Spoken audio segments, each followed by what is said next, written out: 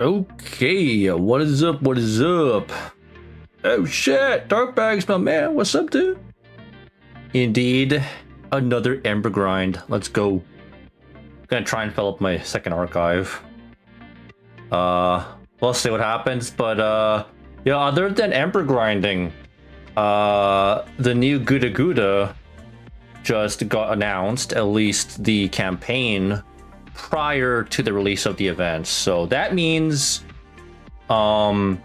expect the new event to drop mid-November, basically, right? That would be after the 18th, so next week, probably around Wednesday, I would assume, is when we will get the new event. And obviously that means new servants. So what's his name, Takeda Shingen or whatever his name is, right? We'll get him. And good luck to all those who are rolling for him. And of course, it also means we're going to get Kenshin, the long-awaited Kenshin, aka one of the most broken units to come this year too. Like, she's honestly one of the most broken units too. So yeah, let's just get grinding. Let's just do it. We can talk about the event for a little bit. Maybe some Fogado. I don't know what else, you know, like, again, as always, it's gonna be a chill trip. Ooh, dark bags. You know, thanks, bro. Thanks a lot, bro. Gotta do more. Gotta abuse my arts comp here, as you can see. Oh yeah, I was giving some embers to Nightingale. Also, yes, we did finally get the three new welfares in the evocation shop now. So lo and behold, if you don't have a Nightingale, Santa, a Ryoma, or a Cha-Cha, now is your chance to get them. So yeah, for free. Crazy. And on top of that, they got upgrades too, right? Cha-Cha got an upgrade and Ryoma. Sadly, Nightingale didn't get anything, but that's all right. Henshin Impact. Yeah, that's one way to put it. Yeah, I mean, she'll definitely make one hell of an impact, though. That's for sure. Need Nightingale coins? Yeah, true that. And in my case, I just wanted to correct the mistake I did before during the last rerun, where I kind of fucked up. Like, I burned all of her essential materials for a QP when I should have made an esports version. And now I can actually do that. Now, and then, like, that means I can open up more, you know, CQ Minturn comps on my end. So, because, like, it's so annoying whenever I'm trying to do Minturns and I have like the outrage CE, and then like they just don't freaking swap out, they don't die, which is also the reason why I love Miss Crane too, because with Miss Crane you don't have to worry about having a taunt CE. She does the swapping herself, and then she can do that twice over too. So yeah, that's the beauty of Miss Crane. Like, I should do an entire video just talking about Miss Crane. Like, I don't know if I should like glaze the fuck out of her, which you kind of want to do, or do I go through like a deep analysis on why Miss Crane is like the best servant ever, right? Underrated best servant for CQs, maybe challenging content, and hell, maybe even farming. But yeah, I don't know. She's obviously not the best for like farming, because like CE team comp cost, yeah, she's actually expensive, but still, like, she can, yeah, we all been there. Yeah, what's up, Iron Valiant? How's it going? Esports version of who? Nightingale. We have the new evocation.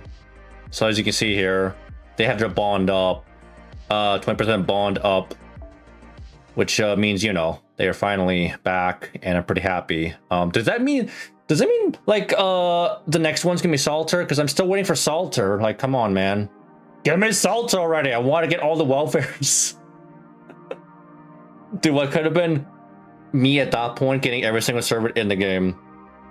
Well, you know, that was until I decided not to, so I'm good. Yeah, glad to hear that. Shit, what was it gonna do? Oh yeah, right, Okiton. Put her in the back. Let's fucking do this. Okay, and then yeah, let's just keep on going. Also Draco, gotta get Draco up there too. 120s after all, right? The Yeeter, the better is the Yeeter is better in my opinion. Who are we talking about? Who be the Yeeter now? I have Manigio Center already. Should I get an esports one? I would recommend it. Like it's not a big deal if you're like doing regular runs. If you're going far and beyond and you're trying to like mid-turn a CQ, then I would suggest at least investing in an esports copy. That's my opinion on it, you know, because like long term, I feel like I'll probably try and get an esports version of like more servants, but that won't be for like a long time because that shit's expensive, right? For like a try-hard, sweaty-ass min turner, it's not cheap at all. It's not cheap. Because then you have those people that want to like a regular copy, but also want esports copy too. But then like you have those people that just don't like, give a shit, right? But I'm like I'm one of those people that wanted like a regular version and an esports version. I'm probably gonna skip Ruler Kakatora since I have Victoria and Draco. That's fair because like again, Victoria and Draco are already really good, but that's not to say that Kagatora is bad or anything, right? Because like she has some points above, I would say, like maybe even Draco to some extent, but I would say what Kagatora has over Draco is probably a bit more consistency, a little bit. Because Draco doesn't have an art stack. She has a Gorilla Buster deck, which is kinda, you know, it's a little awkward, but she makes up for it with her skills. Like she has the MP per turn that kind of helps a little bit, but yeah. And then there's Victoria. She's a berserker, but I don't know. Like she makes up for her lack of like being a berserker means that you're vulnerable, right? But she has an invuln and she has hard survivability, which is one thing, yeah. But I guess it just really depends what you want to go for, you know. It really depends.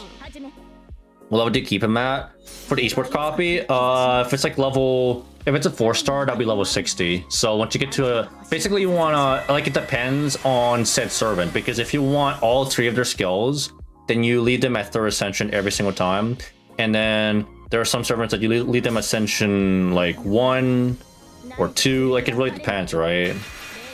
Like I've seen some level 1 Sherlocks, I've seen some like what was it? You know, like it really depends. You have 767 sync worth right now. That's quite a bit now. Yeah. I don't know if I want to drop 3 sync or 3 multis on Kagatora or Kenshin. I don't know if I want to do that. I'm still in the process of saving for next year, if anything. Oh, Summer Chloe because she eats. Yeah. I mean, she does count the same thing, pretty much. I still think like Miss Crane's a bit better than like Chloe. 61 tickets currently now. Nice. I forgot who your next servant is that you're gonna roll for. Yeah, keep saving. I might still spend money, but like it depends how like the rolls go. Because like again, I'm looking at audio call 2 specifically for Dante's, and then the Mihoyo collab for Aoko specifically. And then after that, it's gonna be my waifu. So like those are like the top 3 servants I'm looking into. Hopefully it goes well. Hopefully I don't get fucked over. Which level is best to keep Nightingale Santa at? I'm saving for summer. Okay, right. Yeah, summer's the big one. CL and a copy of BB Dubai. Damn, and the cat drop after that. Yeah, man, that's gonna be a lot. That's gonna be a lot. But yeah, as for what level to keep Santa Nightingale, level 60. So get her to her 3rd ascension, and then don't level her up. Don't put any foes into her. Just leave her at the very bare minimum. The only thing you need to worry about with her is her skills. Get her 2nd and 3rd skill to level 10, and then that's it. And I'm in the process of doing that right now. It's just that Nightingale is fucking expensive. Like, she needs a lot of bullets, and unfortunately I am not in a good spot for bullets. I don't know if I want to get Yui or Yui. I don't know. I might just get her because like she's a decent support too, and it would be nice to like broaden my options. Like, she might be a good pick in the future somewhere, right? So that's kind of what I think about it. It's like any kind of support servant that comes out, I would say in like the grand scheme of things, they'd be kind of worth a few multis or two, you know. I would say broaden your servant roster, because you never know, right? That's my opinion on it. There will be a time when said servant that's niche, well, they come to shine in said event, you know, in a specific event. Then and then you're like, wow, this servant's actually kind of broken for this particular CQ, you know. That's one thing I love about like niche servants, is that they may not be relevant 100% of the time, but when they are, oh, they shine a lot, big time. It's always nice to see them like in the spotlight every so often, you know.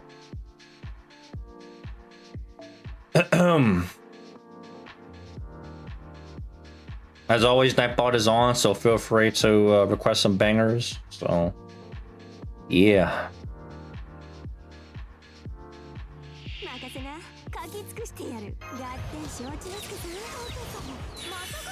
I got quite a bit of blue apples too, so I might just burn those. Been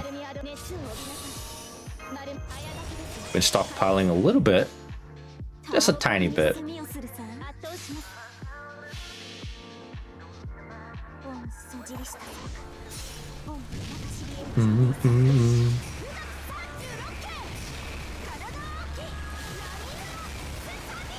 Sanjami!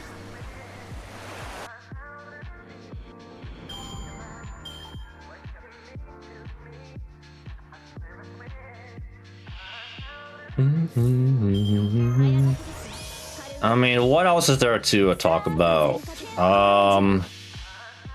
I've been keeping up, like, in terms of anime. Actually, I haven't really been keeping up with much anime, but the only ones I've been keeping up with, like, the one I actually give a shit about was One Punch Man, and then, well, if you know what's going on with One Punch Man right now, it's not good. Season 3, oh boy. You wait 6 years, man. What's going on, dude? Like, we had high hopes. I personally don't hate it as much as other people do, but it's definitely not impressing. Like, it's not impressive at all. Yeah, what's up, Utsu-san? How's it going, my man? We're just chilling, doing some ember grinding, and then we'll talk about what's coming up this November, because, you know, obviously we got the new GudaGuda coming out, and that means we're gonna get a brand new raids. About time we get some new raids.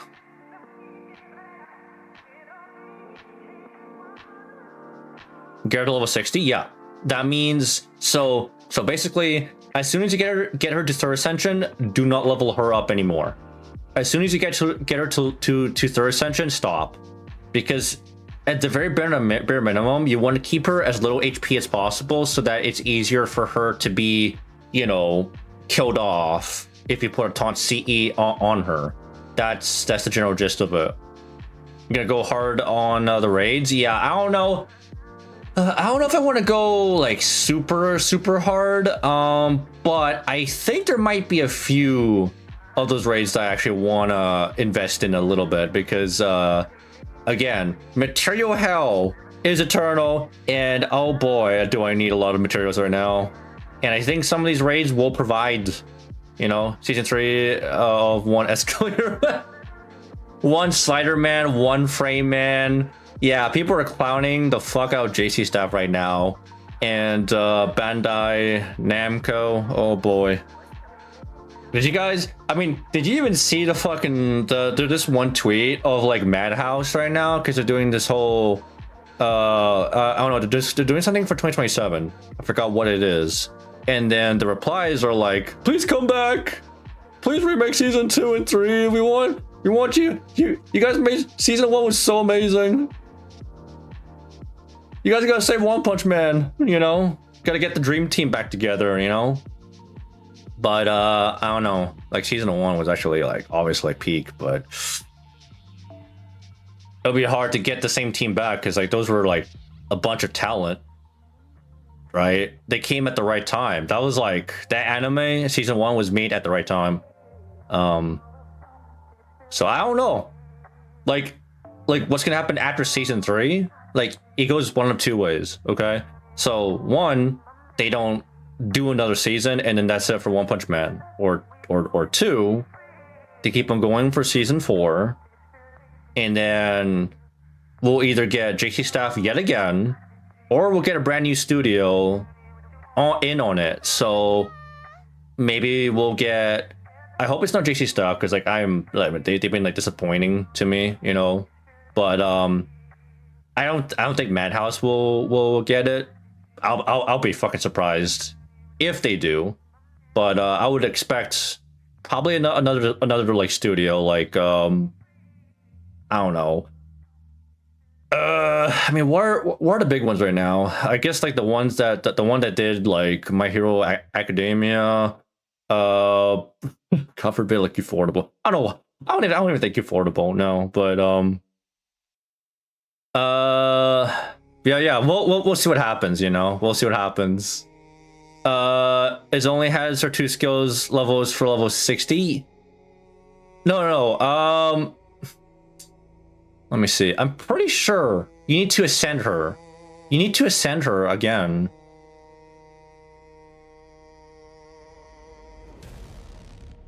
Because you haven't, so like you got her at like level 60, but you did not ascend her. That will unlock her 3rd skill, right?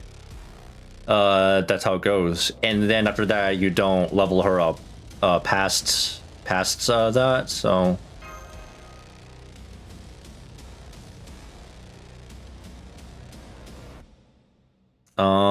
anyway, what else?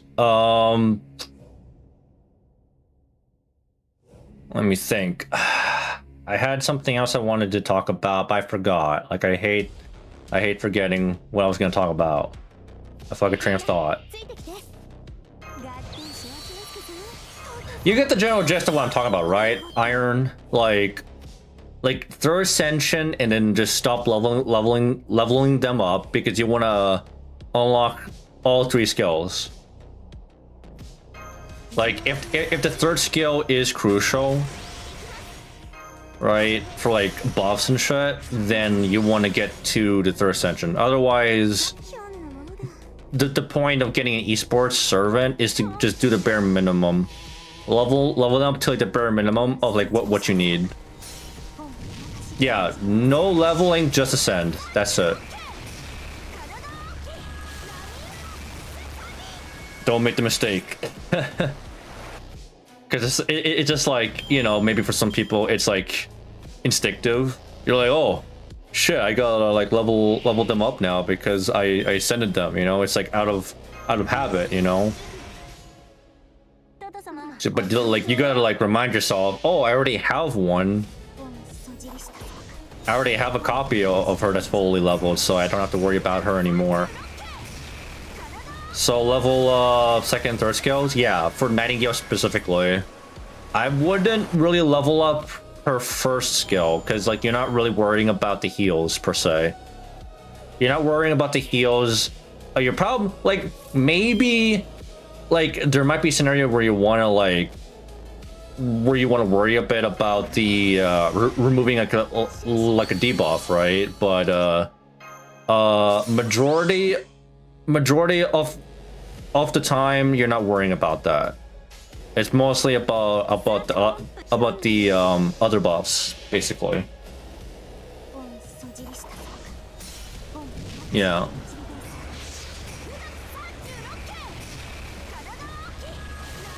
Like that skill you can leave at level 1. Her first skill, you can leave that at level 1. Don't worry about it. You're not really gonna get much benefit out of it when it comes to like a 3-turn scenario.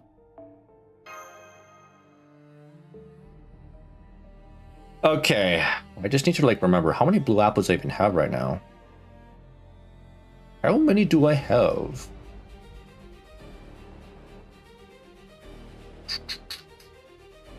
You know, I forget, like, damn, like our second archive, our fucking inventory is actually like quite big. Like 1200 was it? Like right now, this is how many embers I have. Like it's not even scratching the surface. So this is 800. Second archive. I'm not even half. I have so much.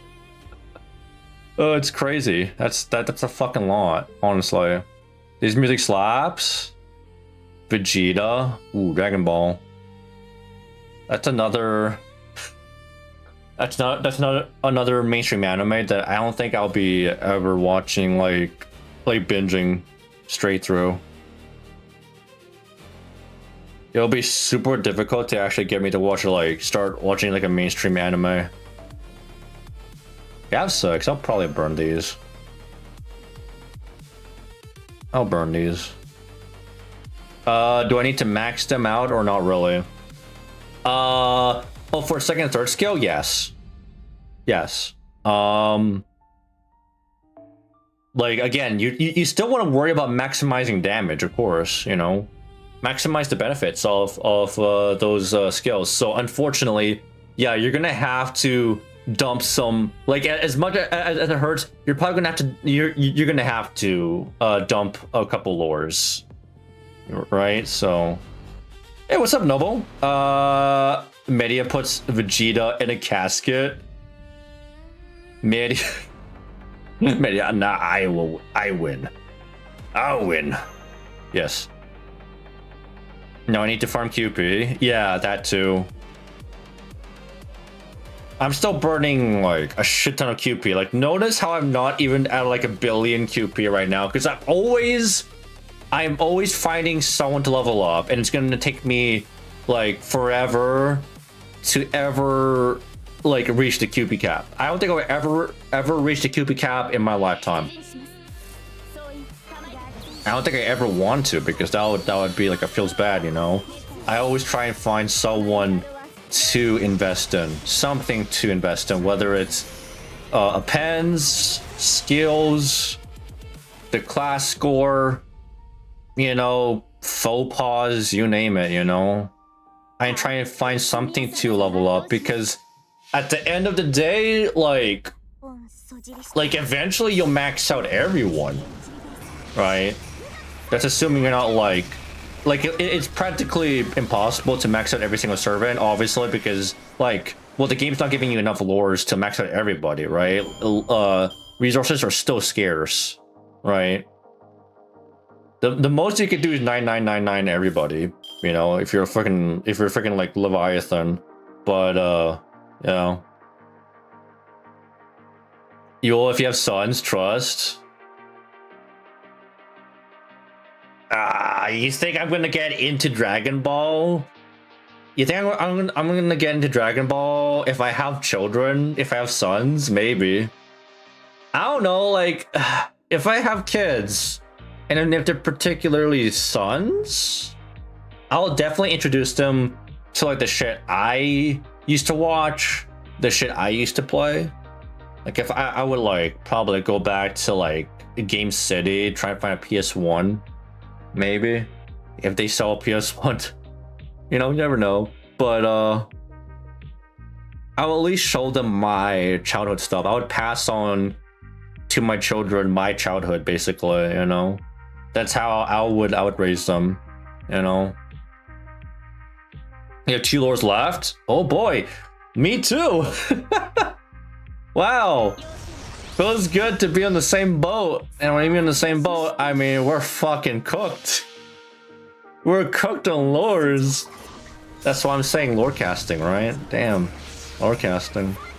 Meanwhile, me hitting QP cap 4 times over during Lotto. Well, that's why you don't go too hard during the fucking Lotto, right? I don't know.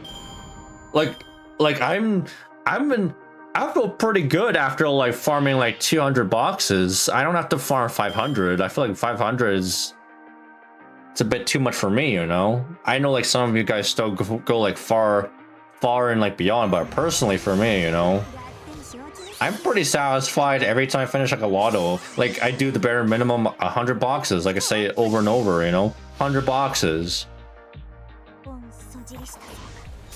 And then if you don't have enough time ever to do lottos, like you got life and shit, then just do like the bare minimum 10 boxes and get all the goodies there. I got everyone 999 plus. Now gotta work on the pens. Oh god. Yeah, pens are painful. They should not be worth as much as a normal skill. It's stupid in my opinion. It's so stupid. If they ever like, if it ever happens, like please half the cost of like a pens. It should not be worth the same amount in my opinion. I should just grind until I overage on the mats for any future investment or until I run out of time. Fair enough, yeah. Man, you're locked in all the way to the fucking end, eh? I respect that though. Yeah, I respect that. I feel like as the game's gone older, I've become less locked in. I'm more like I've been casual all the way through, to be fair, but I'm kind of like I'm not as crazy on it as I was earlier on, you know. But to be fair, it's because I got most of my servants that I wanted to invest in up there. Like most of my 120s are already pretty much finished, right? All of my favorite servants thus far on my main lineup, they're pretty much done. And it won't be until the new features come out, like the freaking Grand Saint Graph, the new appends, like that'll be the time where I'm like, okay, yeah, I gotta fucking like look into that, you know. I gotta grind the shit out of it, you know. I don't know. Hey, what's up, Nemo? You're on kick? I'm using Summer, was it Soka? With Scotty to farm QP. Are you, oh, so like you're doing doors right now, right? Because like right now the QP, the QP node, the best one is an ordeal call right now as of currently. That's not to say that the doors are like bad now. They're still a decent option though. I'm peak orca whale status. Yeah, orcas are the peak ones. There's different whale tiers. Yeah. There's the orcas, there's the sperm whale. You know, killer whales are fucking orcas, right? Yeah.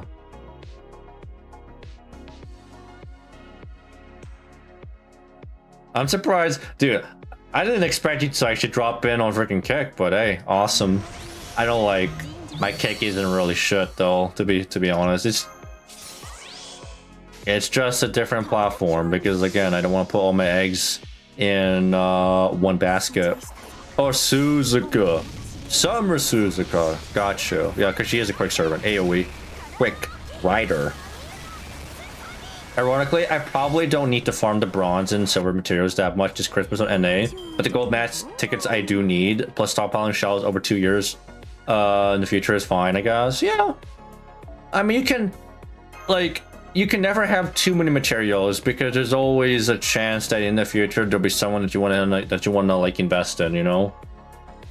And then like you'll need said mats, you know? Those old mats in year 1, they'll some server will definitely take them.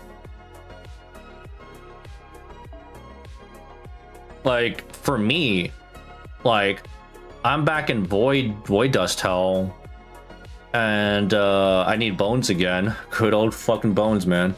Because I've been like leveling up some more older servants actually. I've been thinking of like, because I actually finished max foing all my 1 to 3 stars. So all my 1 to 3 stars, they're actually fully foed. And I'm thinking of possibly maxing out all their skills. Because like, I don't know, maybe I want to do some like memery with like Bartholomew Roberts or Spartacus, you know? For like a CQ or some shit, you know? That's what I'm thinking. That's what I'm thinking about right now. Is just like fully investing in like lower rarity servants and giving them some spotlight. Wow, Kick came in first before Twitch. Yo, the fuck? Twitch fell off. What the hell? That's crazy, man. What's going on with Twitch, right? What's going on with Twitch? On 3k surplus of bones and fangs, say you definitely can't have too much. Okay, I mean, I guess, you know. Okay, that's definitely a fucking lot. Like maybe it won't be until they come out with like a new feature that needs like 3k bones. Goodness, God forbid.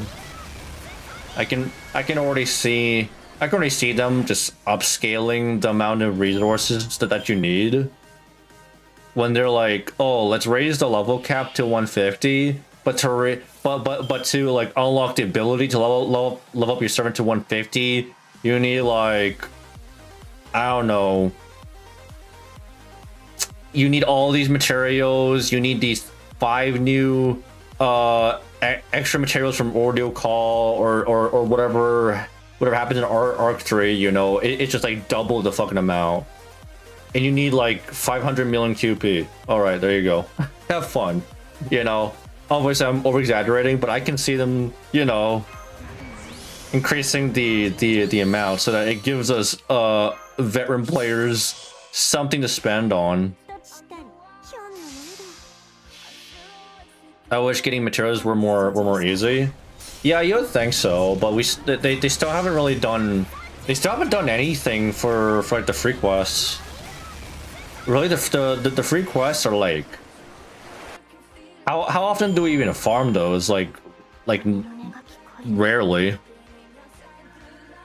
The only times I farm free quests are if I'm desperate or if I have extra AP left over. I'm like, okay, well I'll just dump like my remaining 12 AP on like the pirate ship node and frickin' Okeanos.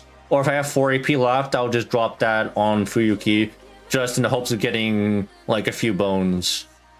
Right? But otherwise, like there isn't really any reason to actually like deliberately farm those nodes ever, you know?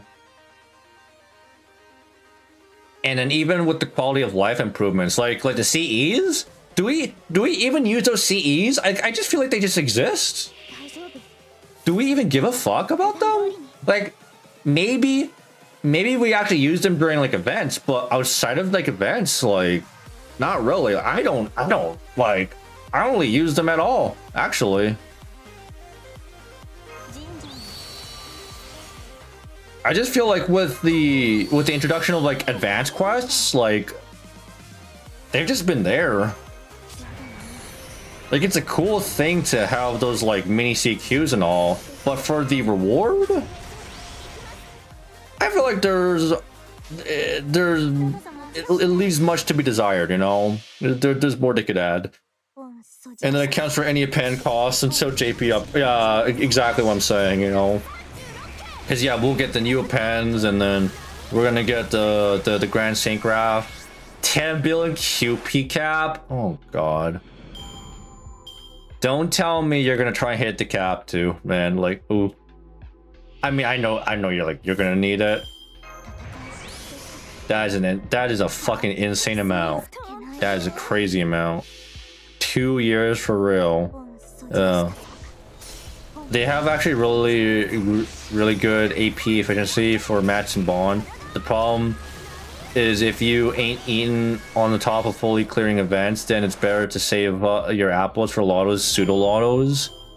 That too, actually, it's definitely a better investment to dump your apples into events more so than like requests, because you're gonna get the most bang for your buck out of event nodes, right? Because not only are you getting potential drops from those nodes, but you're getting the event currency as well. So like you're gonna get a lot of like investment out of them anyway, instead of like dumping like 20 AP in like fucking Salem or something like that for like feathers, you know, 21 AP, 22 AP, you know, in just the hopes of getting a drop. By the way, like it's not a guaranteed drop. Whereas if it's like an event, yes, you're like, you know, you're spending 40 AP, but at least you're guaranteed. You have guaranteed drops, and then the material drops in those nodes are just a cherry on top, you know. So yes, events are still better to use, or it's just better to actually invest in than free quests. Part of me, you know, I feel like if they were to like maybe like rework the free quests, I feel like there should maybe be at least a little bit of a guarantee. You know what I mean? Maybe at least like have it be like a daily thing, you know, like a reset where like, okay, you do this node once, okay, you're guaranteed to get like these drops. All right, you do this free quest, okay, you get, you know, guaranteed void dust, you get guaranteed, you know, shells. Sure, you know. Appreciate the Lork Nemo as always. Appreciate it. Like I don't know what else, you know, like in like a similar way, you know. Like they should just bring back like all of the old bosses from like story, and then just have it where they're like daily. They have like a daily reset, and then like you could just farm them daily for like drops and shit. Right? Like you can farm fucking Goetia. Like I don't know if they should bring back Solomon so you can farm like Goetia, for example. Like I don't know. I think like the only 90+ Bleach Earth free quests have like a guaranteed drop. Yeah, Ordeal Call. I think like that's the workaround for sure. Like Ordeal Call is definitely, it is 100% a improvement for sure. But like for like newer players, they're not gonna get into Ordeal Call until they finish all of the Lost Belts, right? So that's gonna be quite a long journey for them. Oh, the 90-star one, not 90+. Okay, that's the is that the Olga nodes? I think hard mode replay option should be available. Exactly, you know. You could have a fun option for us oldies. Perhaps like, cause like if they like bring back like the Jolter boss from Orleans, she's gonna be easy as fuck, right? But what if they were to like make a hard mode version with a bunch of break bars and shit, and then like the drops are fucking amazing, you know? And then they have it where like, okay, well she can come back. Or I don't know, if they don't want every boss to be available in like every single story, they could just do a fucking rotation. I don't know. They could just have like this is, you know, in like a similar way that they did with like the Road to 7 with the memorial quests, you know, like all those like bosses that like came back. Why can't that be permanent, you know?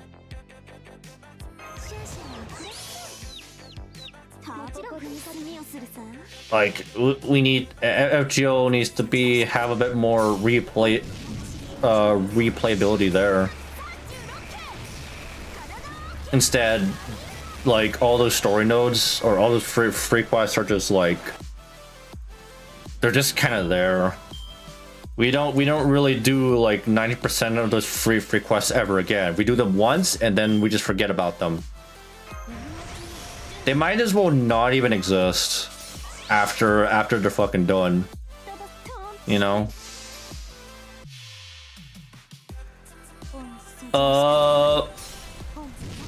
Also 9+9++ nodes I think don't have the guaranteed drops even with 100% drop rate. Really, just means you can get more than one on average. Right. It means you can get like a bonus drop. Yeah, so it's not 100% guaranteed drop, but if you get the drop, it basically like doubles the amount, right?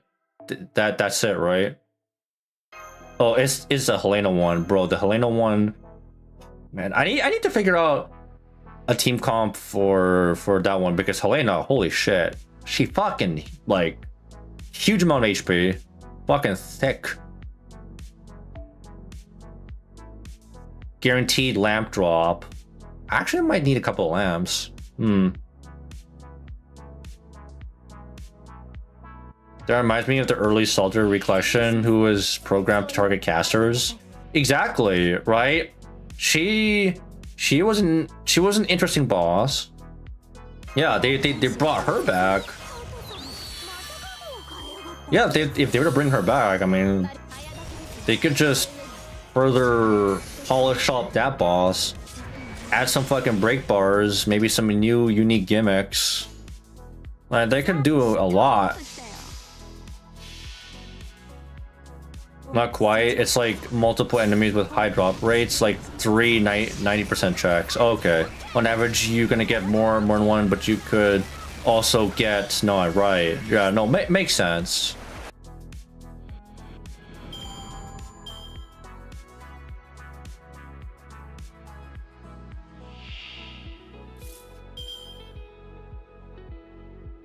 Still could get nothing out of it.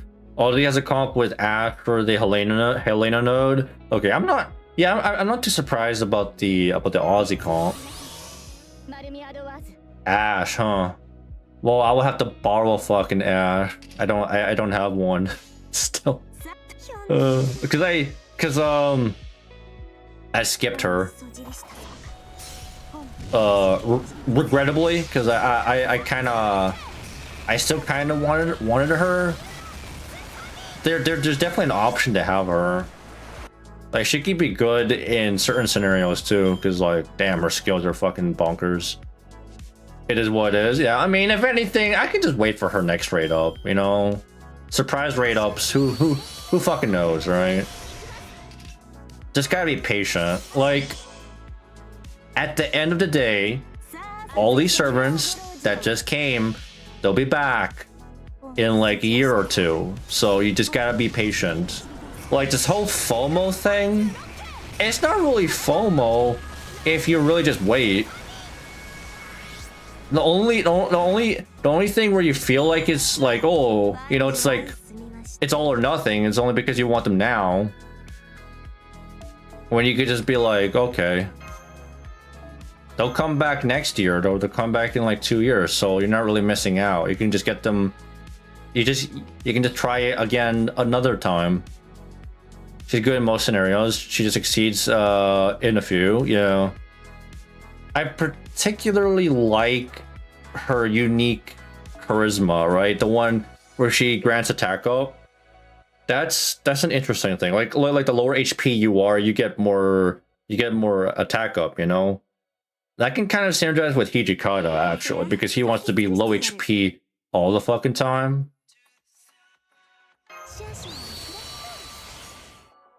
What about event CEs? Our reruns are legendary for most. Yeah. You think so? You think like event CEs, like, are you saying that they should like retain the same effects that they had during their corresponding events? Yeah, up to 60% charisma. Isn't that like the most broken charisma potentially in the game, right? That's like the highest amount of attack up you can get in the game, at least party wide, that is, because it is a charisma. Like in terms of attack up, I think there is better, right?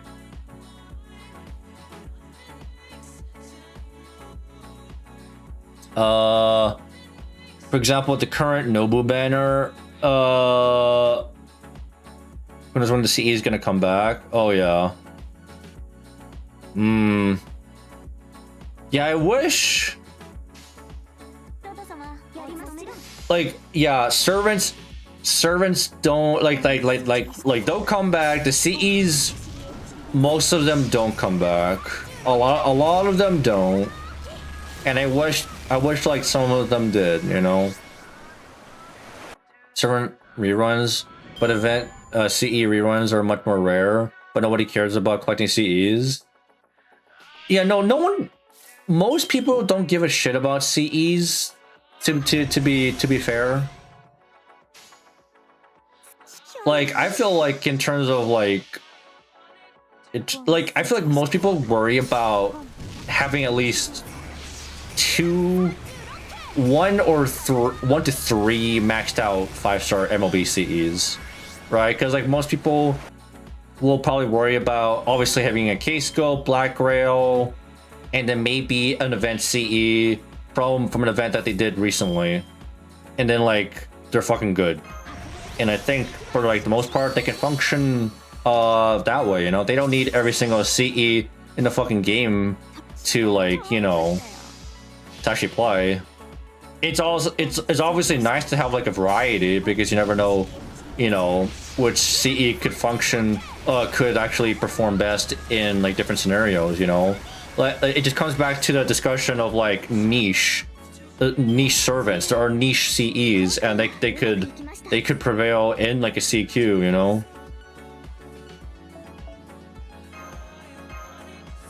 But I'm just saying, like, in general, I just feel like most people, for most casual goers, like they don't really like bother with like getting so many fucking CEs. They just care about getting like a few decent ones, especially like being free to play, and you're worrying about like very scarce resources. You got to worry about which servants to invest in, which CEs to actively like invest in, you know. And you only worry about variety as your account gets older. Like, yeah, as soon as you max out all your servants, and you're like, okay, maybe we can look into other servants, other CEs that I wanna like look into, because like they might prove useful in the future, you know. Her party guts also makes me hope that one day I'll be able to use Mandracardo's sacrifice skill without feeling guilty. Yeah, I mean, with Mandracardo, he doesn't have a guts, but I guess you could work around it by having, like, actually, doesn't Summer Chloe can work with Mandracardo, right? Because she has a guts on her second skill. Like, I just feel like in like general, yeah, you could just throw in a fucking guts, and then he's okay, right?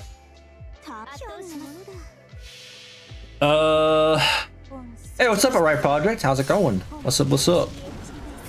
We're just chilling and grinding, and then, you know, we're just talking about what's coming up.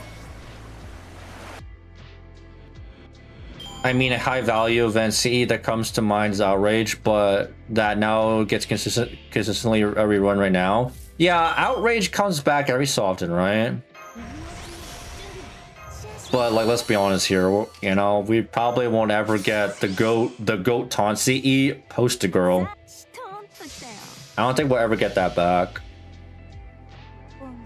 I've seen some runs where people run a full-on MOB poster girl because of that attack up is actually like it can be useful sometimes, but that is super fucking niche, I think.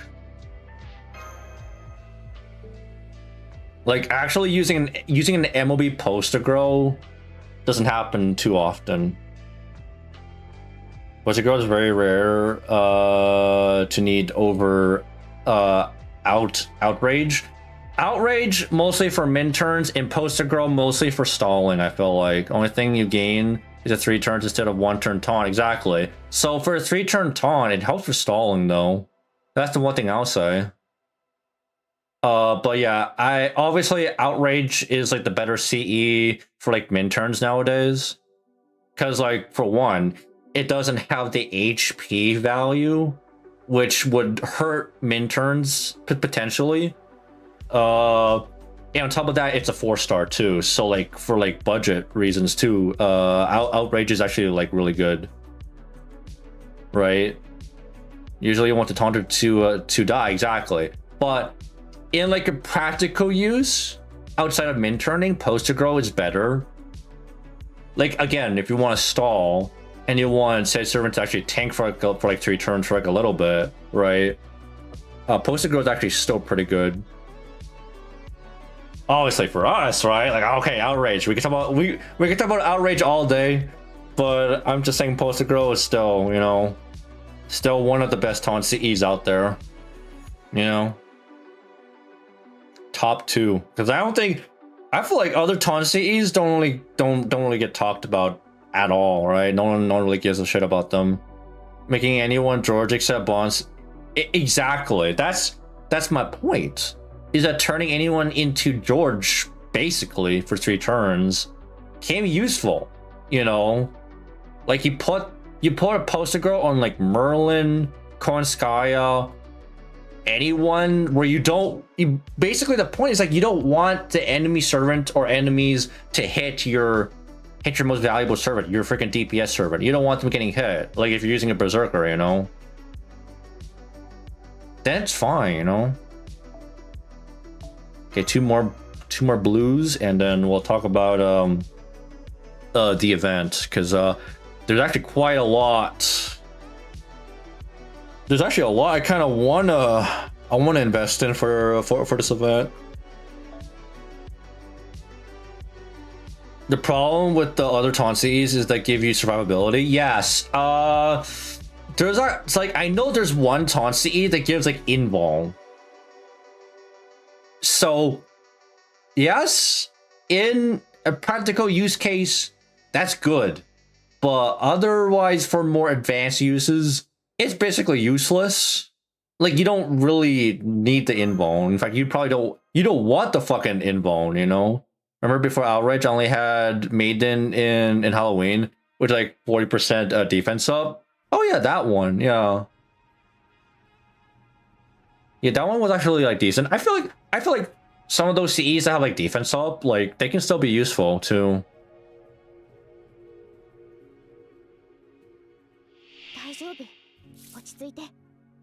Yeah, they can still be nice sometimes.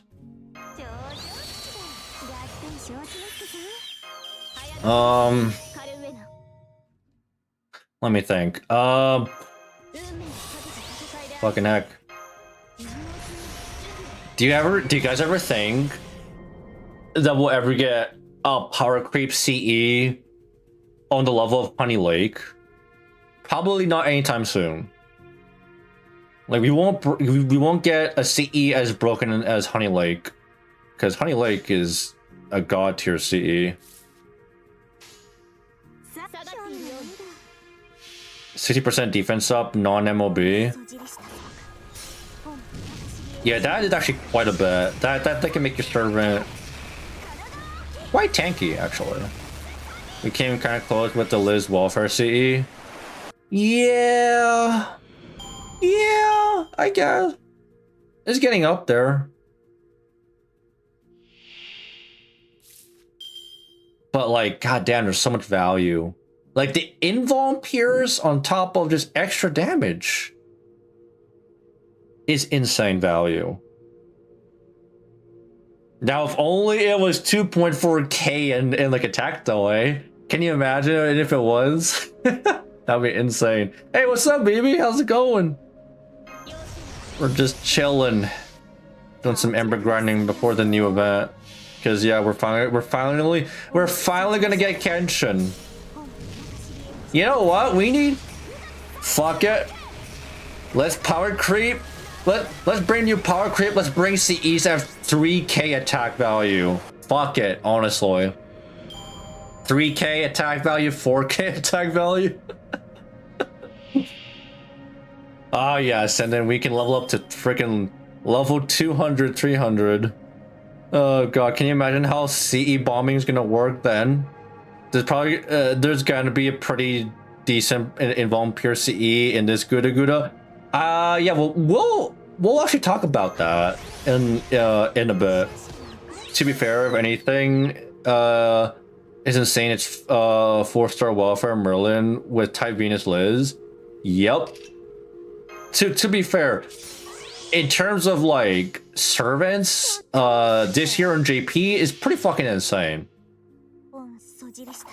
And that's a welfare and it's a 4-star. Like, she might as well be on the caliber of a 5-star, to be fair. To be honest. She's a 5-star caliber welfare. It's actually insane. You can make an argument that obviously that's like the best version of Liz, period.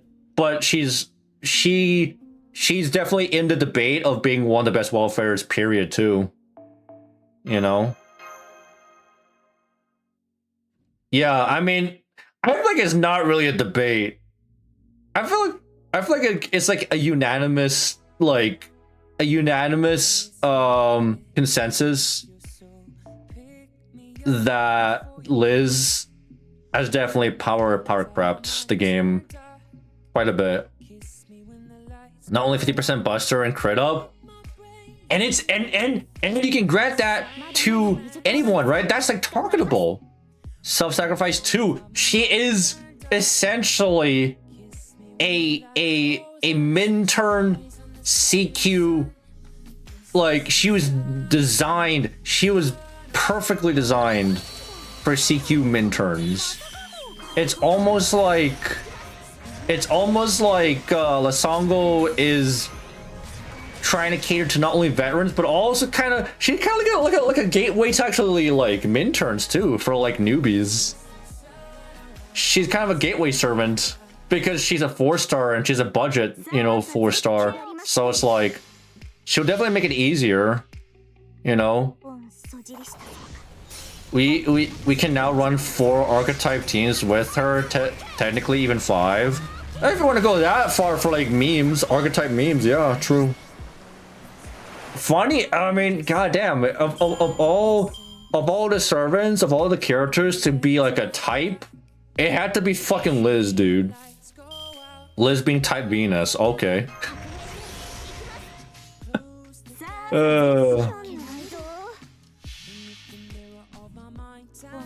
Now make more of your quests repeatable. Yeah, if only. Or Phantasm Moon, Coco Con, and Liz. Dude, Phantasm Moon. Oh my god. Dude, Arcade. 2 versions of her, man. It's 2 versions of her, basically. Servant shenanigans. Yeah, I thought we weren't supposed to take the servant verse seriously. Are we supposed to take the servant verse more seriously now? What happened, dude? Wait, I thought it was a joke. I thought the servant verse was supposed to be like a joke thing. I thought it was supposed to be, you know. I guess we should. I guess we should take it more seriously now, huh?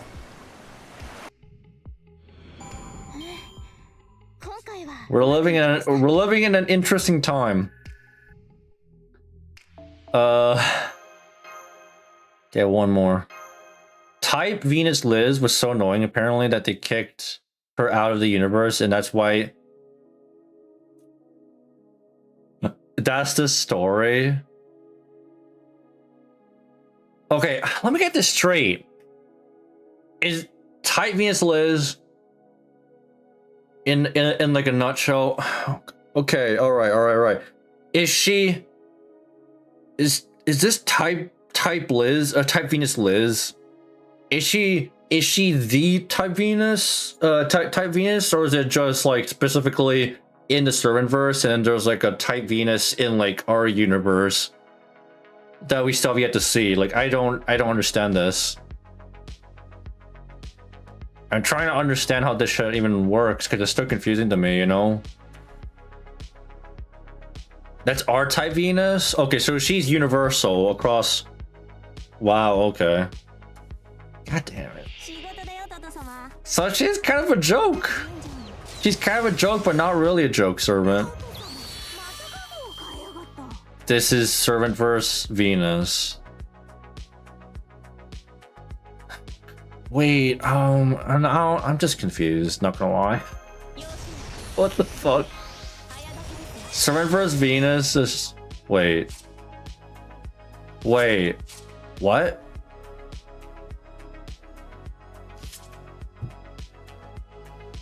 What the fuck is this? What is this Castoria? Are you shitting me right now? Whoever did this esports Castoria definitely forgot to level her up. Oh, forgot to put her in third ascension. Oh my god. Are you fucking kidding me? This goes back to what I was talking about with esports, man. You gotta make him third ascension, dude. You can't forget that. What the fuck is this? Who the fuck? Oh my. If this has to be a Castoria that's not on my friends list. This has to be a stranger's Castoria, because there's no way. There's no fucking way, dude. What the hell?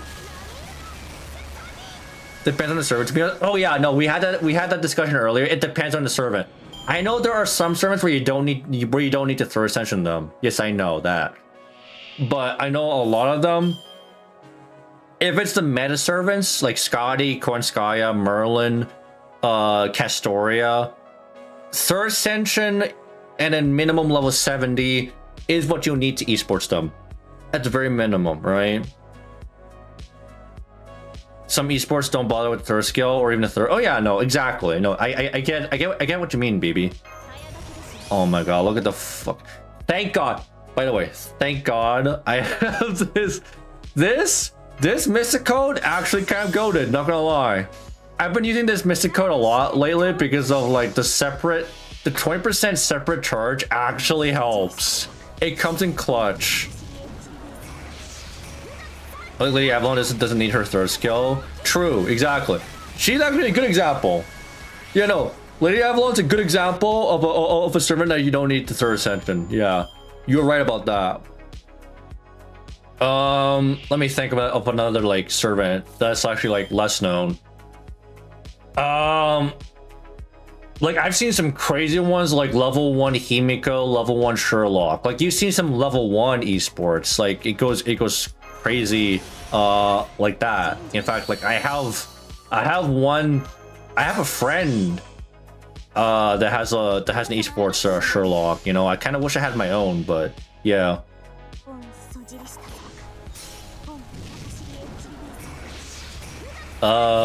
Liz, like actually OG Liz can be an esports for females. Esports Liz only needs first and second skill because you want to do the female charisma, and then I think she gives like defense down. I think the skill buff also adds a, was it skill seal too, right? I forgot what the second skill buff was for OG Liz. But yeah, no, I kind of regret burning all my extra Liz's that I got over the years.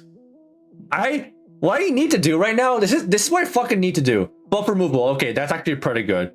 But this is what I need to do, okay? For all those servants, those permanent servants that I get as a spook, I need to keep at least one copy for esports. Because, like, yeah, I need to actually, like, I feel like some of them are actually, like, a good option. So, like, I actually have a Chiron. An esports Chiron wouldn't be a bad idea. Maybe I'll think about, I don't know, fucking...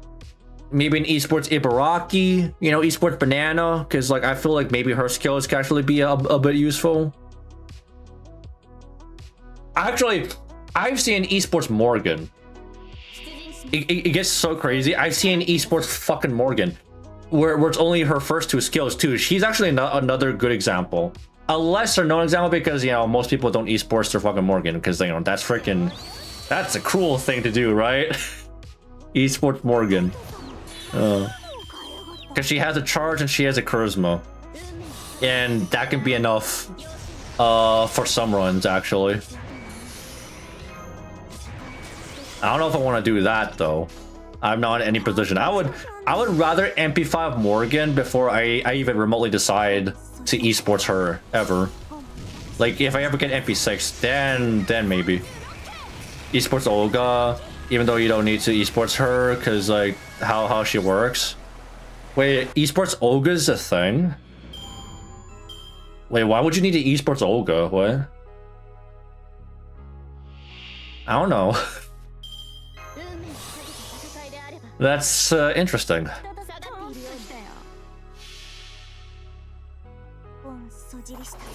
People who got Olga solely for her first skill. Oh. Wait, are we talking about a level 1 Olga?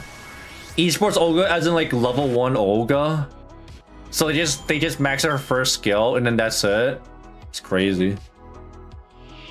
Holy shit, that's crazy. Hey, what's up, Arai? Ember farming going? It's going good. It's going good, you know?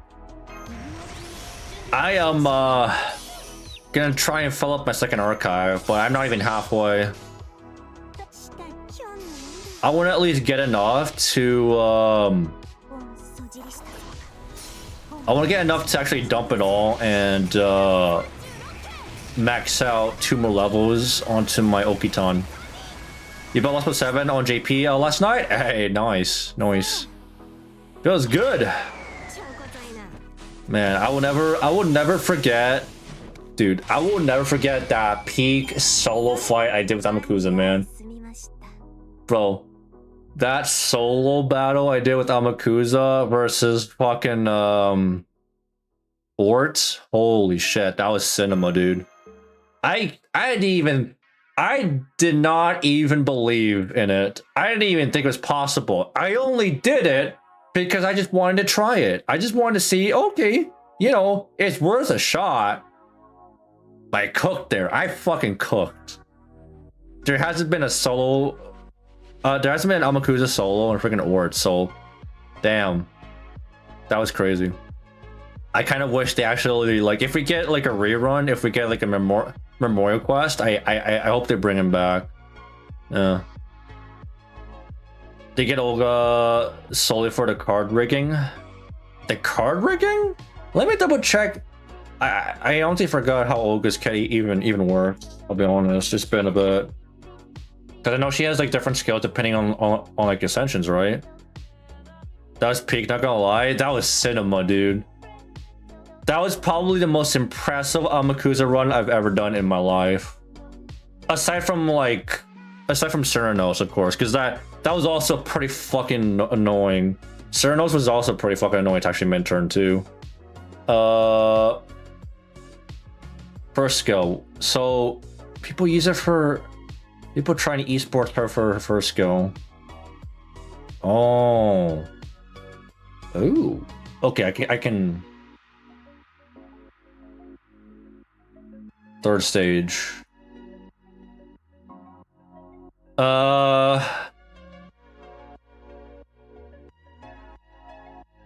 mean, it's account like 3 weeks ago. Oh, it's a relatively new account. Okay. And errors absolutely violated Tez. Fucking wild, dude. Don't even bother to level her. First encounter or when? Oh jeez.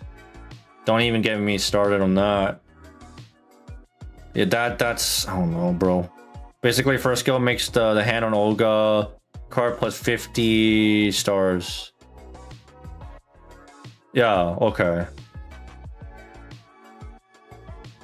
It's a guaranteed Olga hand, and then you plug her.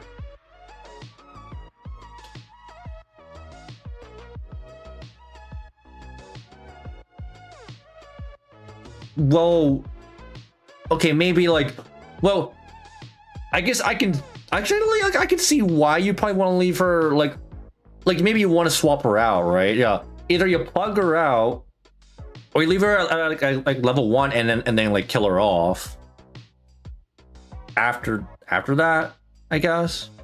Yeah, I can see some esport potential. That can be kind of massive. Killing off makes no sense. It's only for like the plug suit? Okay.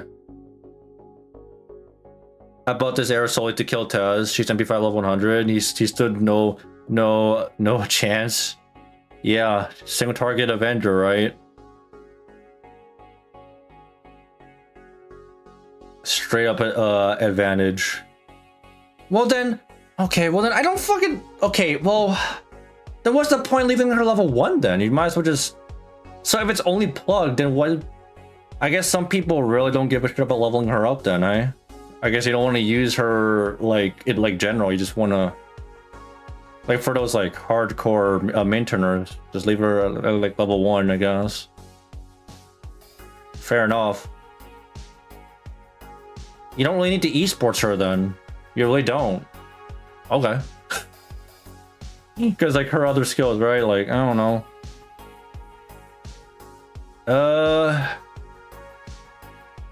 Let me think. Yeah. All of her other skills are selfish. Usually you either Olga card, rig, swap out for a DPS and go full Unga Bunga that turn, or you put Summer BB into it and then have 3 turns of full hand of the DPS. Works with CL2. A lot of it revolves around card manipulation, you know, makes sense. Doesn't CL basically guarantee that shit for herself? She has it built into her kit, right, for CL? Okay, get 50%, yeah, 50 stars on CL. So, but like, if you're comboing CL with Olga, that means like CL can get her. Hold on. I just need to like double check how CL's work. Doesn't hers last for a turn or 3 turns?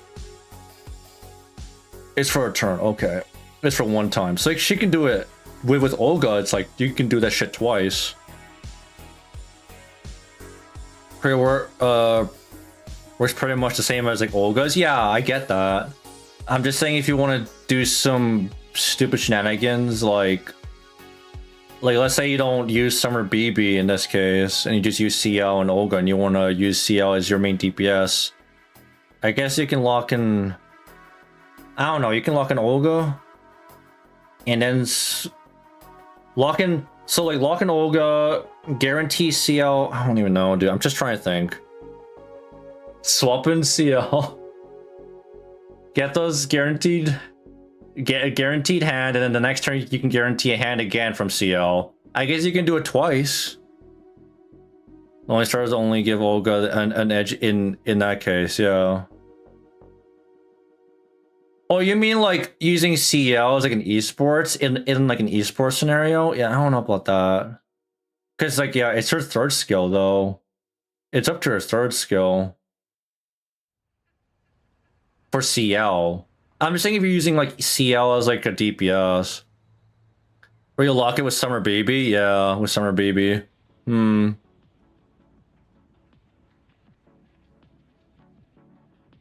I'm just thinking like in terms of like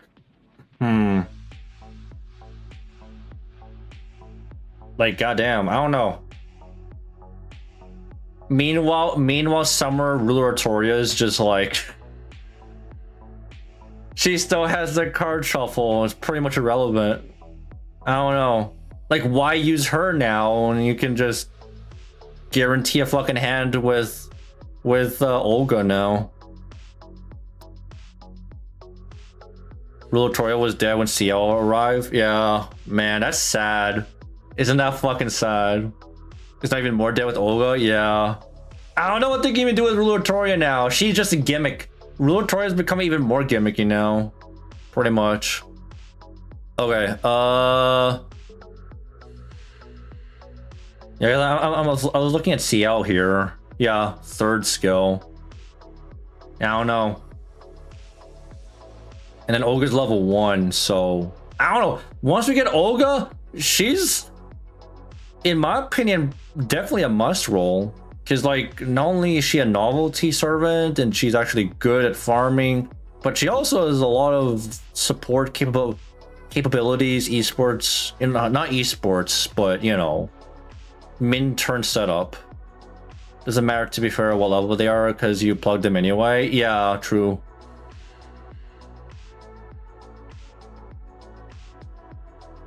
You're right about that. It's very interesting, though. Very interesting.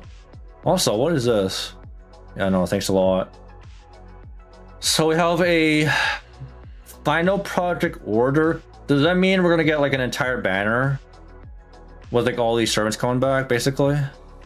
People only keep Olga level 1 because they don't bother. Exactly, that's what I'm saying. I'm like, they don't want to use her. They don't want to use Olga, and that's sad, bro. In my case, I would just level her up anyway.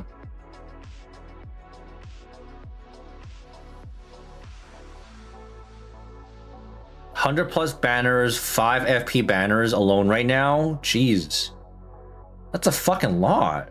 Not gonna lie, that's a hell of a lot. And we are still yet, like, when are we gonna get the Grand Archer duel thing? I would assume that's actually like next week. Because next week we'll probably get our event, and then JB is gonna get their next event, right? All archers, all extras, and all lancers are on rate up right now. Yeah. Yeah, right here. Yeah, grand. Oh, man. If there's any time to wait, now you can, anyone who's planning 2 years into the future, you can save a shit ton of Saint Quartz now. Grand Archers, oh, this Friday. Oh, okay. Well, looking forward to it. Okay. I was gonna talk about this shit. Oh, wait. That's the NA version. It's not complete. So let's actually talk about... I'll pull up the JP version. So new GudaGuda event. It's gonna be a point ladder event with raids.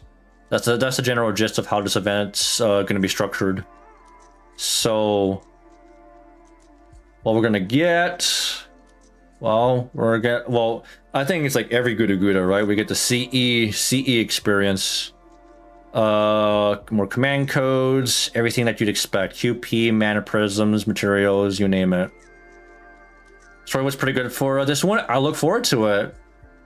I think most of the GudaGuda stories have been pretty entertaining, most of them. So yeah, I don't think there's ever been a GudaGuda, at least from memory, that I think was actually like terrible. It's more on a serious note. Yeah, well, I mean, I don't think we haven't had a serious, like, full-on serious GudaGuda since GudaGuda 3. Still comical touch, but more serious. Yeah, I mean, I feel like fundamentally GudaGuda will still have its like comical moments because that's fundamentally GudaGuda. But I feel like GudaGuda shines the best when it has both. Because I don't want it to be full on comedy. Because you know, when it has the serious badass moments, woo, it goes hard. But I also love the funny shit too. But if it's a good balance, then I'm pretty good for that, you know? And of course we get the lures, foes, 4-star foes, So yeah, it's gonna be quite a bit of a grind, but definitely worth it. Event shop, of course, more of the same goodies. And of course, we're gonna get our welfare. We'll talk about the welfare too. Event CE mixed, but this will help you climb the ladder faster, right? So definitely want to get all the copies there. Yeah, I'm looking forward to actually grinding the shit out of this event. Bones! Oh boy, bones and feathers. There you go. Free quest. Of course, 90++. That's what we care about, right? It's a berserker node. Oh boy. 90++ is a berserker node, so you could probably brute force this with any buster team, but the antagonist is a very famous historical Japanese villain that became a clown in public view, but ironically, GudaGuda made him a badass again. Really now?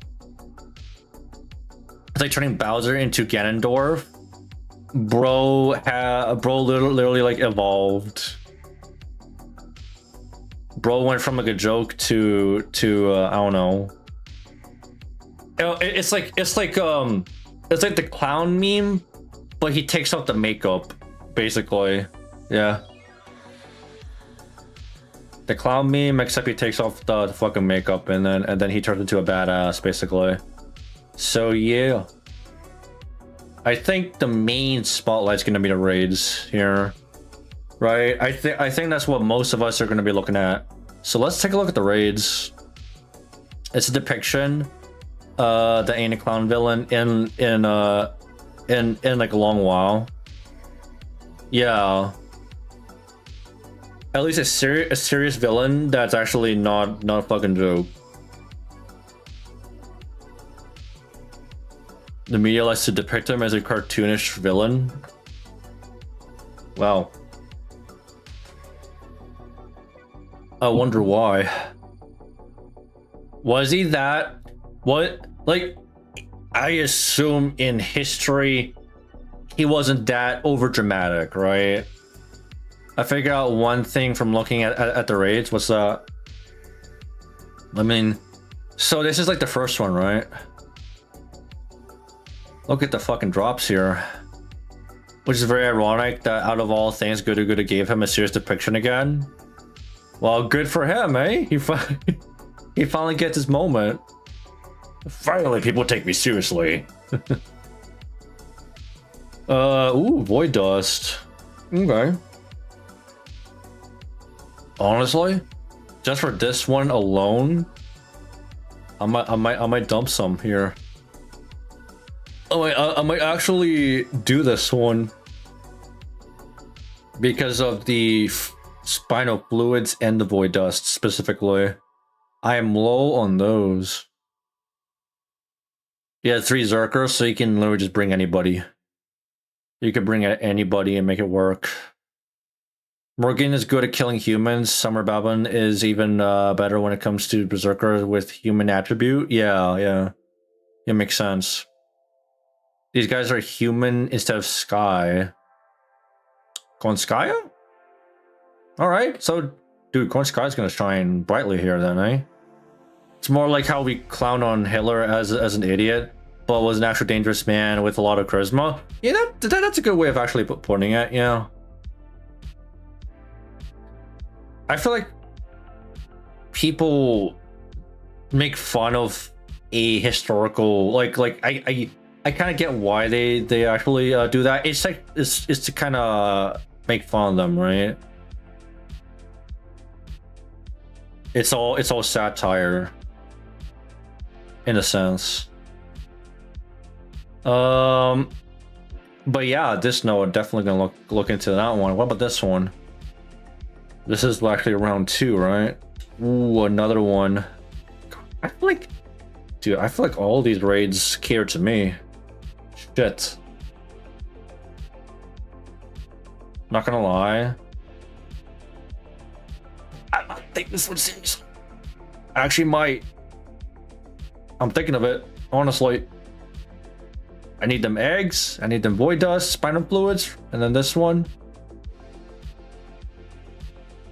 Okay, maybe maybe this one not as much, but I don't know, maybe still. Stakes.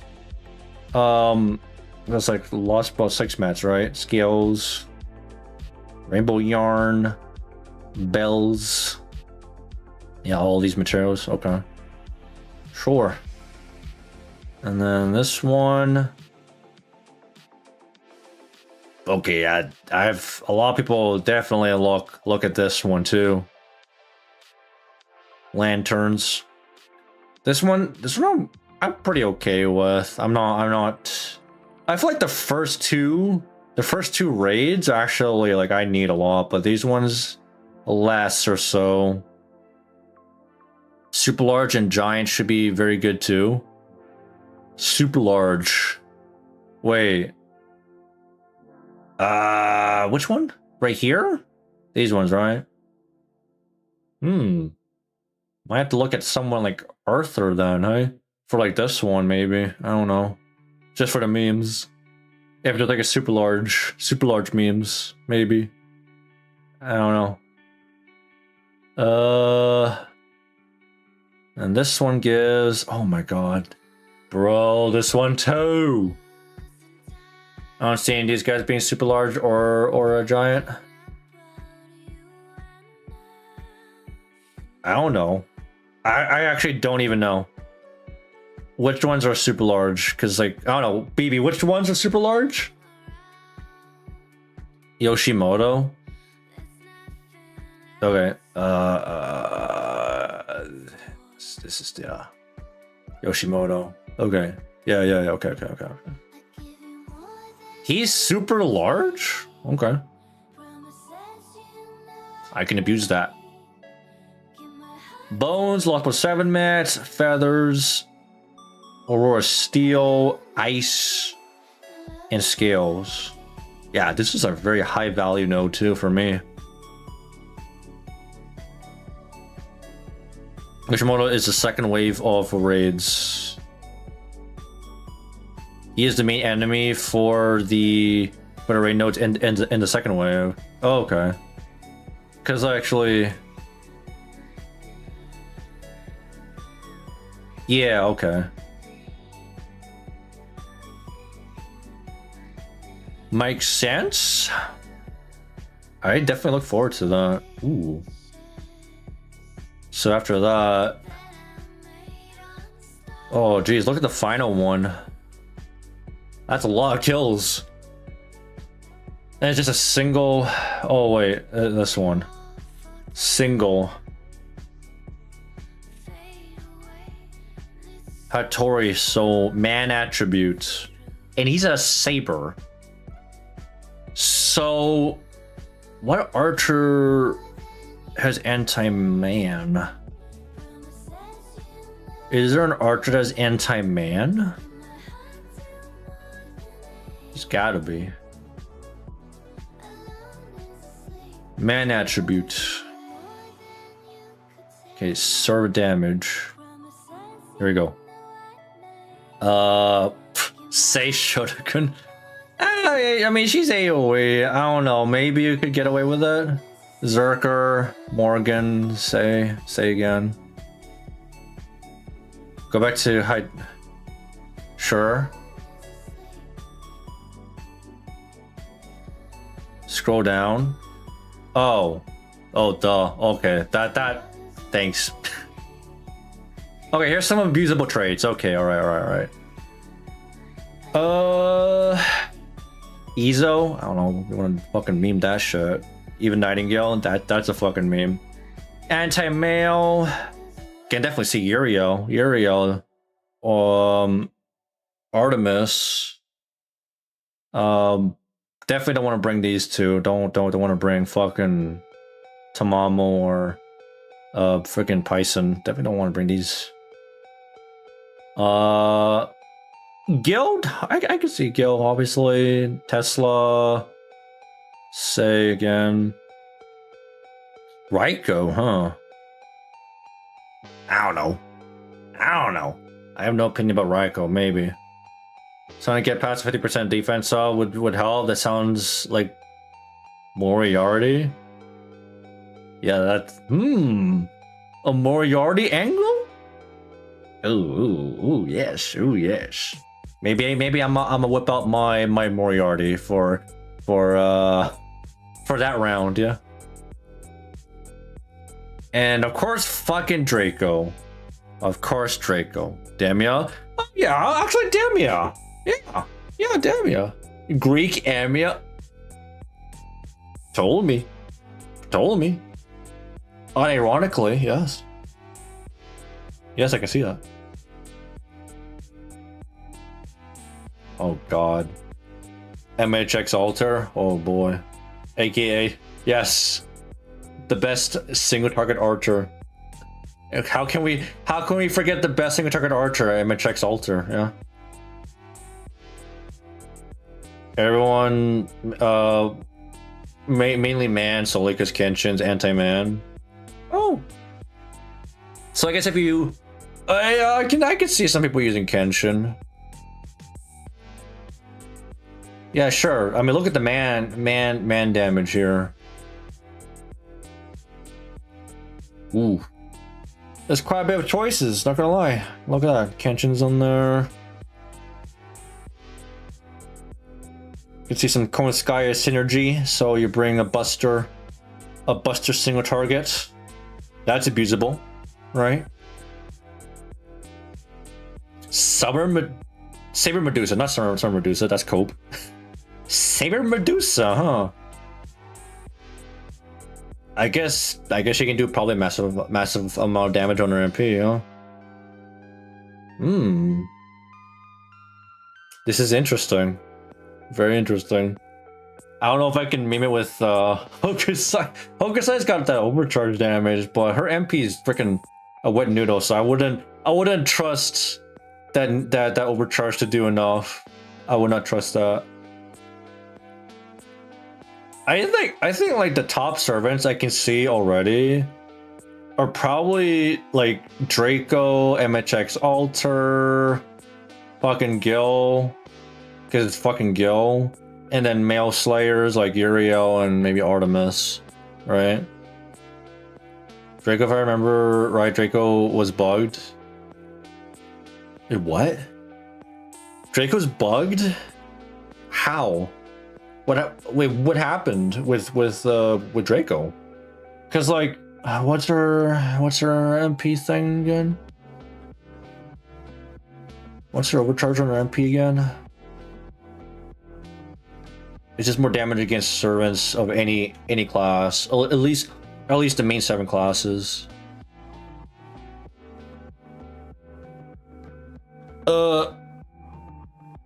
Draco's been like some bosses that are supposed to be servants, they weren't counted as servants. That is interesting. So I mean, it's fixed in NA. What I'm talking about, they don't fix jack shit here. I mean, let's hope they fix it, and God forbid we don't get another Ivan situation on Tunguska. Okay, let's not get any more spaghetti. Yeah, spaghetti coding. We don't want another Ivan, because we actually had it worse than like JP. We had it worse.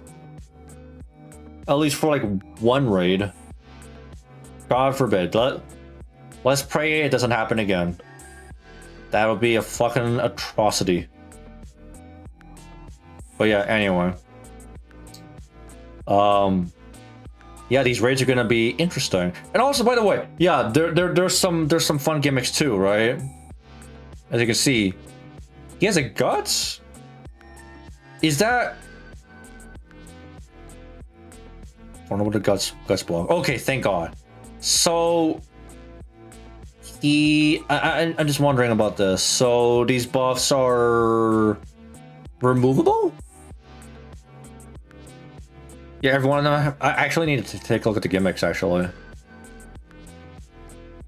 on JP, the data traffic for these raids were so bad, like 2 hours of downtime. Jeez.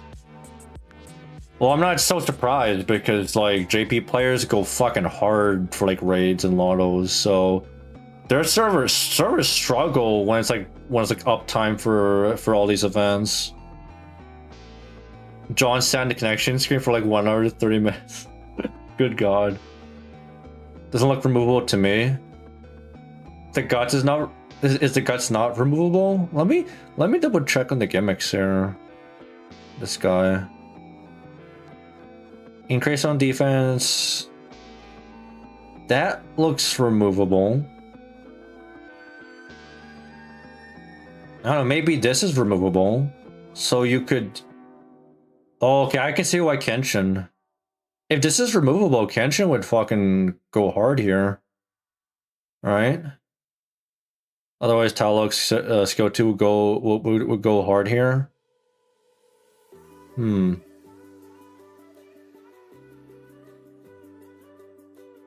Yeah, that's his, okay.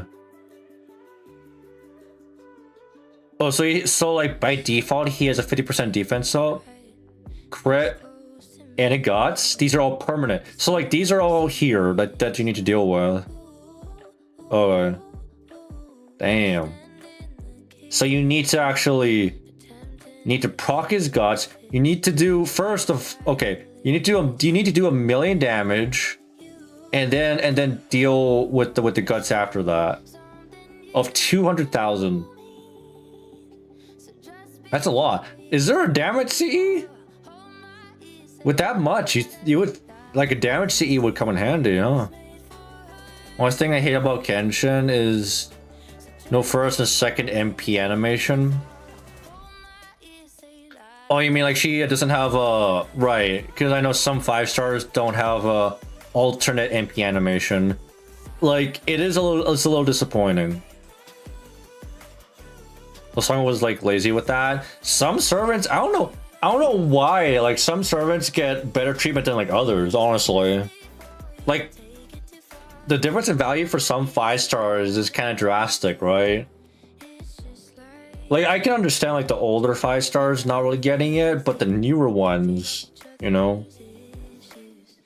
If strong enough Draco, Moriarty, Fujino, whatever to proc his guts, then someone like Damia could definitely finish off the 200k. So maybe you want to do it, like doing single core would probably be hard because you know, trying to find the right cards after that's going to be difficult. Yeah, I can kind of see some multi-core shenanigans. I love Bizette, but the animation of her MP is kind of underwhelming, even though it makes sense. It's pretty short. I understand it's pretty fucking short. I don't know. Like, how would you even improve the MP then, baby? Like, it's still cool to me. I don't know what more they could do with her MP there. Like, do we need like a cameo from like, I don't know, somebody? Okay, this one. What's the damage cut?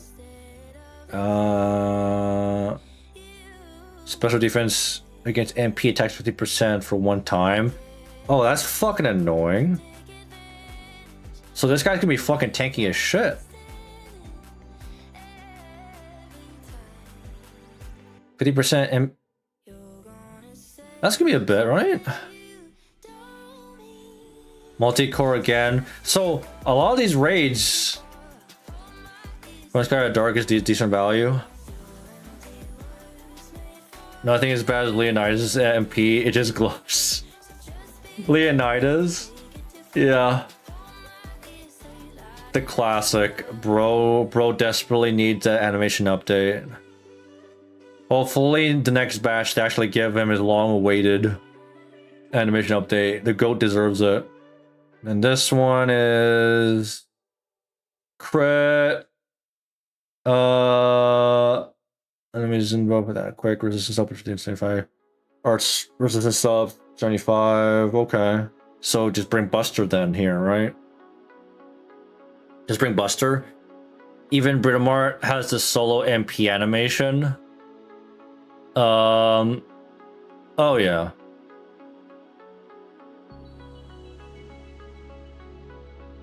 Yeah, I mean, yep, she does. In arcade, I think his MP animation was decent.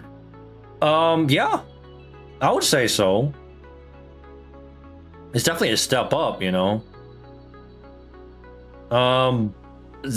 Like I said many times before, they could borrow a lot of inspiration from arcade, because arcade obviously is a huge improvement. We live in a world where like 70% of all the 1 to 2 stars have an animation update except him. In this day and age, it's been 10 years. Can you imagine that, BB? It's been 10 years and we still don't have a Leonidas animation update. Like, you would think that we would have gotten it by a time like I don't know, maybe during the Babylonia campaigns, during like the special like when the anime came out for like Babylonia, that would have been the best time to give him an animation update, and they did not give it to him. I love that they gave Summer Baby multiple ascension MP animations, MP5 her after oh yeah, like with Summer Baby, they changed, like, I know beforehand, but before that, she was in her, like, if you have her in her first or second ascension, she defaults every, like, pretty much every time to her third ascension, every time she MPs. But ever since the MP animation update, she actually does keep her ascension outfit from her first and second whenever she actually MPs, which is pretty cool, you know. It's pretty cool. And then not only that, she also got some new MP lines too. That's the one thing I noticed. She got a few new MP lines. Yeah, Lasang, I mean, obviously they can do it. You know, it's just a matter of when they're gonna do it. Section 3 BB Dubai has at least 3 different faces for her MP animation. It's insane. Favoritism? A lot of value there. I mean, like, I feel like a good example is like a lot of the anniversary servers, they get a shit ton of like quality. For like the most part, they get a shit ton of quality, like what they did with Arcwade. Fuck, I mean, even Ash, you know, even my waifu, Era, Kiri Peak MP. Yeah, I would say, no, Kiri's MP is fucking like badass as hell, right? It's obviously a callback to Fate Stay Night and the fucking the grill mud and all that shit. Yo, that shit's crazy. It was a nice update, yeah. Space Liz having multiple MPs too. Yeah. Dude, that Space Liz.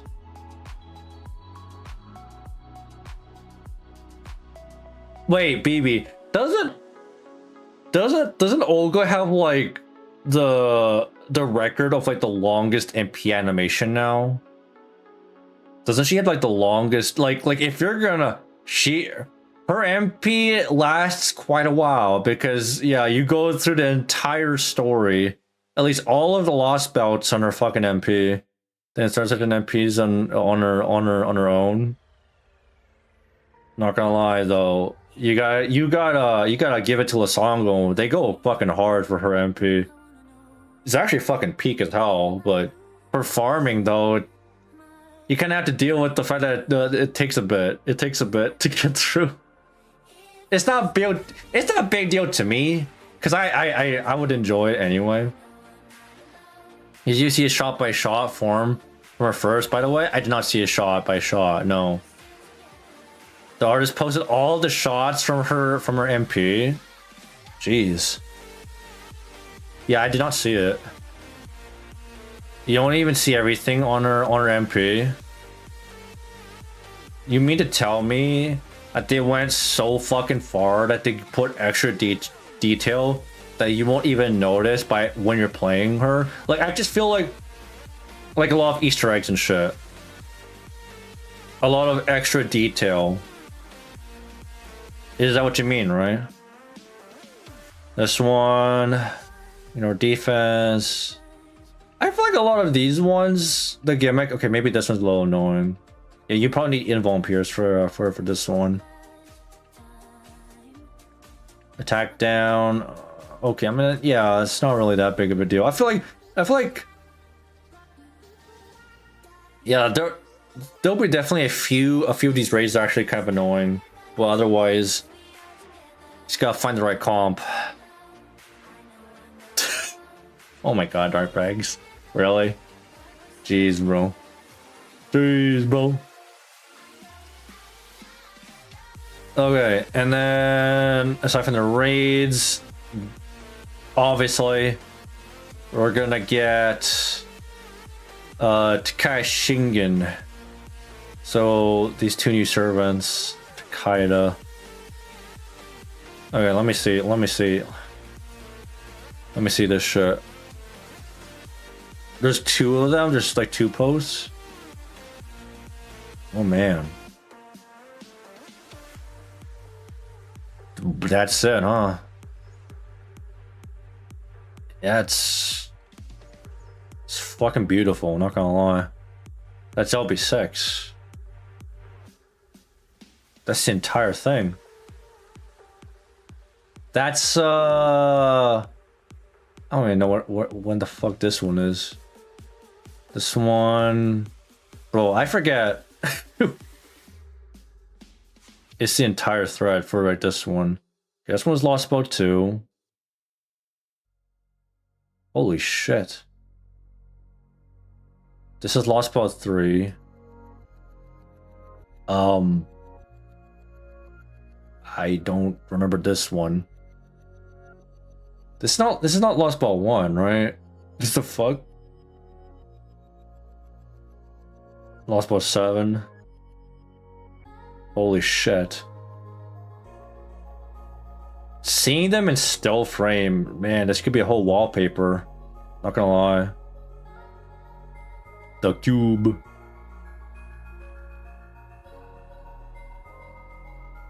No wonder why the MP goes so fucking long. Cause you got so much of the fucking art here. I mean, you can see it right here, by the way. Like, yeah, it's cool. Really fucking cool. You get to see all this shit animated. Man. It's just layers on top of the layers, man. Bro, no wonder it takes so fucking long, dude. No wonder why it takes so fucking long. But yeah, anyway. Yeah, we'll do Forgado in a bit. And that's kind of like it adds so much value. Like it obviously, man, it's something to appreciate too. It's like, wow, they put so much effort into that, into an MP where you're just like you're just gonna be playing with her. You're just gonna, you know, farm. But man, like when I seen the MP, you didn't even know it's Cernos Vortigern's Abyss. Yeah. Because it goes by fast, right? Like, you don't even notice it because it goes by so fast, so... But seeing those little details makes you appreciate the effort more, though. Oberon cameo to the right. Wow. They take the cameos to the next level. It's nothing... Like, it's... Obviously, serving cameos and different MPs have been done plenty of times before, but yeah, that's nice. Takeda! This guy's got the drip. We've already talked about him before, you know. I think he's a solid rider. A solid rider. Like, you can farm and shit. I don't think he's anything too special. That's right. Oh man, looks like there's more traditional off it. Goddamn. Takeda X Kagetora is my favorite ship in the entirety of Fate. Because the whole dynamic is just like this Takeda Kagetora, they got this whole banter going, right? This is the only quick arts buster, the only Unga Bunga rider. Yeah, I think Sure, he's unique with this deck, but like, just in terms of like gameplay, in terms of his like usage, I think he's pretty fucking basic. Like, he's got the standard 50% MP charge. He's got the standard invuln hard survivability. He's even got cooldown reduction and charisma. His MP does AoE damage, right? MP seal, cool, right? Even the card type resistance down. Like, yeah, I mean, it's solid. I don't think it's like nothing that makes him stand out from other servants, though. He's decent, but nothing exactly. It's not insane. He can double coin without plug suit. Well, that's actually nice. Yeah, definitely worth noting at the very least, though. Yeah. This guy, though, been hearing a lot of good things about this guy, Shinpachi. Low cooldowns would be like with CD in his kit, yeah. This guy, like, brings a whole new level when it comes to, yeah, burst. This guy is the crit man. Like, you think Hijikata is kind of potentially bonkers with his crit potential? This guy can do it more reliably than Hijikata, arguably. He's got crit in his kit. He's got guts. He's got buster up. He's got stars. This guy is self-sustaining. Okay, 100 star bomb, 100% crit. Man, one turn on his clock, and he can burst down every health bar. That's a fucking 4-turn cooldown too, by the way. That's long. That is low. That is. This guy can actually spam with like double coin sky. He can spam that skill quite a bit. And then his MP gives him even more crit, right? Yeah. My fucking goodness. Then he can pierce evade, so good luck. And then he gets buster up. Great, you know? All of that from an MP. This is what they try to make Mori and Hijikata. Exactly. I mean, that's why I'm saying this guy is just a more reliable Hijikata. Because with the problem with Hijikata is that you need him to be like to maximize Hijikata's potential. You need him to be as low HP as possible, right? As low HP down to 1 HP as possible. Whereas with Shinpachi, you don't need to do that. He's already got that right off the get-go. Like, he can just 1-turn burst right out of the get-go. No problem. He can live long enough to make the enemy explode. That's the goal anyway. You know, yeah, I mean, like, this guy, unlike Hijikata, he's got guts and invade. So he has more ways of, like, surviving. Domokai had to get his third skill twice in 1 turn. That too. So you could potentially get him up to 200% potential crit. 200 crit plus that's 300 in 1 turn, bro. Are you fucking kidding me, dude? Yeah, and that's not even taking into account double coin. Yes. And hey, and then you want to plug suit Merlin, and then fuck it, you want to double up the memes, add Merlin into the equation. Holy shit, man! This guy, like, definitely the god of critting. Like I feel like his crit potential can be like, I don't know if he'd be like up there with like, I mean, do I dare say Super Ryan? But yeah, they increase that cap like every 2 years. Yeah. Nah, bro, the crit cap. Can we not have a cap? No. For the crit memes, I love crit comps. Let's not have a cap. Let's not have a cap, man. I think the current hard cap is 500%, 600% or so. Why do they? Why just like?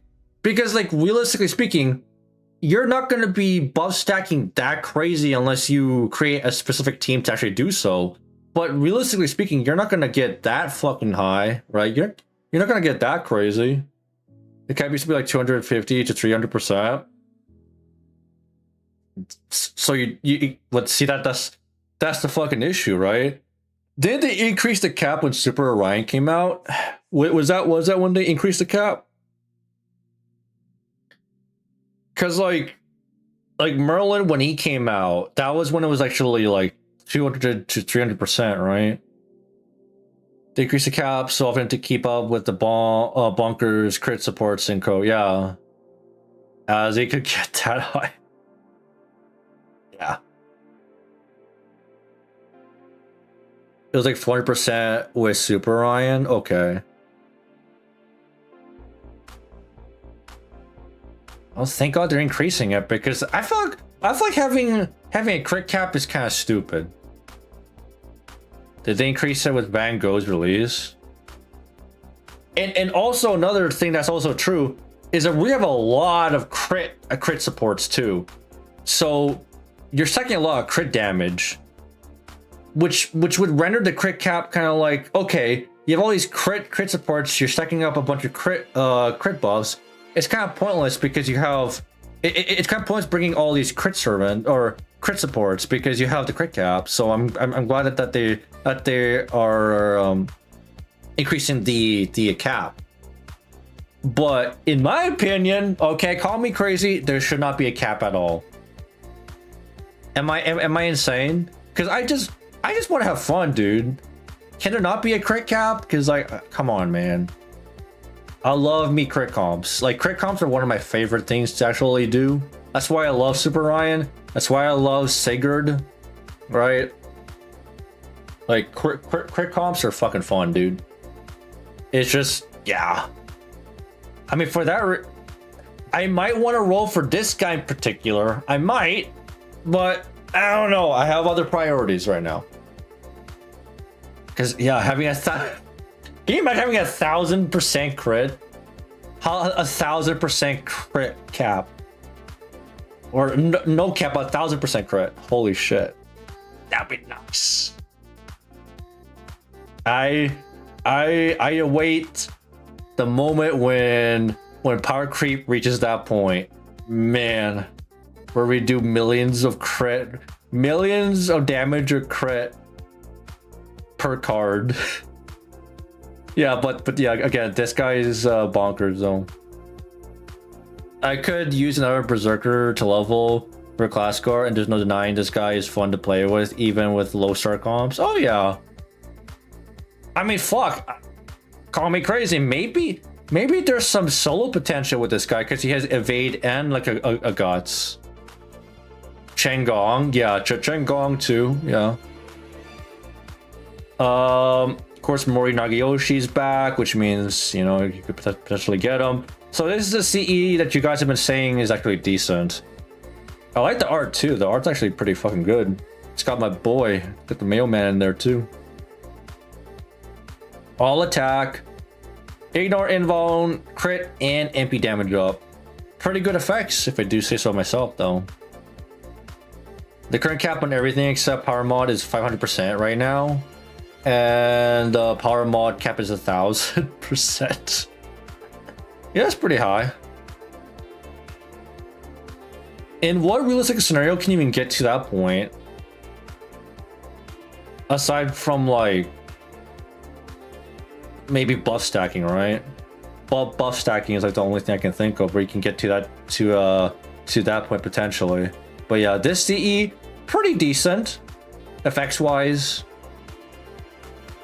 So I don't know if it's like worth rolling specifically for like the CE. I think it's like the cherry on top, but yeah. The OGs come back. So yeah. I don't know if you really give a shit about Okida, my boy Hichikata, by all means, you know. Even Saito, I think Saito is still worth kind of a role too, still. There she is. It's your girl, Kenshin. Do we need to explain it? Do I need to explain it? How good she is? Like, come on. It's just, you should totally roll for her, MP5 her, bro. I feel like baby. Look, I feel like there's plenty of people that were gonna roll for her. Like, isn't my boy Fox gonna MP5 her anyway? I could just rely on his Kenshin, and if I want to solo shit, no bias here. I'll give her a lot of points, okay? As someone who uses a ruler, I know for a fact she already got points for actually being a ruler. Like I said, any ruler that comes out, I already give them points for being in that class. And to give her even more points is that fucking bonkers MP that she has. Like, this MP should be fucking illegal, dude. It's illegal, dude. Double Kenshin? That's crazy. Bidet girl with an upgrade, Kagatora will always be known as a bidet girl in my book. Sure. Oh man. She is like,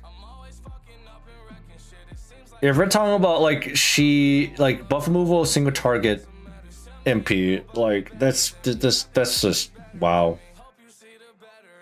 All right, baby, thanks for the lark. Appreciate that. Between her though, between her and like Tyra, because they basically do the same thing. They both have buff removal resistance, or buff removal in their MP. I guess it just depends which one you want to go for. I would say Kenshin's probably a lot more consistent than like Tyra. Tyra is just like crazy for survivability, but that's not to say nothing of Kenshin though, because he's a ruler, so kinda, you know, she's crazy good. 2 Buster cards, yeah. This is again still arguably the best deck you could possibly have, and especially coming on a fucking ruler, man. Can't be December yet, bro. We're already getting close to mid-November, Nemo. So don't worry, man. We're gonna get our Christmas law though. Sooner than you think, man. Maybe, right? Maybe early December. But yeah, Kenshin, 100% worth a roll if you're lacking 8 DPS. So yeah. Okitan, Senoriku Okuni, they come back as well. I would say these sermons are not as high in the priority list for sure. You know, I wouldn't say they're on that level. Maybe Okuni, she's actually a very decent like DPS caster, and Senoriku for like farming. Okitan maybe for like Konskaya, but yeah, again, like they're not like, I don't know. I probably wouldn't put them on like Kenshin, man. On some of the Simpsons Battle Pass on Fortnite, bro. I can't. I mean, I shouldn't be. I shouldn't say I'm like surprised because it's fucking Fortnite though. If you don't have 2 Buster cards, chances were you were mid before summer Tiamat came around. Yeah, I guess so. Yeah, I mean, there are more like, what was it? Like Summer Scotty's kind of helping out there, and I guess we'll have Summer Tiamat to do more help there as well, you know. But like having a double quick, double buster deck, I feel like it has its upsides and downsides. I still think that double or just double buster is still better because like most of the time you're already providing stars anyway, right? Whereas with double quick, double buster, like it's good for stars, but you're gonna have an excessive amount to begin with, and you're not gonna get as much MP gain as with the double arts deck.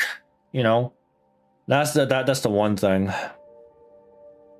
So yeah. Anyway, oh, and of course, like last but not least, this will be the best time to roll the friend point gacha, because you're gonna get all of these CE experience. So this will be the best time to make CE bombs.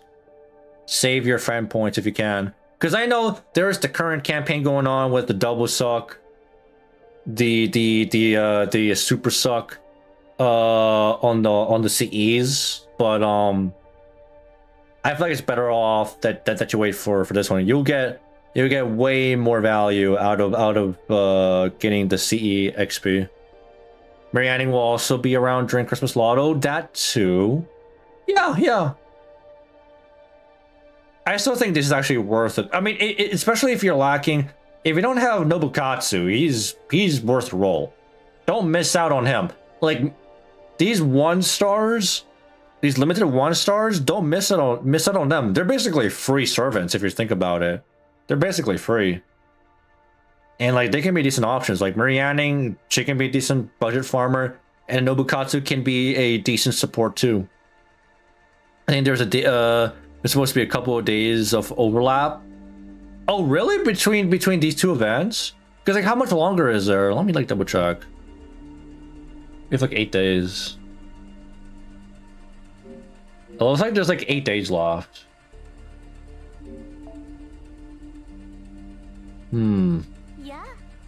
Yeah, it's 8 days. So by next week, seems like that'll be overlapping with the event, which is honestly fuck, man. That's really fucking good.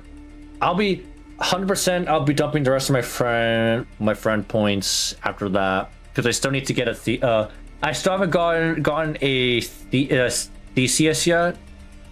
I want to get a Theseus. I remember checking the JP dates. Let me check again. Yeah. If you can narrow that down, I would appreciate that. But I think that's everything. In regards to this event, we'll talk about the Christmas event when that comes around, like when they finally announce it. Oh, wait. I'm sorry. One more thing. Of course, how can we forget the welfare too? Where is she? Welfare. We cannot forget about the welfare. She's actually pretty good too. JP 2x suck ends it on the 30th. GudaGuda start on the 29th. So that gives us about 2 days. So 2 days of overlap between those two. Yeah, that would be, so within those 2 days or so, dump all your friend points then, right? Yeah. That'll be definitely maximizing your gains there. So yeah, by the way, Psycho.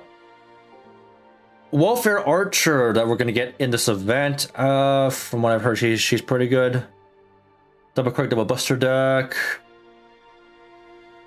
Yeah, we did talk about her already in the past, and like when this was only JP. Oh, she has a self taunt. Forgot about that. It was like 31 hours minus maintenance. A little over a day then. Yeah, a little over a day. She's a single target quick archer. And yeah, I think she's a solid one. Your quality DPS welfare unit, yeah. If you're lacking a DPS archer, she's definitely worth a pickup. And again, because she's a welfare, I mean, fuck, don't miss her. Even if you already have a decent like roster of archers, like just get her because she's a welfare, and also because like you're getting free sync wards too by leveling her up anyway. free Saint Quartz, I think free pure prisms, whatnot, every time you level up a servant. So that's all the reason to actually get her, you know? Next welfare after her is Iori. Oh yeah. Yup, Iori. I forgot what Iori even does. Hold on, let me. That's Iori, right? Yeah, this guy's fucking broken though. That's next year. We'll talk about him in like a when they do announce the Samurai Remnant collab. Yeah. Solid welfare. What more can I say? Don't miss out on her when she comes. But otherwise, again, like most welfares, they'll come back in the evocation shop, but you have to wait a bit. I don't know when she came back, but like you have to wait like maybe 2 years, right? 2 years for Psycho in the evocation shop. So yeah, that's everything upcoming on NA, as far as I know. And I see Christmas. Again, we'll talk about Christmas when that comes around. And again, JP, nothing really after that. We just Grand Archer. We're just waiting for like the Grand Archer duel. So yeah. Oh wait, hold up. We gotta do this. I need to do this more because it's just actually kind of fun. So let's do our dailies. Unforgotten dailies. Let's throw it here. Do you have any prediction in mind for Grand Archer? I personally want it to be, and this is Copium, Proto Gilgamesh, because I want a Gilgamesh. Damn it, I want a new Gil. If it's not Gil, I don't know. Like whoever is, I mean, basically we gotta look at any archer that has the grand, who be a good grand candidate, pretty much. I know for a fact I'm probably just coping. Okay, I'm probably just coping. It's not gonna be Gilgamesh. In fact, if it's Gilgamesh, we are more likely to get the OG Gil than Proto Gil. I'm gonna be real, right? I'm gonna be fucking real. You know what? I'm gonna throw in Gil. Speaking of which, oh, holy shit! Everything's red. Okay. All right, it's definitely not Gilgamesh. I was like, maybe just because we were talking about it, maybe it's him, right? Maybe it's him this time. Okay, so it's not male, it's female. Okay, so we have a male or female servant that's not limited, so it could be permanent, could be Buster AoE. So maybe let's look at quick. Not Sky, so not Heaven. It's not Chaotic Good. And it's not a 5-star archer. So fuck. I mean, Lancer? No, let me think. Achilles. Not Achilles because he's Sky, right?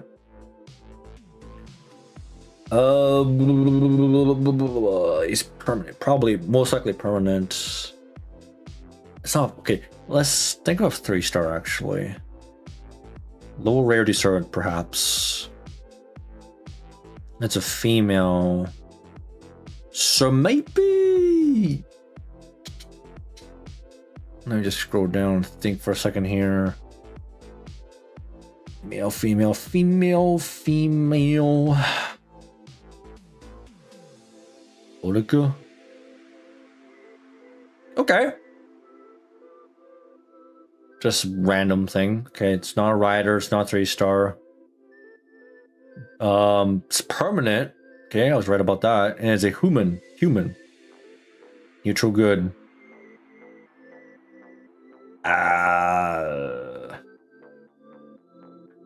Let me think about another female servant. I kind of want to I'm gonna filter out all the 3 stars. I mean, it could be a 4-star, so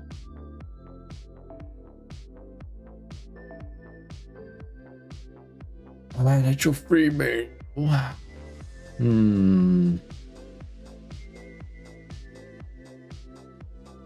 gonna guess it's a human. Can't forget it's a human.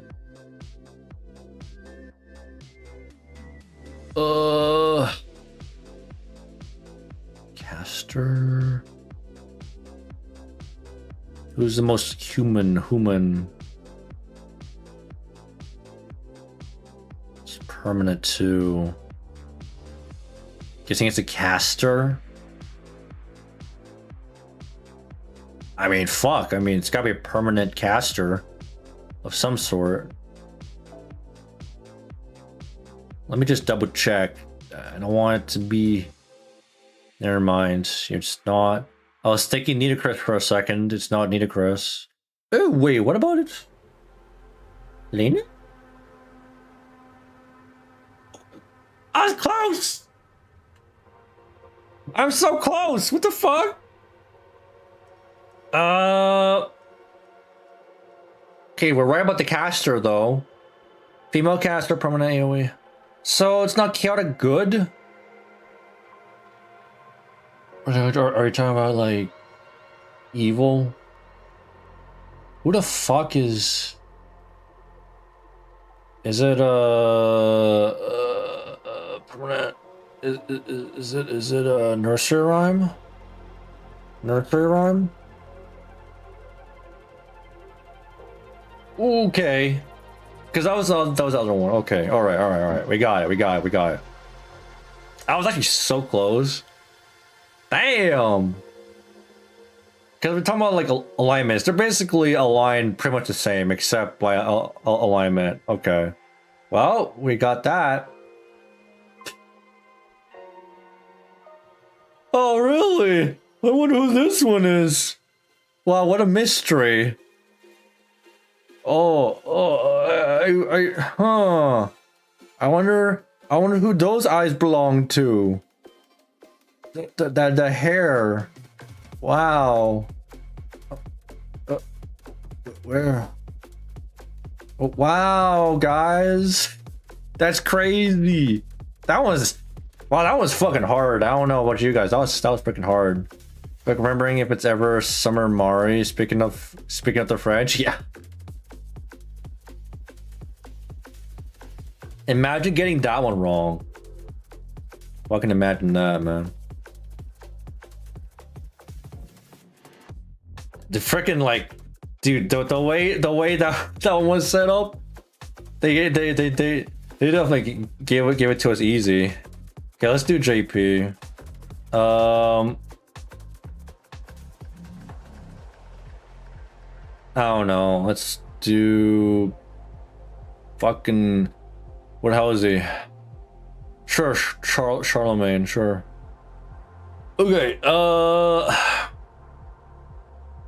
limited. Could be quick AoE, could be lawful good, but it's not a male. Not star attribute. Not a 5-star saber. Okay. I'll get blanked on third sentence in y'all's face, thinking, hey, it's Blue Mash. Wait, what's her name again? Bro, you would have triggered someone right now saying Blue Mash. If you remember Gold, bro. I haven't heard from Gold in a long while. Still call him Gold Desu, but yeah. He gets triggered every time someone calls. He gets triggered every time someone calls CL Blue Mash. He's like, what the fuck did you just say? How dare you? Okay, let's look at the females. Archer, perhaps? Limited Archer. Draco? I don't know about that, Ismanir. I don't know about that one. Could be lawful good, chaotic evil. Do we just throw Draco for funsies? I mean, I can do that. No. Cross beast attribute. Yeah, no, it's not chaotic evil. And no. Cross out the beast attribute. Well, that's out of the table now. That's off the table. Not a single target arts. You get limited though, and it's a female. That's it. That's like the bare minimum. Okay. Limited. Shit.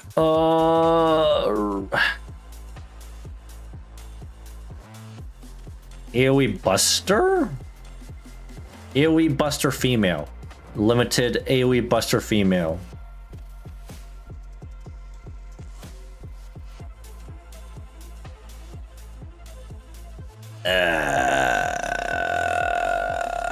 Arcwade? I was thinking Arc actually. Hold on.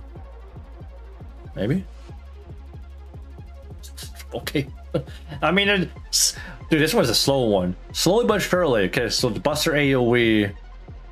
We got that one right. Oh my god, I'm an idiot. It's not star attribute. It's not star attribute. Need to forget that, man. It's lawful. Yeah, it's lawful. Okay, someone's lawful. Special alignment as it's lawful. Good. Yeah, so we gotta look, dude. Not the extra class. We gotta look at the main 7. Balanced, maybe? Who the fuck is balanced? I can think of right now. And is limited. Balanced, limited, female. As an AoE Buster MP. Bro, it's hard to think off the top of my head right now, honestly. I really can't think of anyone. There's only so many fucking servants to actually like, remember. Bro, not gonna lie. It would have been hard for me to... Dude, they need to label the 2 Ellies. I mean, if you take a closer look, you could take a look at the fucking, like... But, damn. I could mistakenly. Might be her? You think it might be Liz? No. No, it's not Liz. Cause does she have an AoE Buster MP?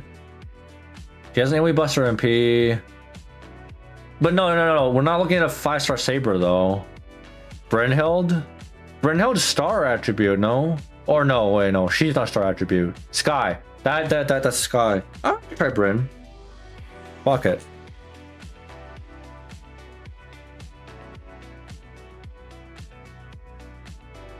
Wait, no, I'm an idiot. Star Brynhild.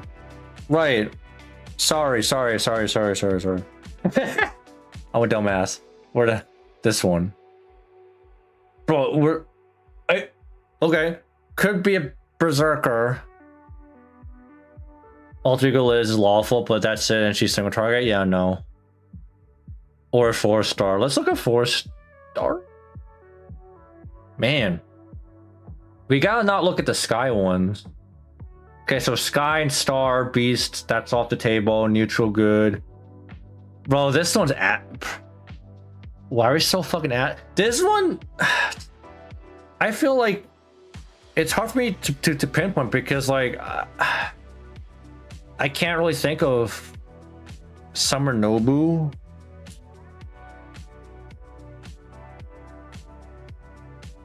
No, it's still the same thing. Wait, why the fuck are we looking at? Literally the same shit. What are you doing? No, we're not looking at... No, it's not Berserker. It's not... It could be a 4-star. Limited. Passionate. Isn't she Sky? Oh, what the... Oh, wait, she's Earth. It's not Summer... Not Summer Passion Lip. OG Passion Lip. Huh. Well, I don't know. I actually... I would have not guessed her because... Fuck, I don't remember her. Fuck, man, that sucks. It's an extra class servant too, bro. Bro, we would have been here for a while. Not gonna lie, we would. Extra class servants were not even on my mind. I was thinking of all the other core 7 classes. That's crazy, man. Passion lips too. Okay. All right. Mosaic. Okay. Bro, what the fuck am I even looking at? I mean, it could be a JP servant for all I know, right? Again. Do I just throw a gander here? Because it looks like some kind of cloth. Wait, could it be? Wait a second. Wait a second. Am I stupid? No, okay, I'm stupid. I'm being dumb right now. Okay, all right. For a second thought, I was thinking, you know, it could be like the bottom part of her, of her garment or something. Bima, Doridana, and Zhengzhu come to mind for this one. What? Bima? How the fuck is that Bima? How?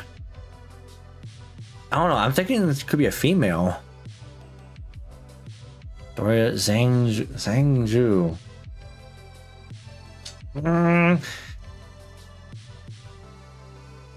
If it's a male, I don't know. I have to guess wrong a couple more times. Yeah, I know. Yeah, I'm just guessing. I'm really thinking it's still a female. It's the robe look. I think maybe it could, like, yeah, it's like the robish look. Like, who else would have like a robish kind of look other than like, not saying Jew. What's this fucking robe? I'll just fucking guess. Yeah, I'll just throw it in there so I can make it easier. Wait, what? Wait, is that a? I'm really trying. That's not a hand there, is that? That's not a hand. Still looks robe-like.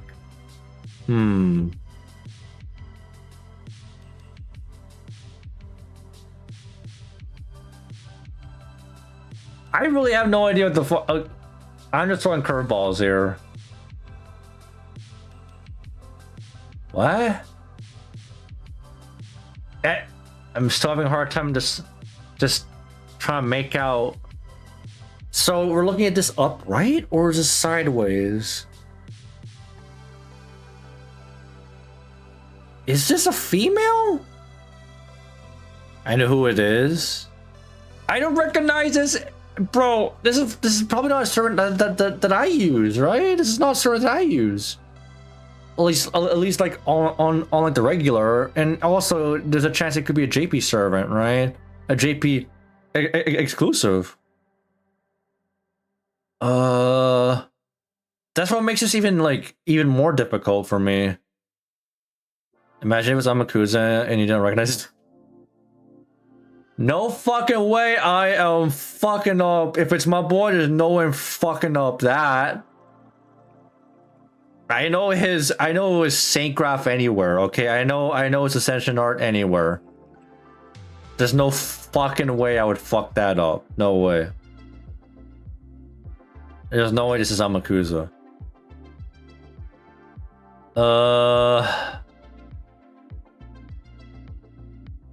I recognize this thing. Ah, yes. Only you would. I could smell it from a mile away. Yeah, you could feel it and smell it. You have the sixth sense. I don't fucking know, bro. Are you shitting me? Are you shitting me?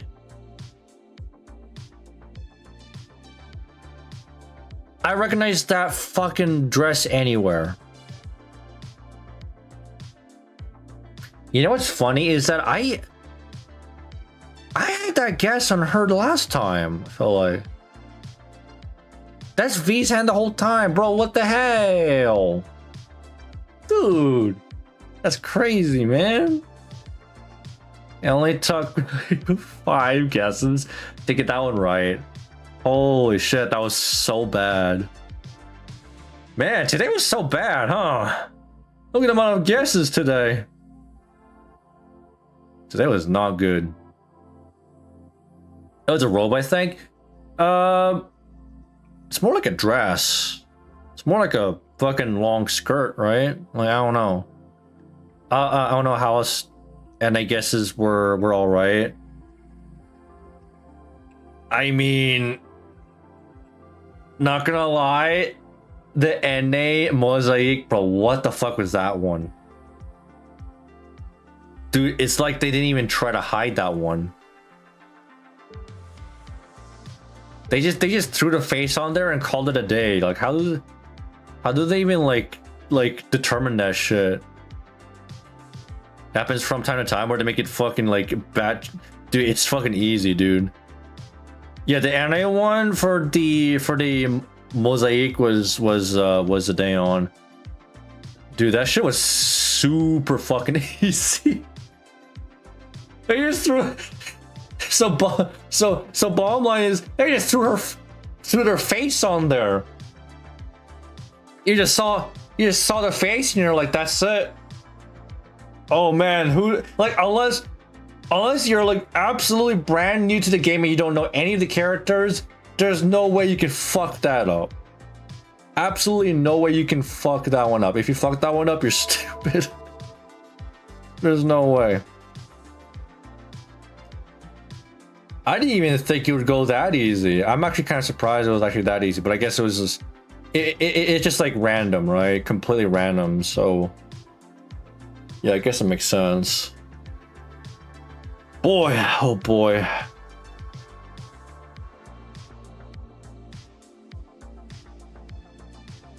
I want to at least get half of my, maybe about 600 embers in my second archive, and then I'll call it maybe.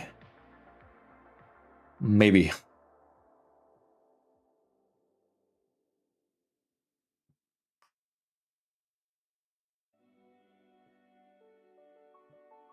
Can we get more servant buffs too? Like JP, please.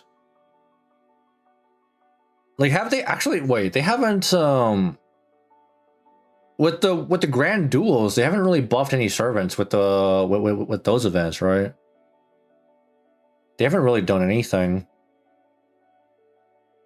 I think it's a missed opportunity. They could have done so. Oh, I thought it was like reset. What the fuck? Yeah, that's fine. I can just still grind away. I'm stocking up on 5-star experience for Iori and round off space. Yes, Endo. Wait, for what now? The buffs? Like they should. If they haven't buffed servants by then, they should. How much more is there for Okiton? 27k. She'll be ready. She'll be ready in no time. Before a Grand Rider duel, we had Noah's event that buffed Nemo's Voyager. Oh yeah, right. I forgot about that. Yeah, no, you're right about that. But like the other ones, like Lancer, Assassin, what else? We had Saber as well. They didn't buff anyone that time. Would have been a good time to, honestly. I had almost no embers saved, and I somehow got Ptolemy to MP4, so I started leveling him over what 100. Hey, deserved. I mean, he was being nice to you. MP4.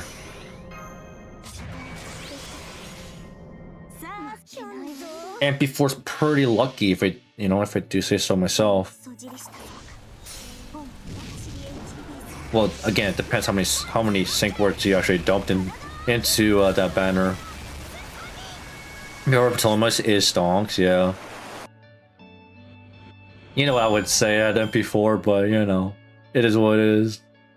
Almost no saving in one pack. Bro, that's pretty good.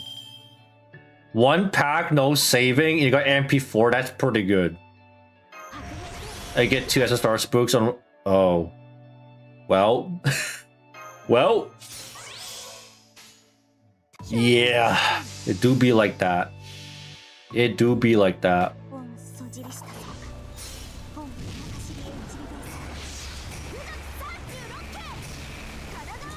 I mean, speaking of which, by the time that GSSR comes, that'll be like all these servers I'm not rolling on. It gives me the opening more so on like those GSSR banners for me. For me to actually go for them. Like I'll probably go for Ptolemy, potentially 1Gina, like all these servers I haven't rolled on the GSSR in the future. And best case scenario, obviously, Destiny Order. The gotcha giveth and gotcha taketh, exactly. No ambiguous gender entities, only twunk and daddy, exactly. We want to know who we get. Do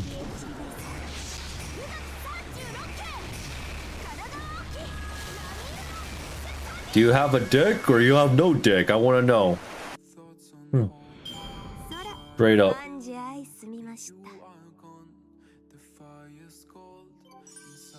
Ooh, right. Okay, dailies. Okay. Fuck it. I'll burn a silver apple. Fuck it. What, Twink? Take a look at his biceps. Jeez. Thanks for that one. Something lighthouse shining in my library, something twonk. True.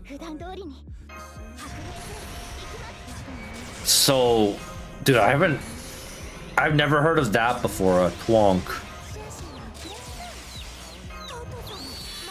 Wouldn't the opposite of a twink just be like a bear or something? If there's anyone who knows anything about all the geisha, it's you, I know.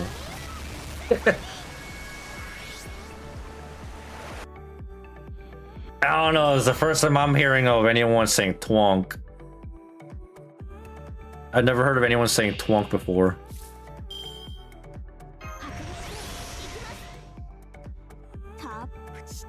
Like to me, that was like, to me it sounded like it was like a 6-year-old saying it. A twonk, just twonk.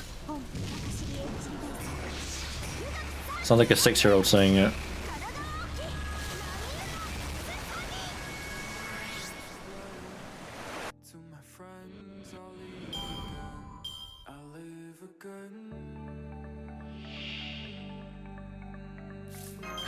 I'm trying to understand that analogy.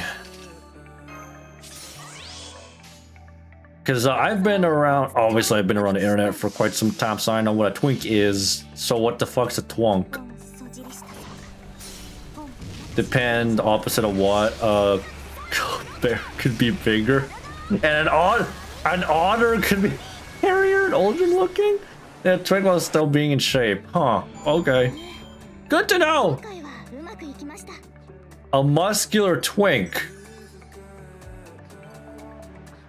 So it's just like someone with the face of a twink, but the body of a bodybuilder? There's a buff twink?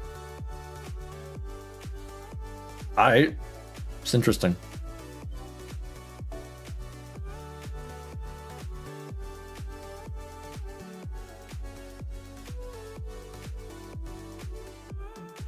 That is interesting.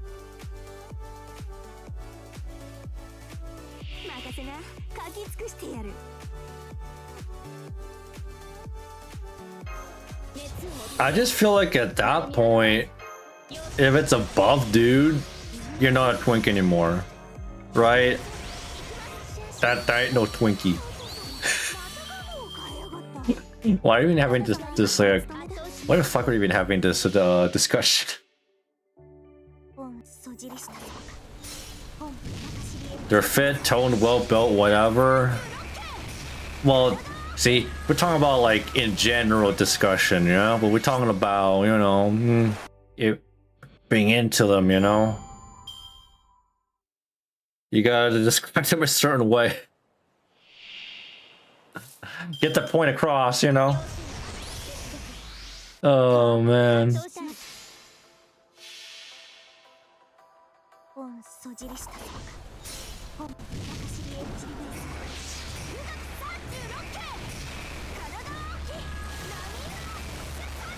Suna is twinkish with his face, but to interpret Jason would not put him in the same category. Bro, Jason does not come off as a twink. Jason,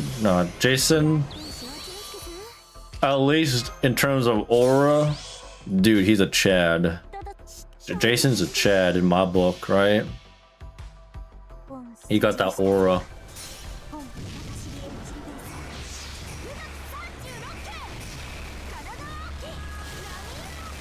Suna's pretty fucking buff though.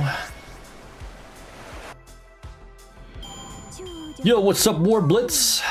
How's it going? We're chilling for today. We were just having a discussion over the upcoming events.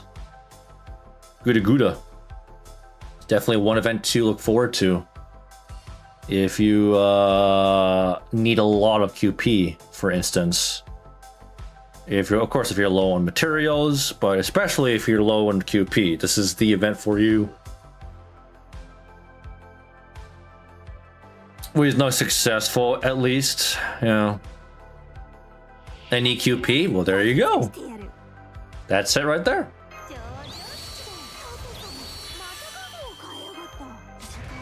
I guess if you're low on QP, I would probably hold off on farming the 90++ node on this event and just fucking burn everything when like the raids come.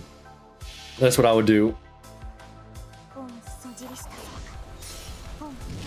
Well, I wouldn't say burn everything because there is still the lotto coming up, and I still think that's worth dropping some apples too. And not to mention that also gives a lot of QP too, but I've gone dangerously low on QP and I didn't think that the day would come, right? Well, it's about time, right? It's about time. Well, actually, the more I think about it, if I go into this event grinding quite a bit, oh god, my game's kind of lagging a little bit. But anyway, I'm probably gonna be in like a massive QP surplus. The more I think about it, because I'm gonna be having a shit ton of QP to burn on a bunch of skills and shit. Yeah, but I'm gonna have a lot.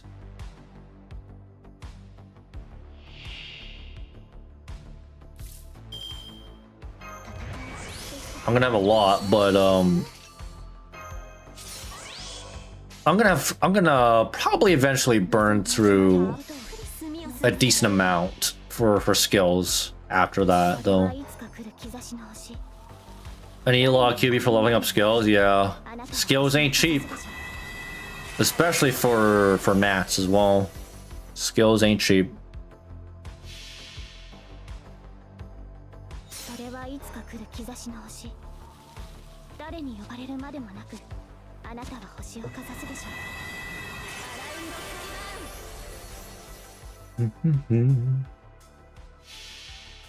And especially now that I'm thinking of potentially getting more esports servants, like, yeah, I'll need a shit ton of lures. Probably need to save more lures if I can. Because at this current moment, I have 2 lures. And I'm thinking of burning those on my esports Nightingale. At least I'm thinking about it, but the only thing that's kind of holding me back is the fact that I'm low on bullets, which she needs. Yo, what's up, Sarashino?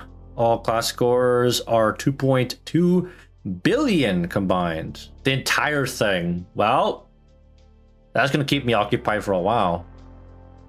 Yeah. Thank God, because I don't want to be QP capped. I mean, at this current moment, I am investing in the archer class score. I'm about 1/4 in on leveling the entire thing. I just need the whatever you call that thing to unlock the rest of the tree. At least the more rare one. I don't want to be QP capped no more. Exactly. It doesn't feel as bad to be capped on anything like embers, QP. I don't want to be capped there. I want to burn. I want to at least give someone something, you know. I have to finish leveling up my Medusa Saber skills and my Bakatoria. Oh yeah, for sure. They're definitely worth an investment.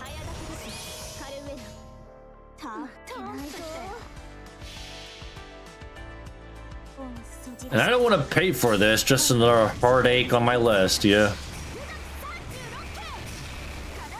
I don't pay for this shit.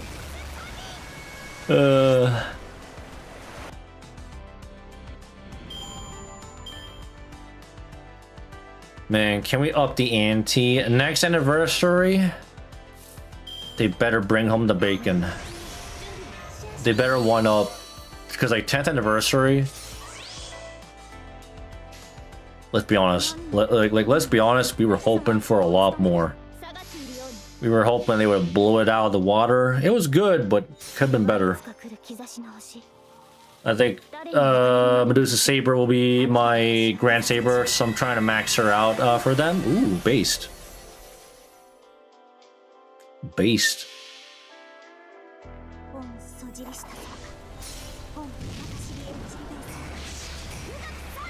Yeah, again, like, the bare minimum to grant a servant is level 100, 10, 10, 10, right? That's it.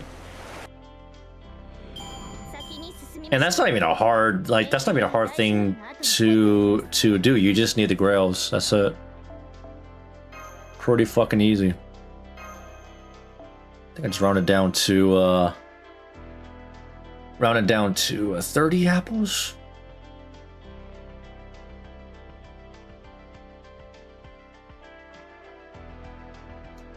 It was carried by a couple big things, Olga and 100 Sync Quartz. Yeah, true. Olga, obviously, like, yes, new servants are exciting. Every year it's like that. And 1,000 Sync Quartz, great, right? That's basically a guaranteed Olga at that point. But like, I want something more tangible, like something that's a permanent quality of life update. That's not just, oh, here's a bunch of Sync Quartz every single time, you know?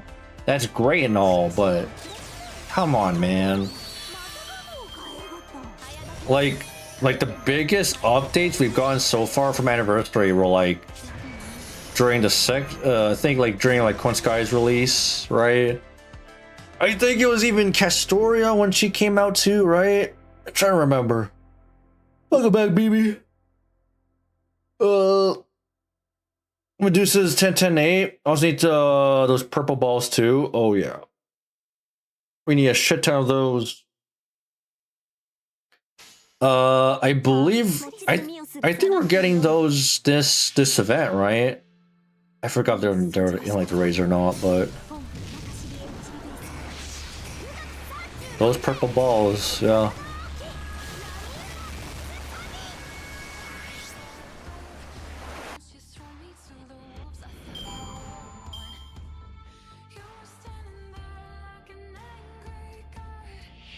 Oh boy.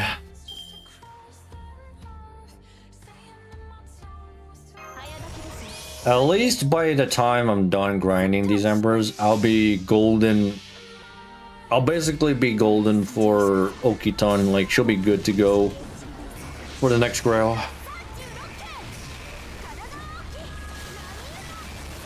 Hattori, yeah. At the drop, okay. Yeah, that's something. It's definitely something. My shoulder.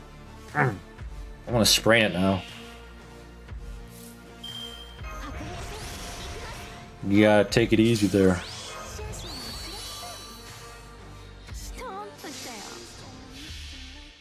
Boy.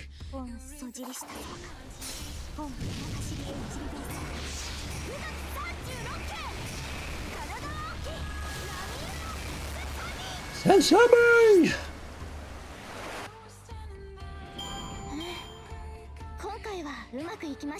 Okay, hold on a second. I think we better if I just turn the lights here. A bit better lighting, actually. Give me a second. There you go. That's better. Much better.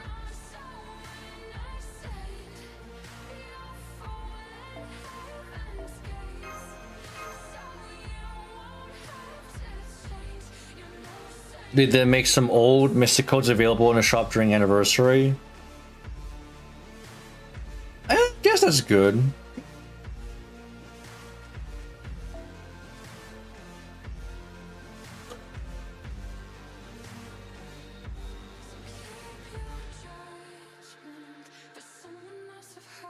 I mean, it's nice. I just feel like there's a lot better.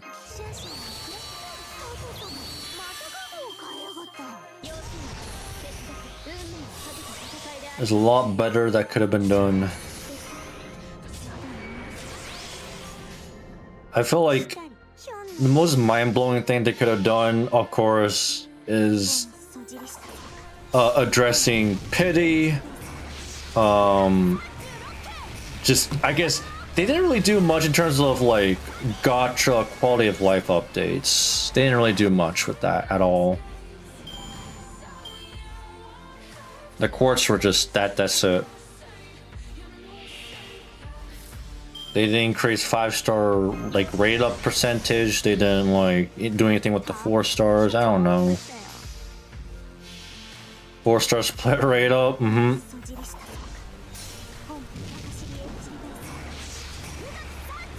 gonna suffer from that next year, bro. I feel that.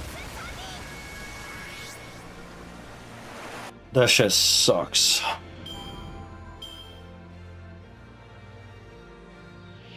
Split rate ups are a rare problem these days. The only times they are an issue is when it comes to 4 stars, primarily. Like, I think most of the problems with 5 stars have been kind of addressed. Like, there are no more 5-star share rate up banners anymore ever since the pity system that we got.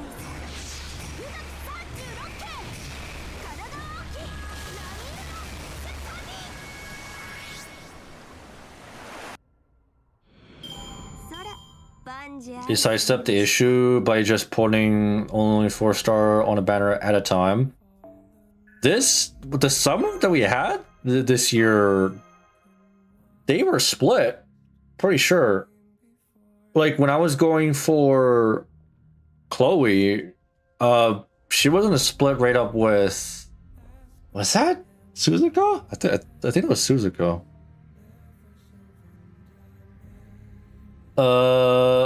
It's increasing rare to see the 2 stars on the 4-star banner these days. Yeah, it was Suzuka. So sad I didn't get her, but I was glad to get Chloe anyway. I just wanted Chloe. Like maybe in the future, like perhaps from another banner, I might get her. I don't know. Suzuka's my bae. Hey, what's up, Lucario? I mean, not gonna lie, man. She's a beauty. She's a beauty. We fucking one-upped Arcade by getting Summer Suzuka over there, Santa Suzuka, right? Yeah.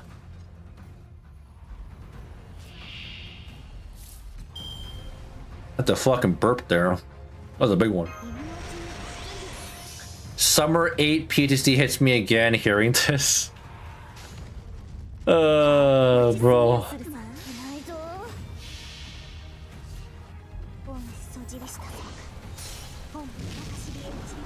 Oh, you kids in your 60s, in your 6.7s. Back in my day, it was 369.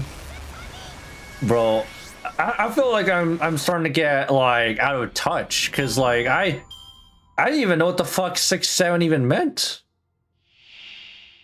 Like the fact that like usually I'm on top of on top of all this, but like I live I live under a fucking rock. I didn't even know about 6-7 until like the last week or so. We beat Arcade by getting the drunk alcoholic boy failure named Noah. Slowly but surely, right? And to be fair, Arcade's kind of stopped.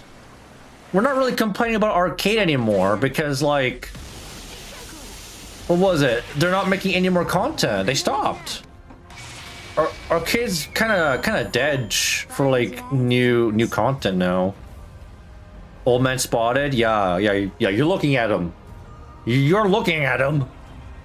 Every time I see people spam 6-7, I'm like, what?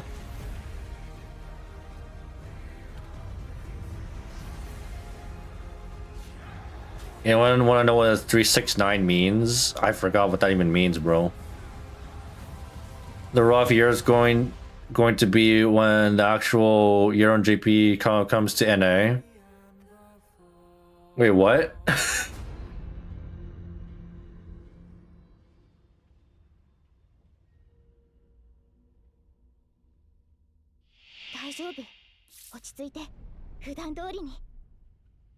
Year 8 NA edition is insufferable. They're saying year 9 for NA will be terrible. Really? Really? Why? 2027. I don't even want to think about that, man. Oh, I don't even want to think about that, man, because in 2 years, I'm gonna be fucking 30 years old, man. Don't want to be thinking about that. My wallet's going to suffer with the split destiny order. Yep. Oh, so what's up, background NPC? How goes your day? How goes the grind? That'll be the time. Like destiny order is gonna be the time I actually get the service I did not roll for. So I'm pretty happy about that, actually. Pretty fucking happy about that. Oh shit. Oh, I didn't realize that was actually a redeem. Sorry about that, Darkbags. Let me read that again. let me think of a voice. Oh, you kids and your 6-7s. Back in my day, it was 369. It was 369. That sounded like the most appropriate voice there, honestly. Yes, that's my boomer voice. The amount of good servants that are going to come out. Oh man. And you think they're gonna stop there? Hell no. They got probably more cooking next year. Like, we can't forget that they're probably gonna cook up another arc. We're probably gonna get a third arc of FGO, and then I actually don't know where they're gonna go from there, but again, if I had to guess, we're 100% gonna get a third arc. Not even 1k quartz are enough. I mean, no amount of quartz are enough, to be honest. Like, you're talking to a whale, and I've spent thousands of quartz whaling in this fucking game. It's never enough. Year 11, Protogale, Solomon, Goetia. I mean, seriously, there are servants that have been around for so fucking long, and they could potentially be playable. Right? Like, takes long enough, but damn. Yeah. Like, look how long it took for us to get Olga, right? Olga's been around for over 10 years, right? And like, I think even before FGO, right? Like, Olga's, I don't know. At least as a character, but yeah. outside of FGO.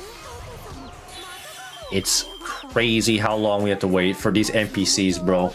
How long we have to wait. Yeah, that's what I'm thinking. I'm pretty sure Olga was in case files.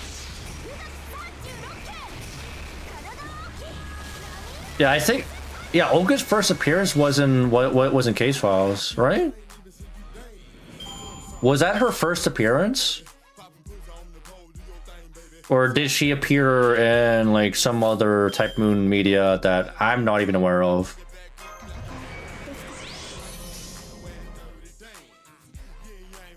Back in high school, instead of saying skeet skeet, jeez, don't make me feel old, bro. Skeet skeet motherfuckers, and getting in trouble with the teachers, and we just say 369. You know, Dirtbag, I feel like nowadays kids are gonna be saying even more brain dead shit. You know, even more brain rot, bro. More brain rot shit. There are things that Lilith can do that Castoria can't. Lilith being able to apply chaotic onto enemies really strong. Lilith is like the only one that can do that. I can't think of any servant. Like, she's like the first one that can like on demand apply the chaotic trait. Like, I know there are quite a number of servants that can apply a trait to enemies. Like, that's been done plenty of times before. It's just that Lilith is like the first one that can do chaotic, right? Pretty sure. Like, I feel like they're gonna go down the list. They're gonna go down the list, and they're gonna have at least one servant that can apply a trait. Like, dude, we already one that applies evil. We one that applies chaotic. I think undead. What else? Is there one that applies good yet, or no? Both chaotic and evil, but chaotic is more relevant. Yeah, chaotic is a lot more prevalent, right? Neutral applier needed. Neutral, yeah, maybe. We'll have a servant that does it for every like one servant for every single trait. Yeah, there'll be one for like good, unless there already is one that I'm not even aware of. But yeah, they're gonna mess around with it. Some people prefer Lilith character-wise. You know what I mean? Just from a design standpoint, like Lilith appeals to people for sure. She definitely checks some check boxes for some people, right? Your tenders Lilith, Olga, and Summer Tiamat. Man, Summer Tiamat's gonna be fucking meta. She's a must roll. Like, I don't know, just because of how good she is, I might, like, just like what I did with other supports, I might MP5 Summer Tiamat. I might just MP5 Summer Tiamat. But we'll see. You will feel older when you see Paul's child grow up. BB, you don't even have to tell me that. I'm already seeing them grow up. Literally, his first child, Alexis, is already like, she's already like running around. Her hair's getting longer. Like, and then like on top of that, very soon, like she gonna be a teenager. Like, I swear, I feel like I'm growing up so fast. I feel like tomorrow she's gonna be a teenager, you know? But yeah, and not to mention, Paul, my boy Paul, has 2 kids now. He's taking care of 2 kids now, okay? So give me Gongo type Venus already, and you know what I mean? What, baby, we already have type Venus. What do you mean? We're not gonna type Venus. Yeah. Gun God, I don't know. Maybe by the time we get a notes collab, maybe. I don't know. Perhaps. Jeez, I gotta catch up with chat. Yo, what's up, bro? Dragonite? How's it going, bro? Sansa buff would be actually really good. Instead of human trait could be applied. Fuck, right? Like, yeah, human trait on as well. Like, I think a lot of these trait niches would be it'd be a lot more like the niche would be a lot more applicable, a lot more relevant if, yeah, we had more servants that could apply them. Which kind of, like, I guess defeats the purpose of, like, having traits to begin with when you can just apply them to begin with. I don't know. It's interesting. The Genji as well, yeah, Genji. On-demand Genji trait. Tyra would be a fucking would be super happy there.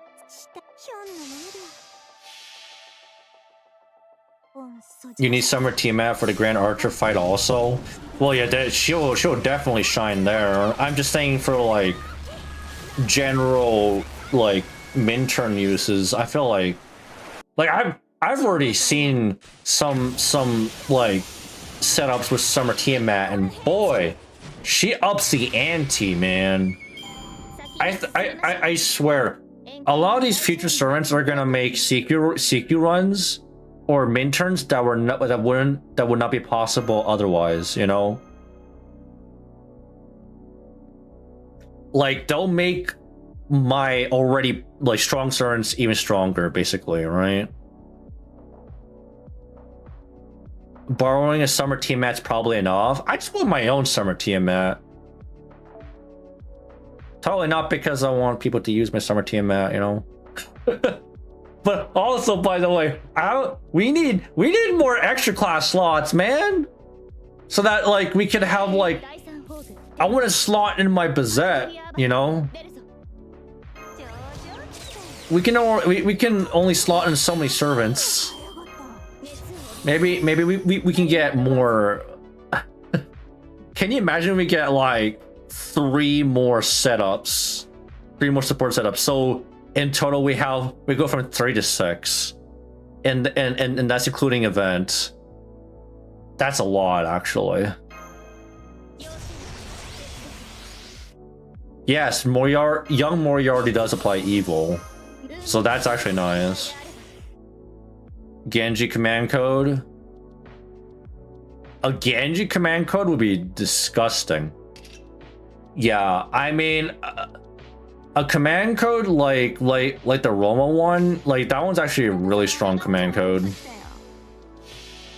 Very synergistic with not only Roma but also Draco. I just wish we had more command codes like that.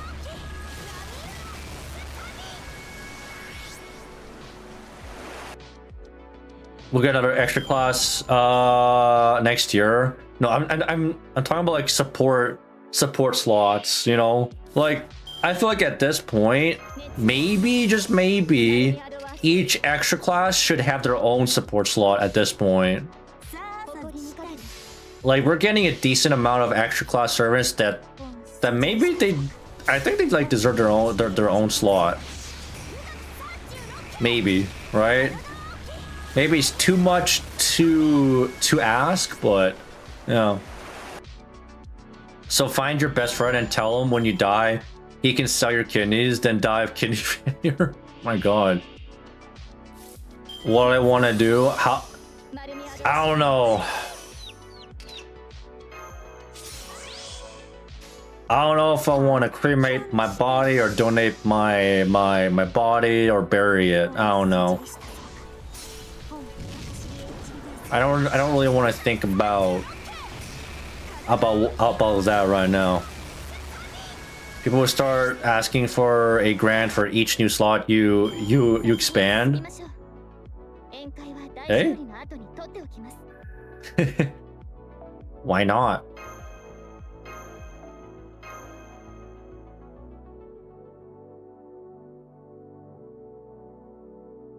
We'll get again, like.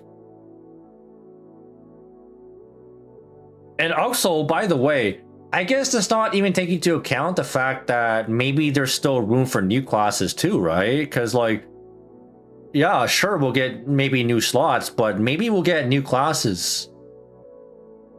It's like, so far the newest, right? A bunch of beast class servants so far. At least not really too many, but just like a handful right now. But I feel like there's probably still room for some new classes.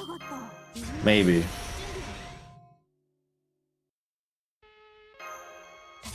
Has to take out a bank loan for Echo next year. I don't know about that one.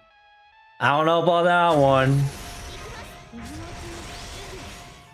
Bro, I'm a... Yeah, if I want to financially fuck myself, sure. Fucking bank loans, dude.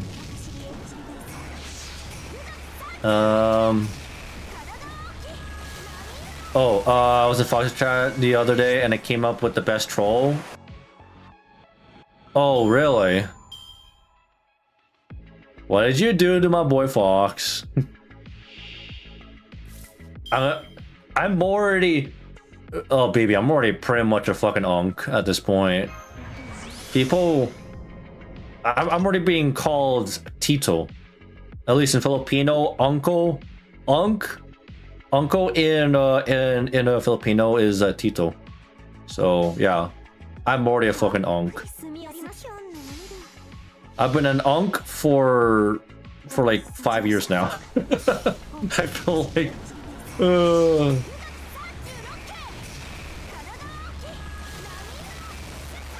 Okay, I'll just catch up with chat here. Not as dousing as Woody's. Oh boy.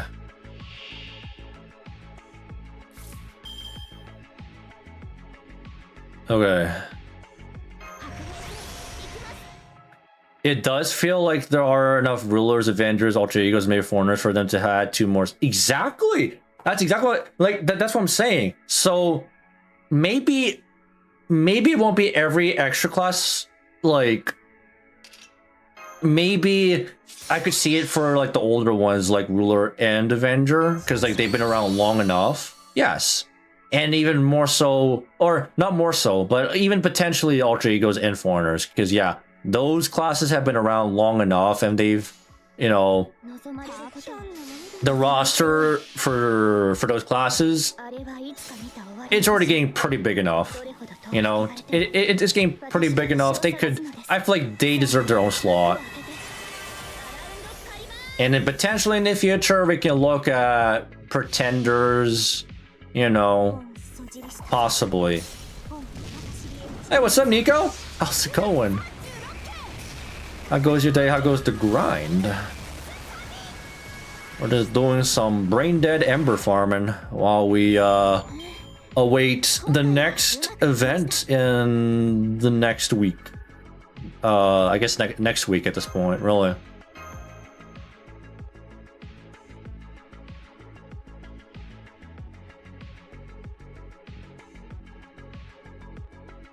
No fucking... You got banned from Twitch? You got banned from a Twitch channel? Oh, okay. For a second thought, Nico, I thought... I misread it, and I thought you said that you got banned yourself. I'm like, what? Like your Twitch channel got banned. So you got banned off someone's channel. Oh, wow, what the heck? What the heck happened there? Happy birthday! You can't catch a break. Oh, fuck. I feel like I'm so... I should be close enough to, You know what? Why the fuck am I not using my Okitan? Because she'll get more bond if she's in the front, right?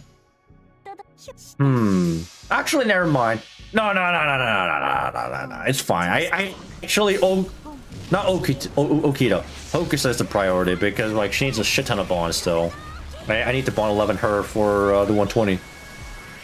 Been banned from Twitch channels before it's always bullshit. Never real reasons. Yeah, it happens. Cause like it's their freaking Twitch. It's their channel. They can do whatever the fuck they want. They can ban you for exactly no reason, and then that's it. It fucking happened. And of course bias happens. I was explaining an interpretation that happened on stream that someone told me that I was basically calling others in chat ignorant because they already know. Then I told that person that I was explaining for others who might not know. And you got banned for that? Oh man, I don't really see anything wrong with that. Trying to explain it. Sounds like they took it personally. Hey, what's up, Zengawa? Well, been around 50 days. The year is over, and what are you guys crazy polls this year? This year, nothing that I know of. Next year is gonna be pretty big for me, though. Yeah, this year, like, it won't be until the GSSR that I'll be pulling. That's it. I've only been banned by people who don't like me on a personal. Yeah, maybe, you know, maybe, I don't know, like, it happens, right? Some people just don't like you as a person, like, they don't like your personality. Like, I'm sure there are people that actually don't like me. I could care less, honestly. It happens. If you don't like me for whatever reasons, I don't care. Don't fucking watch me then, you know? There's no reason for you to be here if you don't like me. MP2 Arduino Alter and a daily single, MP6 Meluko and 2 more singles. Damn. Oh right, I almost forgot that Arduino Alter was on Radar too. Dude, he came back, yeah. I forgot about that.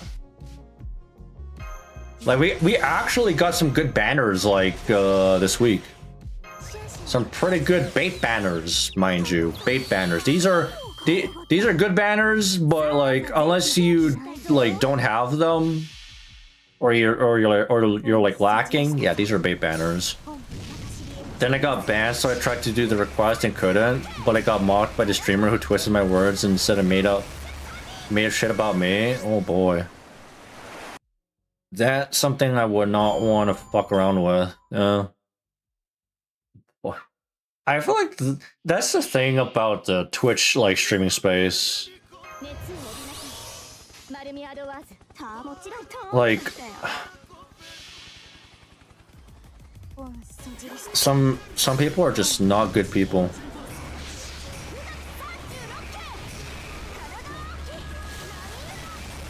My Draco, less than 200. Castroya is 37. Damn, lucky. That was a good year, damn. Yeah. Draco was probably the worst one for me. It was I think Draco was the most expensive one for me. I spent so much for that. But hey, that's all for content, right? you guys got to see my suffering there. For all that, I actually got a gift sub from someone in chat, so that's basically useless. Man. Dodo Melazine is my first and only 5-star Lancer, which is funny to me. A good one, mind you. Hey, for your first one, that's actually very solid. Very solid first 5-star Lancer. Some streamer who I saw on YouTube last year. I just remember them last week. Huh.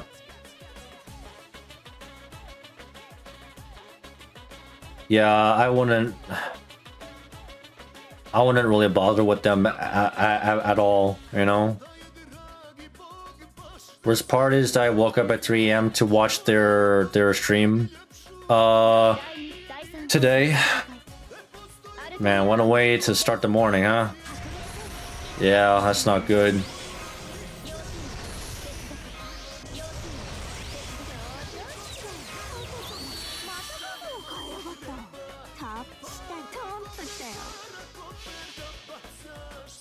Of course, we can't forget it's all for content. Exactly.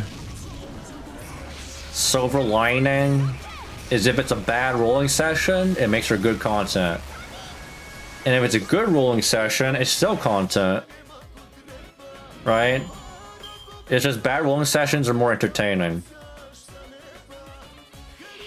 You block them? Yeah. That's fine, you know? The reality is that you can't get along with everyone. That's just the reality of it, you know? Like, why be around someone that is just actively gonna slander you, gonna make fun of you, just not gonna be nice to you at all? I don't want to bother with that. I don't want to deal with them. Like, unless I absolutely have to. I just don't want to talk to them. Simple, you know? Just don't fucking bother with them.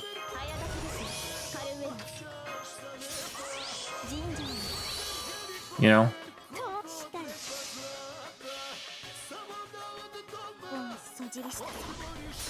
It was the second time that I've been in that chat. Only the second time? Oh, you know, for a second I thought you were like a regular there. Okay. Honestly, I don't know. I think I wouldn't take that shit like too seriously then. Like you pop in only like a handful of times only to get banned. Okay. Even regulars will get banned from some chats. Yeah. Yeah, sometimes some falling out happens. Yeah.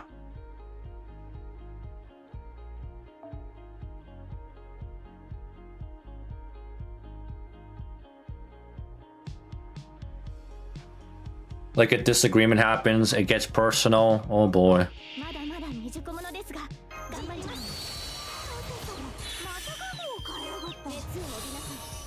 Like, that's why I really try not to take anything too personally. I try and avoid drama, you know? I try and avoid it. That's not really my thing. And boy, we all know how fucking how dramatic Twitch can be from time to time. Happens a lot. Yeah, drama chat. I mean, it even happened in FGO. Like, it happens in our community. Some, like, not too often. Thank God, right? But it happens.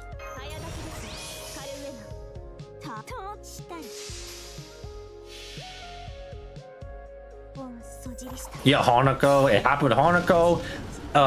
Fuck, it happened with Toho Sniper. You guys remember the Toho Sniper drama? That he had that fucking Toho Sniper had like what was his beef with again? I forgot about it, but I know like it did not end well. But anyway, yeah, I remember the Hanako thing was it was like a disagreement between him and Plushie, right? I never have drama. Oh boy, Dartbags, especially being a family man. Only brain rot. Maybe brain rot's better, right? Yeah, at least with brain rot, you're still enjoying your life. Yeah. Last thing I want is drama and family, though. Definitely don't want that. Vin Diesel can tell you that. Can't wait to clear out next year. It's been 4 months. Curse my lazy ass for not leveling my common servants.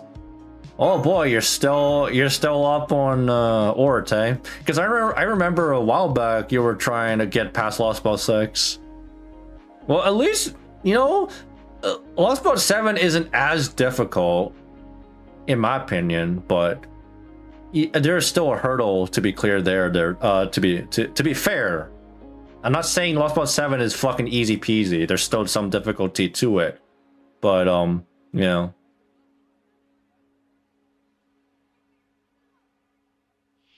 Oh man, that's not a great move by me. Well, what are you gonna do about it, right? You do it or you don't. I never heard of drama with them. It was a while back. With Hanako Green, it was a while back.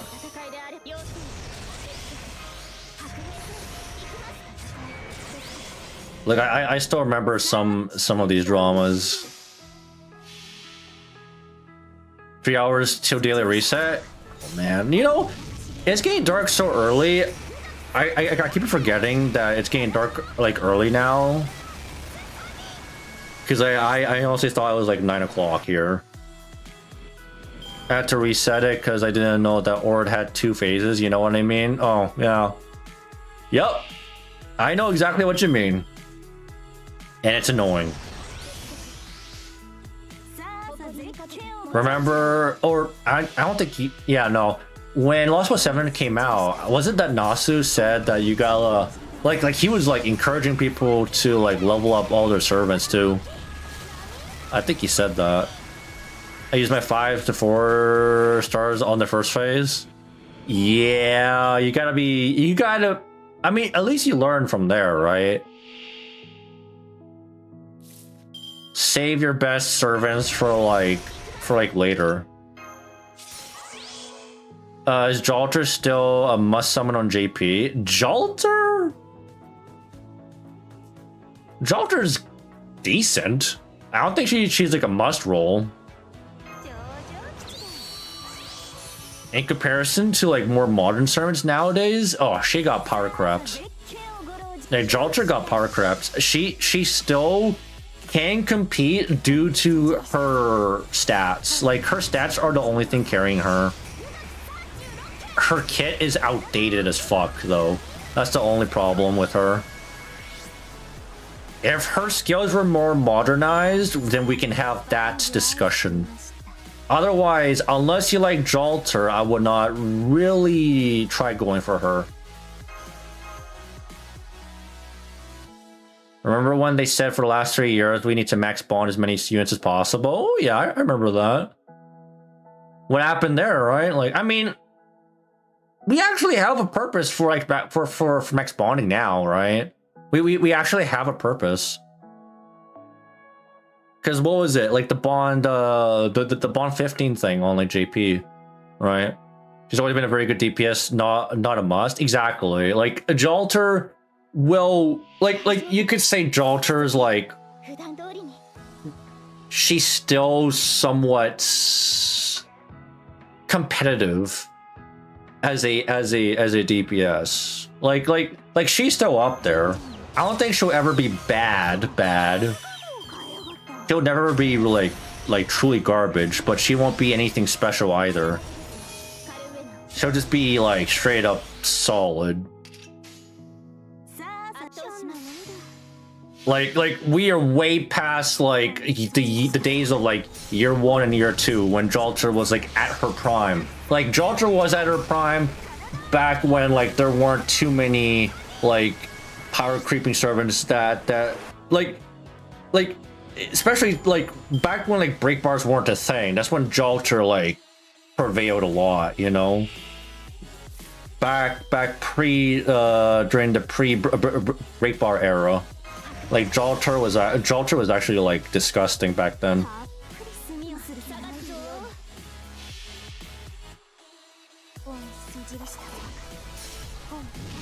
And I mean like and also by the way like this was back during the days of like 1-turn burst servants, so like Kintoki, Skahawk, like all these servants back then before all their buffs, like they prevailed like in like raids, you know. They were really good for like raids back then. And nowadays not so much anymore. Like actually Kintoki's still usable nowadays, but yeah. But thank God they're actually trying to modernize the older servants, like Skahawk, for example, right? Skahawk fell off for a little bit. She got all those buffs, and now she's pretty good again, right? Thank God for that. All Skahawk fans can rejoice there. Now I remain to see. I wait the day Jalter gets a decent buff. Like her charisma I think desperately needs a buff. I think that's her weakest skill at the current moment. I mean, like her third skill could be improved. Like it got buffed. I still think it's still like they didn't really do anything other than giving her a battery. A battery is good, but yeah, that's it, you know. Honestly, I still got a max Castoria and Ash skills, but if possible, I'll probably pull for more copies so I can just cheese bosses, you know? Oh yeah. Well, I mean, there's nothing wrong getting more copies, you know? But you could still get away at MP1 though, to be fair. Like Castoria, MP1 Castoria is still really good. I think Ash as well. But, you know, I wouldn't say she's a must-have, but she has a 50% battery and MP upgrade. It's kind of hard to undersell that. True. No, you're not wrong there. And she has a on-demand star bomb from her MP, by the way. Let's not forget she gets a star bomb from her MP. So she is self, you know, she can be a bit of a consistent crit servant in that regard nowadays, you know. What else? Like I said, her skills are pretty fucking basic. She's decent, but she suffers from having like a basic deck. Or not a basic deck, a basic skill set.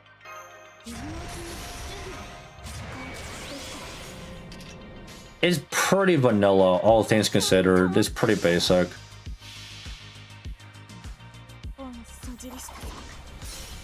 Oh, I just read and watched my friend about the most recent update on Genshin and story side.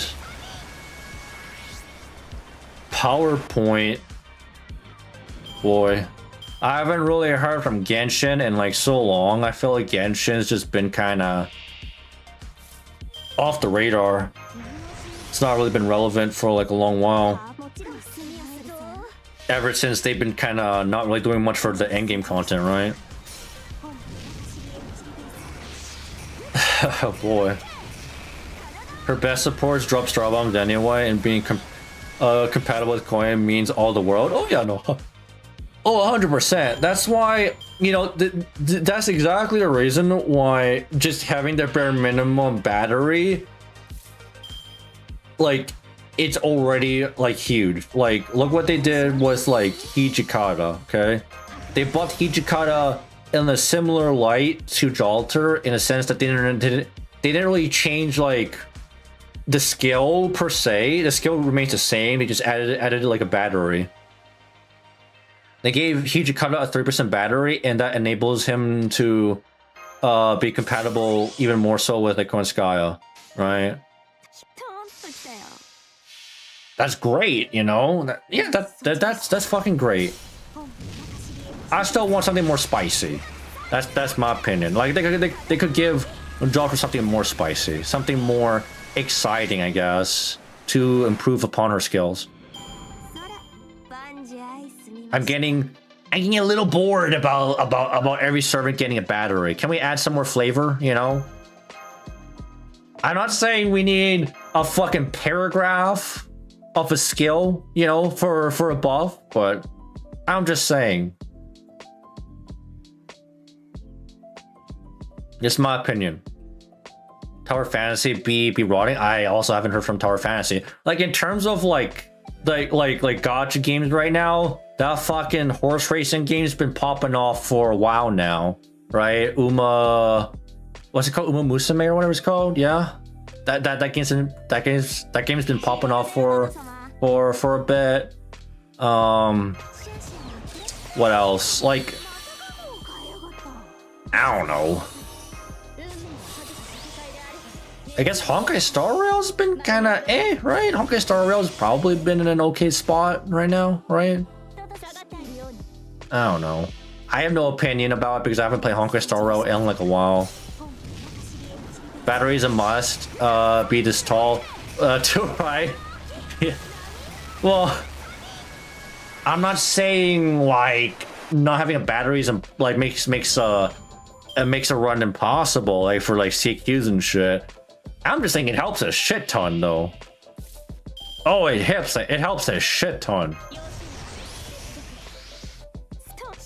Right? It makes a lot of CQ like, or it makes a lot of min turns more like it leaves you more room for like error, I guess. Honkai Star Rail is doing a lost spell. Wait, what? Why the fuck do they have lost spells? Honkai Star Rail is in a real decline, really? I wish Honkai Star Rail wasn't so popular. Well, it seems like it's kind of Honkai Star Rail is plateaued for like popularity. It's really going downhill, huh? Is it because they haven't really done much? Like are they suffering the same fate or in like a similar vein to Genshin? Do they have the similar issues like end game stuff? They were really banking on selling the pink-haired elf girl. I have no idea who that is. I have no idea who the fuck that is. Basically, people clowning Honkai Star Rail's story right now because they copy concepts of.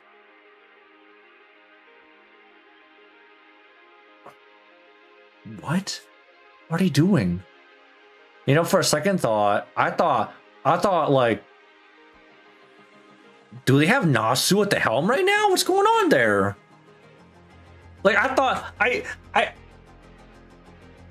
I thought the fucking Fate collab was it. Like, are they just having Nasu stop by more often now, and they're just like taking notes off him? Can we just copy your homework? It's literally the copying your homework meme, right? It is that one Mr. Bean meme, you know? We're just copying someone. Can I copy your homework? Yeah. They have their own Lost Bout 7? I don't even know, dude. For the most part, in terms of gacha, yeah. This patch is upsetting people. Well, I wouldn't blame them, especially for especially for like the Fate fans, FGO fans, like seeing the parallels. Sure, you know. What the fuck? Maybe it wouldn't be a big deal for like those who are just playing Honkai Star Rail, like in general. Not like those who don't play FGO but just play Honkai Star Rail. Maybe it's not a big deal to these people, right? Because they don't know about FGO. The two biggest things I hate about Honkai Star Rail is the first artifact system is a turn-based game. In like a turn-based game, yeah, I don't know.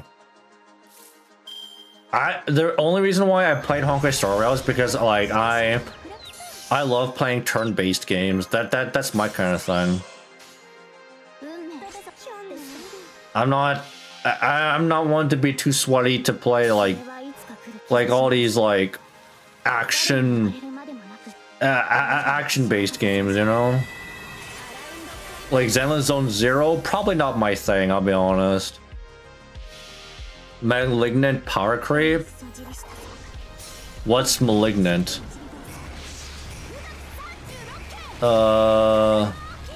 Genshin copies other game concepts and Honkai Star Rail copies.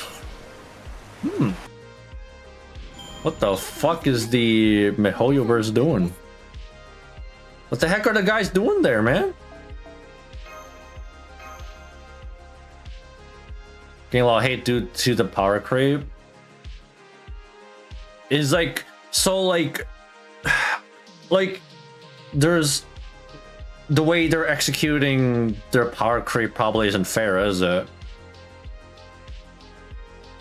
Is this like a case of like, don't tell me it's pay to win kind of shit?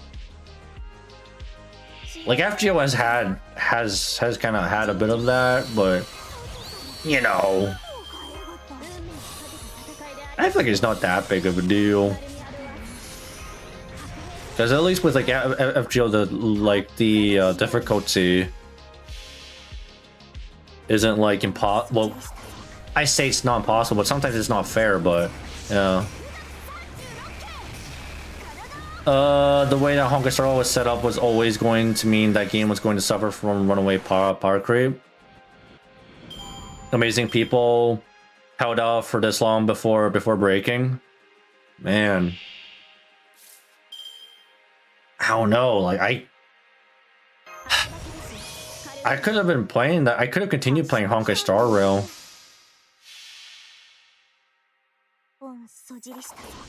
Because in one few months, the biggest S tier unit gets chopped down to be. Oh wait, okay.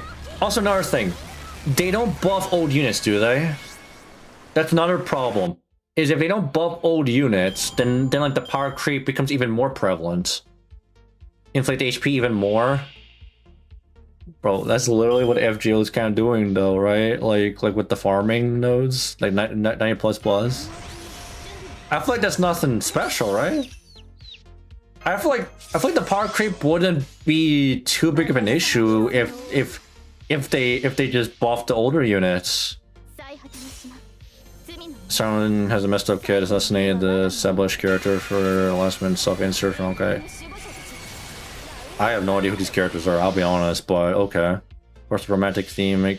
So basically, story-wise, it ain't that compelling. Just like generally speaking. Okay.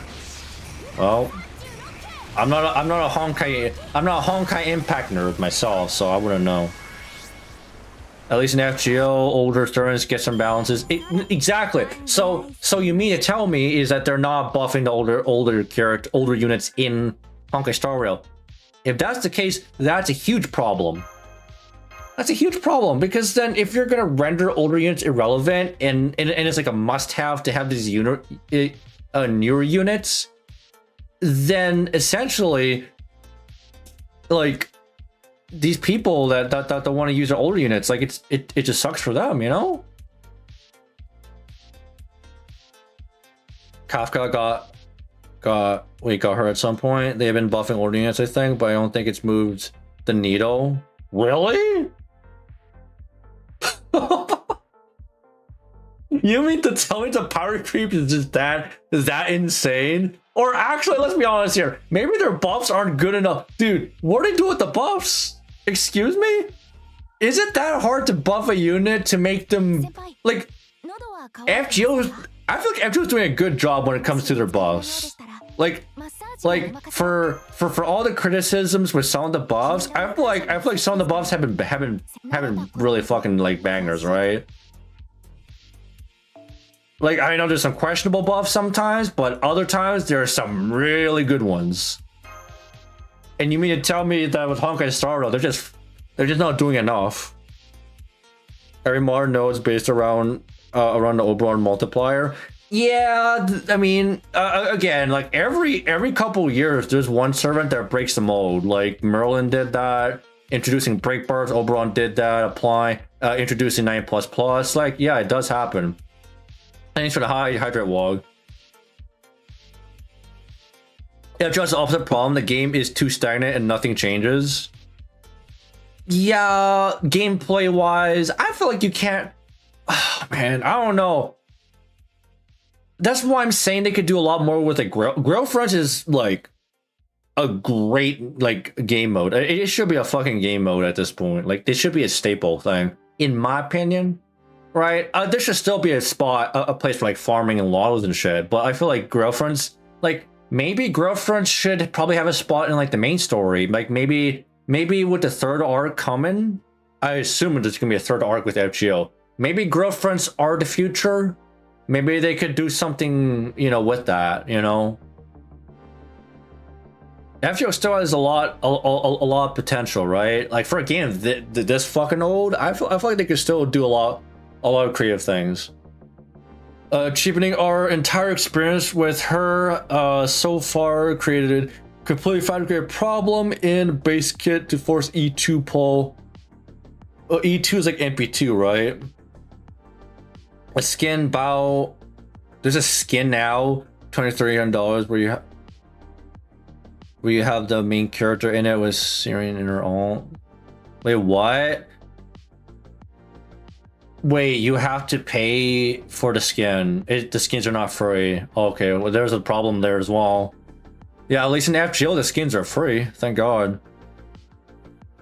Because how the team building works, the buffs are meh. There has been some bad new buffs when they do buffs the latest. There's a Zenobia buff. Yeah, no, you know, obviously, you know, I get it, right? No, I absolutely get it with like the FGO buffs. Some of them are actually not good. Right, but some of the buffs do make a big difference though. Like Skahawk, for example. I already said it, right? I mentioned Skahawk. Like some of these servants get a massive glow up, you know. Actually needs more Girlfriend's towers, but they make one every, like, like they should make it as a main staple. And like maybe we'll get something brand new that's not Girlfriends and towers. Like, I feel like, I don't know, I can't really think of sending something off the top of my head, like in terms of like a creative like event, but again, like, I don't know. We're back to Girlfriends already. I have nothing wrong. I have nothing against Girlfriends. I love Girlfriends. Like the last Girlfriend we got, that's honestly the most creative thing we've got from FGO in a long time. You know? Like, they've upped the ante. I wish they did more of those, you know? Like, if we got bosses that affected the fucking battlefield like that, Like fucking what the Typhoon boss, like that one was actually really cool. Man, more like our support systems remain the same as it's just pick your DPS of your choice for like the most part. Oh yeah, I mean, and like in FGO, like the way we like farm and shit. Yeah, like the most that has changed is like the fact that the multi-core meta has been kind of the only thing that's been changing. Like, yeah, as long as it's just not just Shao Knights. Yeah, no, there should be more variety of enemies, 100%. Like, we can't just... I feel like there should be more of a variety for sure. I'll take this problem over runaway power creep. Oh yeah, no, 100%. Much better for my wallet. Yeah. Because like, I don't wanna play a game where like, oh, I love using Amakusa all the time. I love using these specific turns all the time. But then they come out with a unit that's like, oh, you must have these units in order to get past the new freaking content. Otherwise, you're gonna struggle. I don't want to do that, you know? You don't want to force people. You want to have the option of getting a better unit, but you don't want to make it where the older units become irrelevant. Because then, like, it feels even worse if you fucking spend money on the game. You spent like $1,000 to get a new unit in Honkai Star Rail, only for that new unit to become irrelevant in like 2 years. So you spent $1,000 for a unit that they'll only be relevant for only a few years. Like that's just not, you know, it's just not good. Because just having purchasable skins ain't on the common. Yeah, no, I'm. Obviously, it's not like it's like nothing new. I'm just saying that FGO, you know, we have free skins, you know. Thank God. Refer to the best event structure. Just let us fight, fist fight the enemy master again, please. That would be fucking fun. Yeah. Can we have like a master battle? Yo, can we actually fight you know?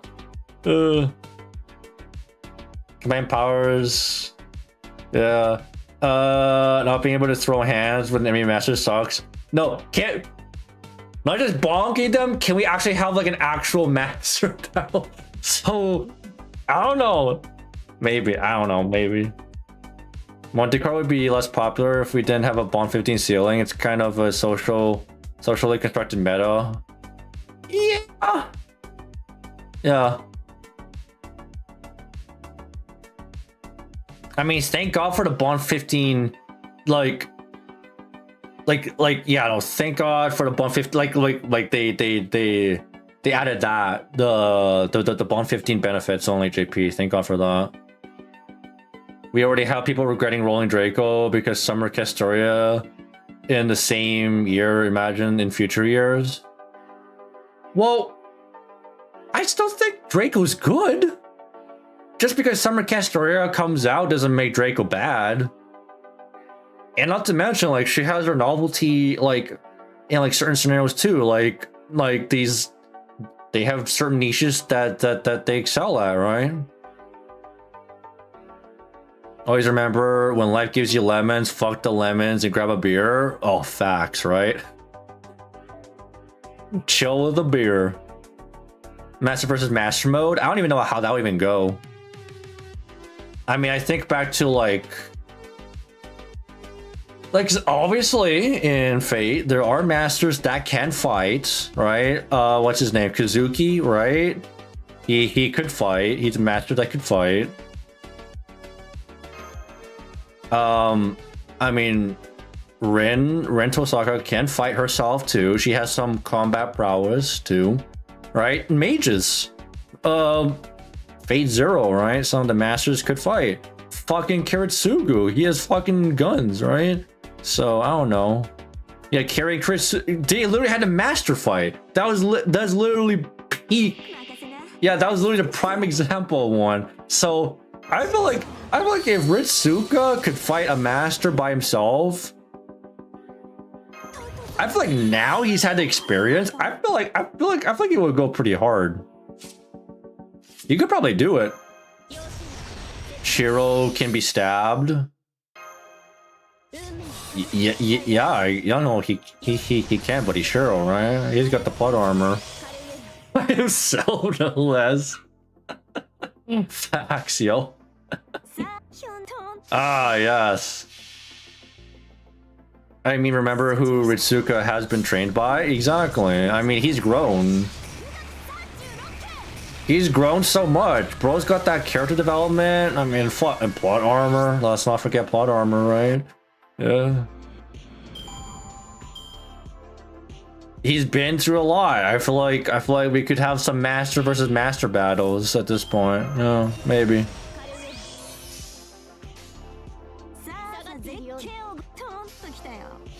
Ritsuka fit. I almost forgot about that, baby. I saw the clips, but I did not watch the Solomon movie. I need to watch the Solomon movie. That was not in the game. That was actually exclusively in the movie, right? That did not happen in the, that was literally a plot point exclusive to the movie. That's a fist fight with Vortigern. Like, are we fucking kidding? Are you fucking kidding me? All right, Ritsuka. You mean to tell me that you can stand toe-to-toe with some of the most, you know, formidable enemies out there? All right, how come we can't have him fight? Can we have Ritsuka versus, like, I don't know. Yeah. You know, kind of crazy. And actually, if you really think about it, we technically got that with not Kiritsugu. Krishtaria, because Krishtaria being a master himself, we did fight him directly. We technically had that. It's just, you know, I guess that's just how strong Krishtaria was, though. To be fair, he's actually a very formidable master himself. You think you'll ever watch Girl and Panzer? I don't know. I don't think so. I don't really branch up to other gotchas, because is that a gotcha too? I had a fist fight in the game too, just less dramatic. Okay, well then that opens up the possibility, right? In boss fights, Draco is a great servant when you don't quite know how to solve the problem cleanly. Good sledgehammer. Yeah, no, Draco is just a better version of a ruler in that sense. She's just tanky all around, even versus like berserkers. In farming, she lacks immediate battery. Oh yeah, no, has an 8-hit arts MP and has a ton of MP per turn. Yeah, she makes up for her lack of like arts cards and like otherwise she'd be a less consistent servant. But yeah, her skills make up for that. You're still not competing with Victoria. Oh yeah, no. Like again, there are pros and cons. Like Zertoria has a lot of consistency in her kit, massive battery. She has hard survivability, and on top of that, she's a berserker, so she has already class advantage, you know, towards most classes anyway, right? Ritsuka is very much not okay mentally.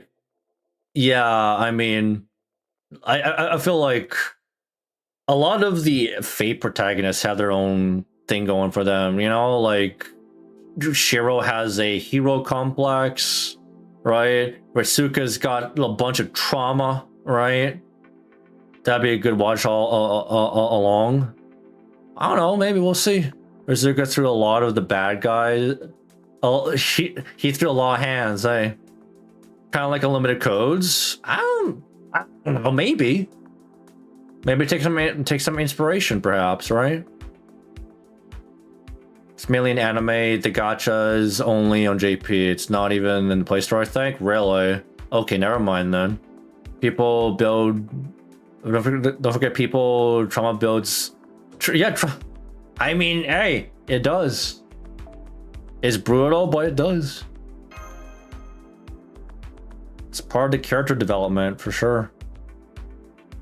100%.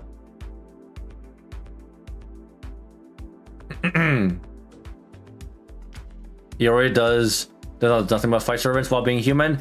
Iori is another prime example, and I think he's one of the most formidable masters too. Like that's, I mean, fuck. I mean, if you thought he was a strong master, as a servant, he's fucking nuts too. You know, as a servant, he's fucking bonkers. but the fact that he can go toe-to-toe against servants as a master already shows you, you know, a lot. He's a pretty formidable swordsman. Hence why the first Joker movie was good and kind of scary to think about. Oh, the first Joker movie with Joaquin Phoenix? Yeah. Yeah, it was a good movie. Just a shame what happened with the second movie.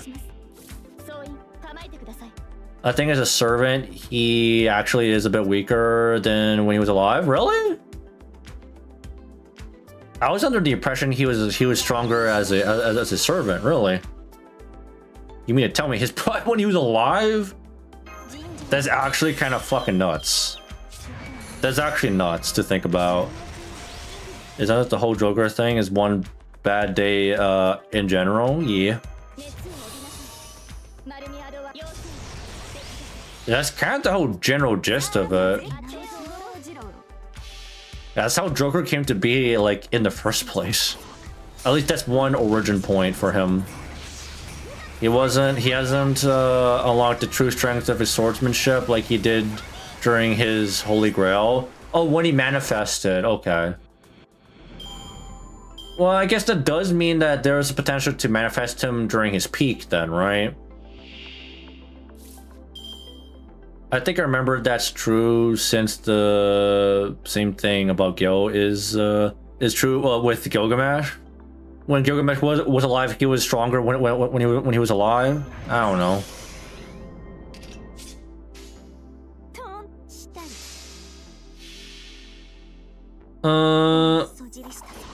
A lot of servants are weaker as servants.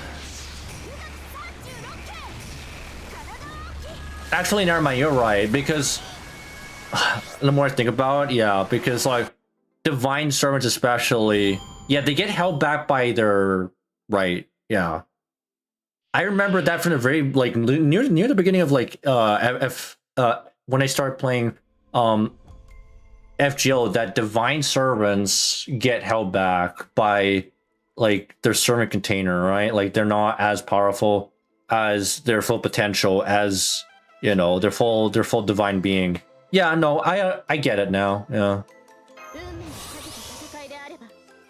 It's just weird for Iori in particular, since he's a mythological hero, but very human-like. Well, I mean, I guess it just comes to show you how strong of a human Iori is, right? Bro's just like a super adaptable swordsman that he can reach peak and he can be on par with.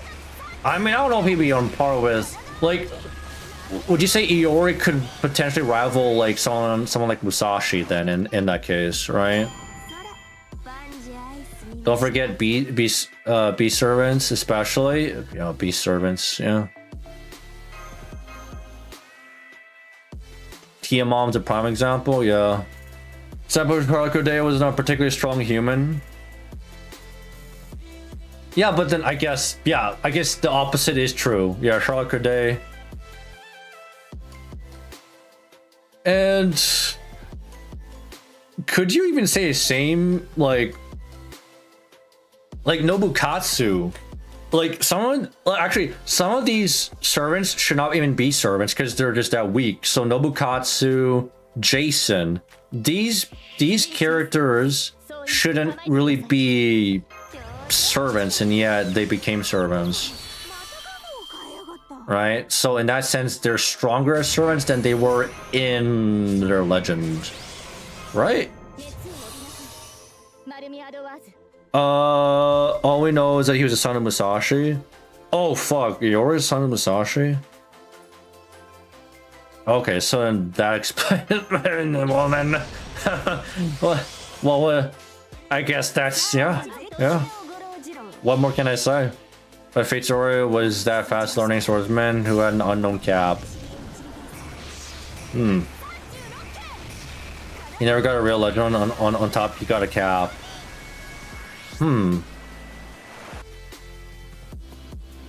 So fate just created a legend for him, basically. Yeah, we just did something for him. I mean, it just depends on the person and their legend. Shark logged into FGO 42 minutes ago. Yeah, well, I still see my boy Shark playing every so often, yeah. I mean, Shark's still playing FGO. Like, my boy's a family and still playing FGO, man. I'm sure Shark's still doing pretty well. Hell, like Rasputin, he's even supposed to be that strong, let's be real. Isn't like, because like Rasputin is like combined with Kirei, so I don't know. Like, what about Ivan the Terrible? He's only that strong because like he's like lost. He's like, it's his lost belt version, right? Because I don't know about proper human history Ivan, but lost belt Ivan, right? Strong as fuck. The dude wasn't real life, just a crazy magician hobo that banged his way to the top of the royal family of Russia. He banged his way. He fucking hooked up. Are you shitting me? You lived? Wow.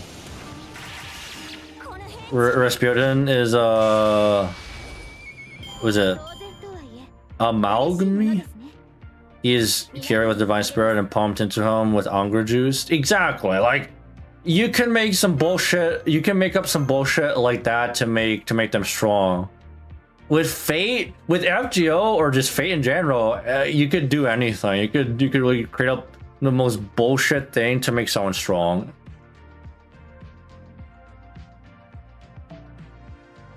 I guess it does come down to what Stan Lee, the guy who, you know, co-created Marvel, said. Like, a character is only as strong as its writer makes him out to be.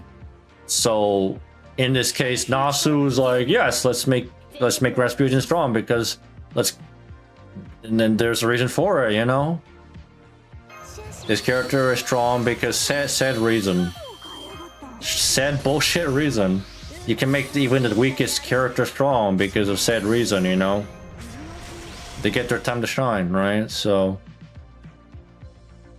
it's not really Rasputin. Yeah, at this point, it's really just Kirei. You know, it's just Kirei Kotomine holding the name Rasputin. Just because he has to fill in, you know, fill in that spot. I think Rasputin is the least factor in its spirit origin. It is, I mean, it's crazy how much Kirei fills up. Like it's less Rasputin and more Kirei. I guess it really does come to show how strong Kirei is than anything else, right? And I guess he had the Grail Mud that makes him pretty strong to begin with, right? The Grail Mud. And he's a formidable master too. He is a church executor. I mean, again, let's not forget his fucking duel with Kiritsugu. Fair enough, Nasu's word is law, and the law being showing Okita's grippers in the final or in an explicit manner. Well, exactly. I mean, like I said, you know.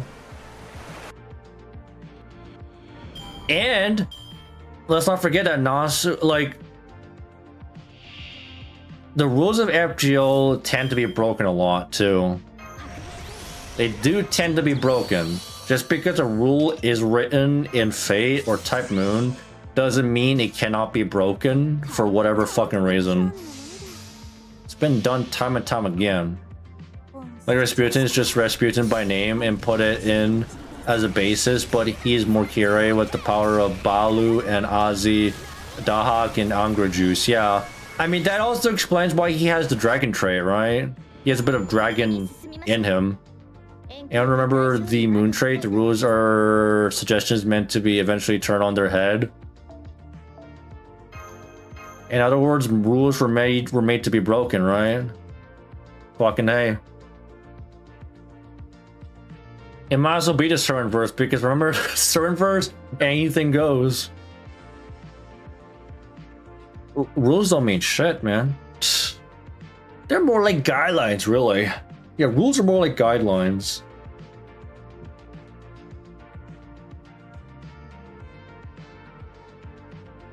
Because eventually someone's about to breaks that mold, right? And let me see how many embers I have now. Burned quite a bit. Oh yeah. I think that should be more than half, which is what I was going for. I'm not like looking to burn all my silver apples, so that's what I wanted. Yeah, that's a fuck ton. Yeah, that should be plenty. I almost capped out too, so wow. That should be plenty for the next row. Yep. Yep, that's more than enough. Oh, also because it reset, right? I think my free friend point roll. Hello, Melusine. Hello, friend point. Can I get a Theseus? That loading scope. I'm still waiting for a Theseus. I probably won't get Theseus until, I don't know, fucking GSSR. Yeah, that was a coke roll. Samurai Remnant Iori is from a pruned timeline with many different factors. For him in particular, he chose not to go into the service of a noble family and instead remained a Ronin since the secrets of Niten Ichiryu, Ichiryu, I can't pronounce that, were not passed on to him, so he could not call himself its successor in good conscience.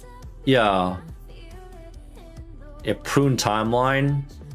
So he's like technically from like a lost belt then. He always technically from like a lost belt, kind of. He's not someone from proper human history. Even a legend angle is sketchy for him. So he's more closely in line to a lost belt, to a lost belt character or a lost belt servant than anything else. Do any y'all think Nasu has a thing for flat petite girls? Because a lot of male servants can end up as females. Kind of makes me wonder sometimes. Well, we all know that Nasu has a thing for giant girls, actually. Doesn't Nasu like giant girls more than petite girls? Right? It's just Nasu being Nasu. Nasu's got his own taste. Nasu is into exactly, like he's more into giant girls. He likes Barghest, yeah. Yeah, Barghest. Does that mean, oh god, you mean like in terms of does Barghest embody that? Oh god. Theseus isn't real Theseus. Theseus is a myth propagated by mushroom lasagna. Man, I'm still here coping. I want a Theseus, bro. Don't want a fucking Theseus. Oh yeah, by the way, they actually moved to CE because I know this was in the Mana Prism shop. Not gonna lie, this CE, I mean, the fact that it's free. Low-key kind of underrated for min turns, low-key, but I know it's not that great because of it only lasts for like one turn, but I've actually only ever used this once.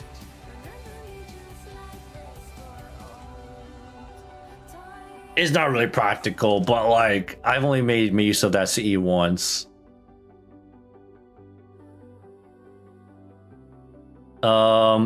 That's why Kyora's MP is sus as hell. Now it all makes sense. Kyora's a fucking giant ass woman too. Yeah. Nasu's story has a giant woman in Vor. Kyora's a big woman. Fucking King Protea is a big girl. Who else is a big girl? Barghest is a big girl. There's plenty of big girls. I wish they explore and prune storyline. Explore the prune storylines like with Percival, because originally he was associated with the Holy Grail alongside Galahad. I mean, you think we'll get like side story with these two? Maybe some interludes. maybe the only way we'll actually get those kinds of stories is if we get interludes with these servants, you know. And also Galahad, please, can we get a playable Galahad now? I feel like, mate, I'm still Chaldea boys, okay? Chaldea boys. I feel like that's gonna happen, right? That's gonna happen. To be fair, Kiara shows. She shows the entire Earth into her Kuchi. Yes, Kiara's that way.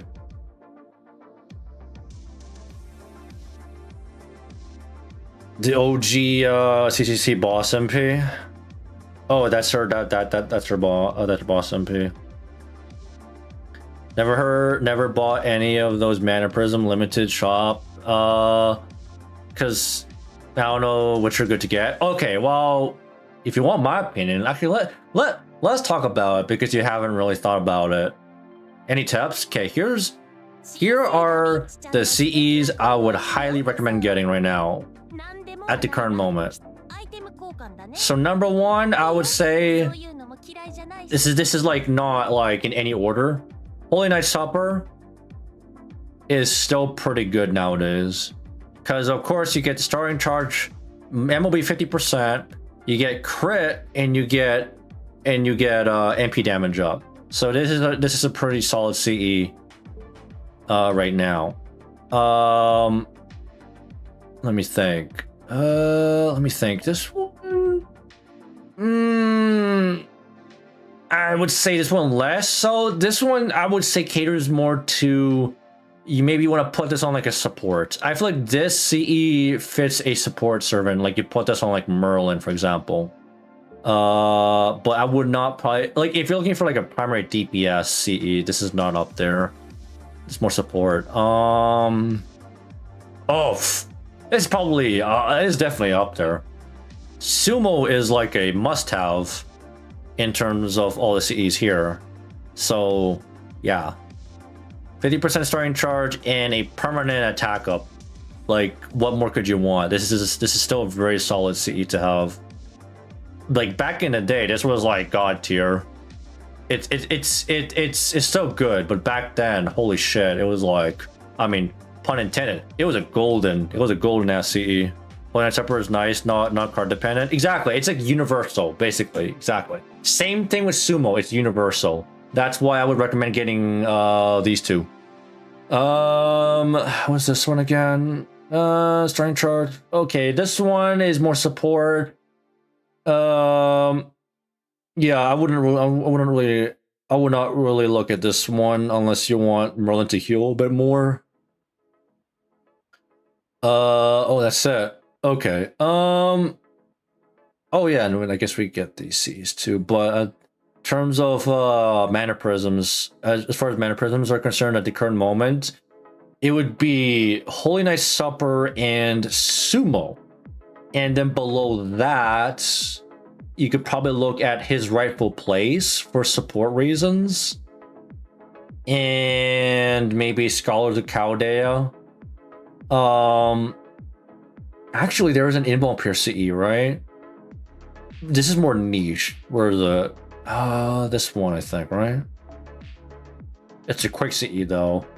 This is very niche. I could probably get one copy and that's it. Sumo. There you go.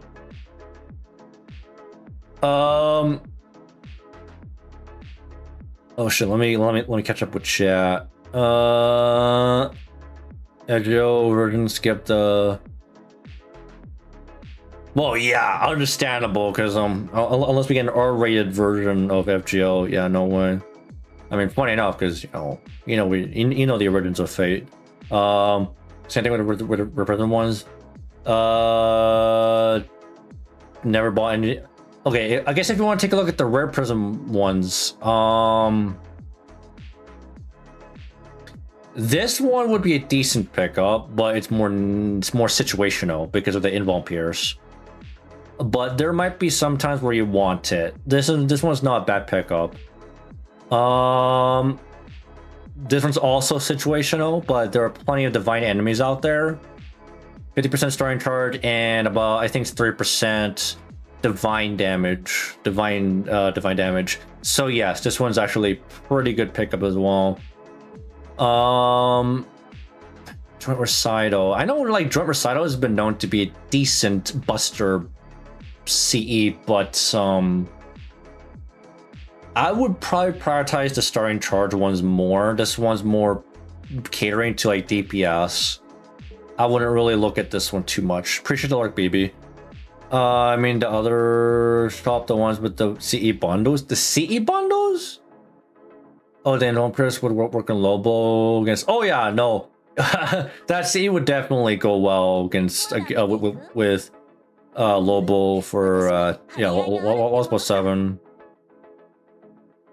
Other shop, the ones with the CE bundles? Oh, you mean fuck, where is it? You mean to tell me where is it?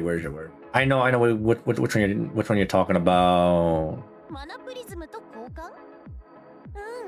Like these ones, right?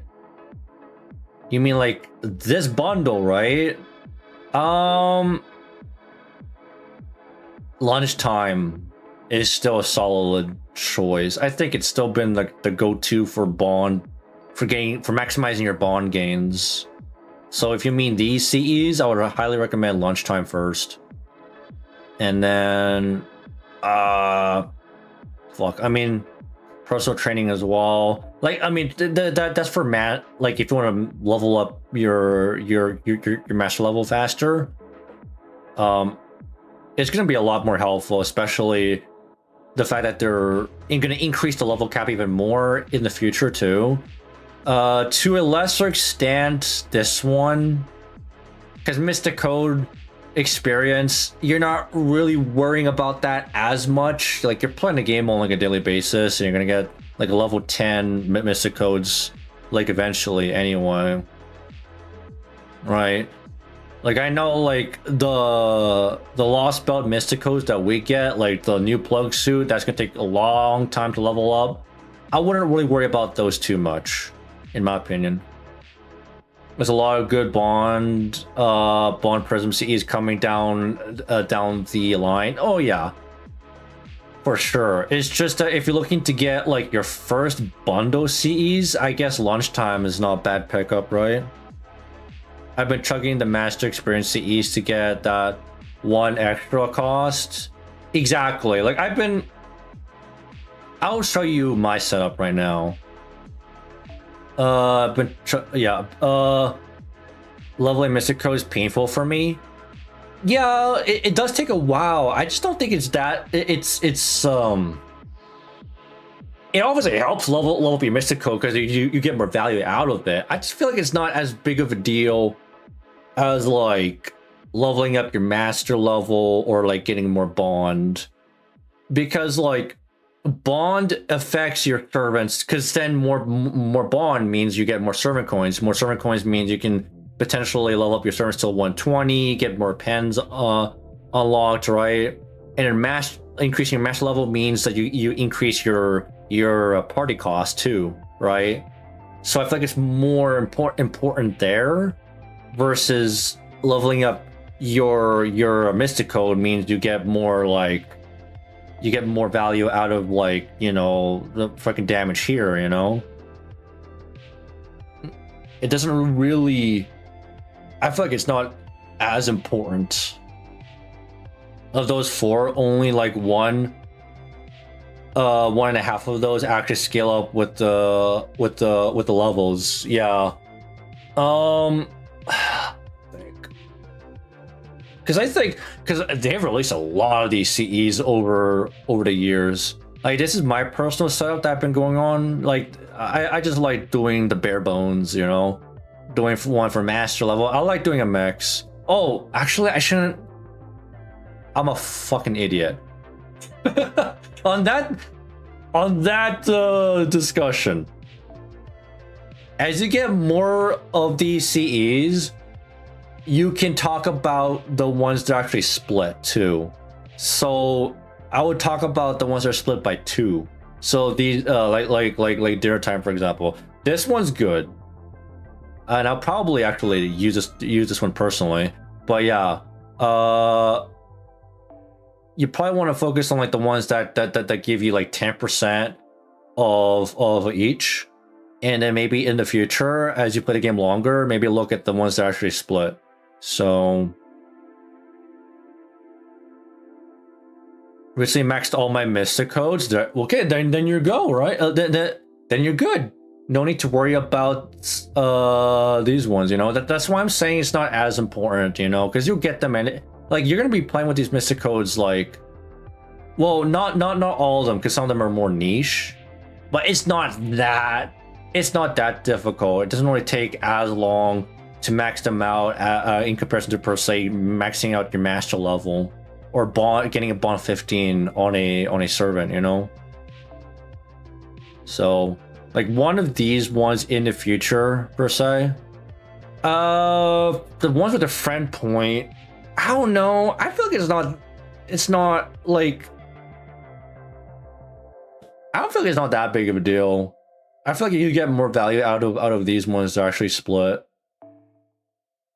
And then there are more, and then as of lately, there are ones that have a 3-way split.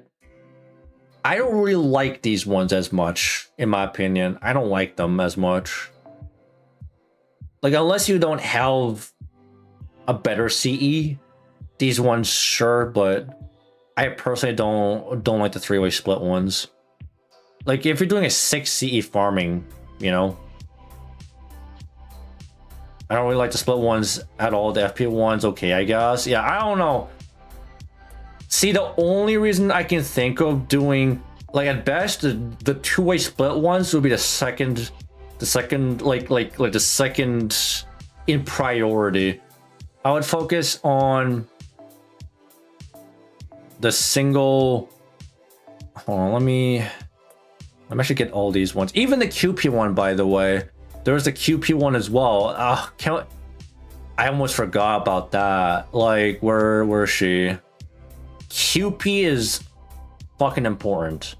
So Mona Lisa for yourself, I would highly recommend as well. I think maybe between Mona Lisa and Lunchtime for yourself, right? To be honest, I would never pick those from support list. Yeah, no. Oh, dude. Literally, why the fuck would you pick a split CE or the split effect CEs when these CEs exist? Like, these are the meta, the meta support ones. These were designed for these ones. So for support, these ones are the must-have. Tea time, like, for yourself, it's not really that good, because again, it's only 5% if you use for yourself. But you put it on a support, you're gonna get a lot of friend points, right? But like, I would look at, actually scratch that. Don't look at the split ones. Actually, when you're done getting like Lunchtime and like Mona Lisa for yourself, I would actually look at these ones after that, in my opinion. You know, so like, yeah, so like Lunchtime and like Mona Lisa, and then after that Tea Time and Bella Lisa after that. So that's what I would prioritize. You know, everything else is like blast on my list. You know, like the split ones would be like an afterthought. You know. So yeah, I mean, just my opinion. Like, long term, you won't be thinking about these other CEs, or you'll be thinking about these CEs like long term, like for your own like 6 CE comps. You know, if you're trying to maximize bond master experience per se, then you could probably start looking at like slotting in these CEs. That's the only time I would even remotely consider them. But otherwise, that's pretty much it. You know, that's pretty much it. Man, I need to fucking filter these out.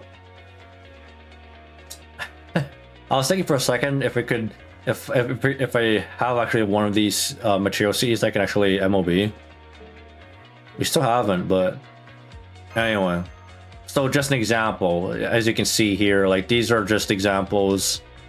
Like I have that here, you know. These are how I do my setups usually. And again, you could, if your servant does a lot of damage, has enough to clear for damage, you could literally slot in like a bond CE and whatnot, you know. But these are pretty standard, you know. And then again, I'm running like mostly 5-star, so that's why I can't really slot a 6 CE. But yeah, that's typically the general gist of it. I'm gonna get some sleep. Cheers. All right, Wasted Potential, thanks for being here as always. Have a good one. Get some good rest, man. Okay. I think I'm pretty satisfied where we're at right now. You know, I got the CE grind, or not CE grind, not CEs. I already actually did some CE bombs myself because actually, let me just show. My next level 100 CE is actually getting pretty close. Whereas I have a shit ton of level 100s, but this one, I know we got the curse one, but I was already focusing on this one already as is, so I want to finish this. So after I finish this one, then I think, where is it? I'll focus on the curse one. Where the fuck is that? It's the that's the one with Jock. I'll just filter it anyway, but you get what I mean. I'll focus on the Jock CE afterwards. So yeah, that's my priority right now. There it is. Yeah. So yeah, after the Brutal Mart one, it'll be the Jock one. So pretty good progress, all things considered. Pretty happy. So all that's left is to wait for just wait for the event. Otherwise, I don't know, maybe I'll do another support review stream. I don't know, maybe. Otherwise, more Uminiko. There's something FGO can improve on. Making searching CEs. Oh god, just tell me about it. It just comes down to improving the UI in general. We've been talking about this shit for years. FGO's UI has been fucking outdated for too long. We're talking about a 10-year-old game after all, right? Hopefully they do. You know, hopefully. Scope next anniversary per se, right? But yeah, anyway, guys, I think I'm gonna call it here. I can't really think of anything else to do because I just want to do some ember grinding and just, you know, chilling, talking about stuff. The amount of times that CE has gone missing sucks. Yep. It's fucking tedious. It's annoying. I get it, you know. I just start favorite the CEs I care about and sorted by those ones that stay on the top. Yeah, that's fair. I do things a lot manually. I'm pretty fucking old school. But yeah. That's gonna be it for me. Let's see who we can raid. Let's see who we can raid. Oh, looks like we got. Who's streaming right now? Raid Muffler Man. Bro, I haven't really raided you in a while. Anyone else?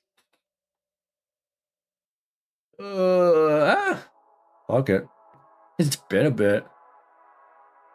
I know, like, this guy does a lot of voice acting. Stu. How is he? David? There you go.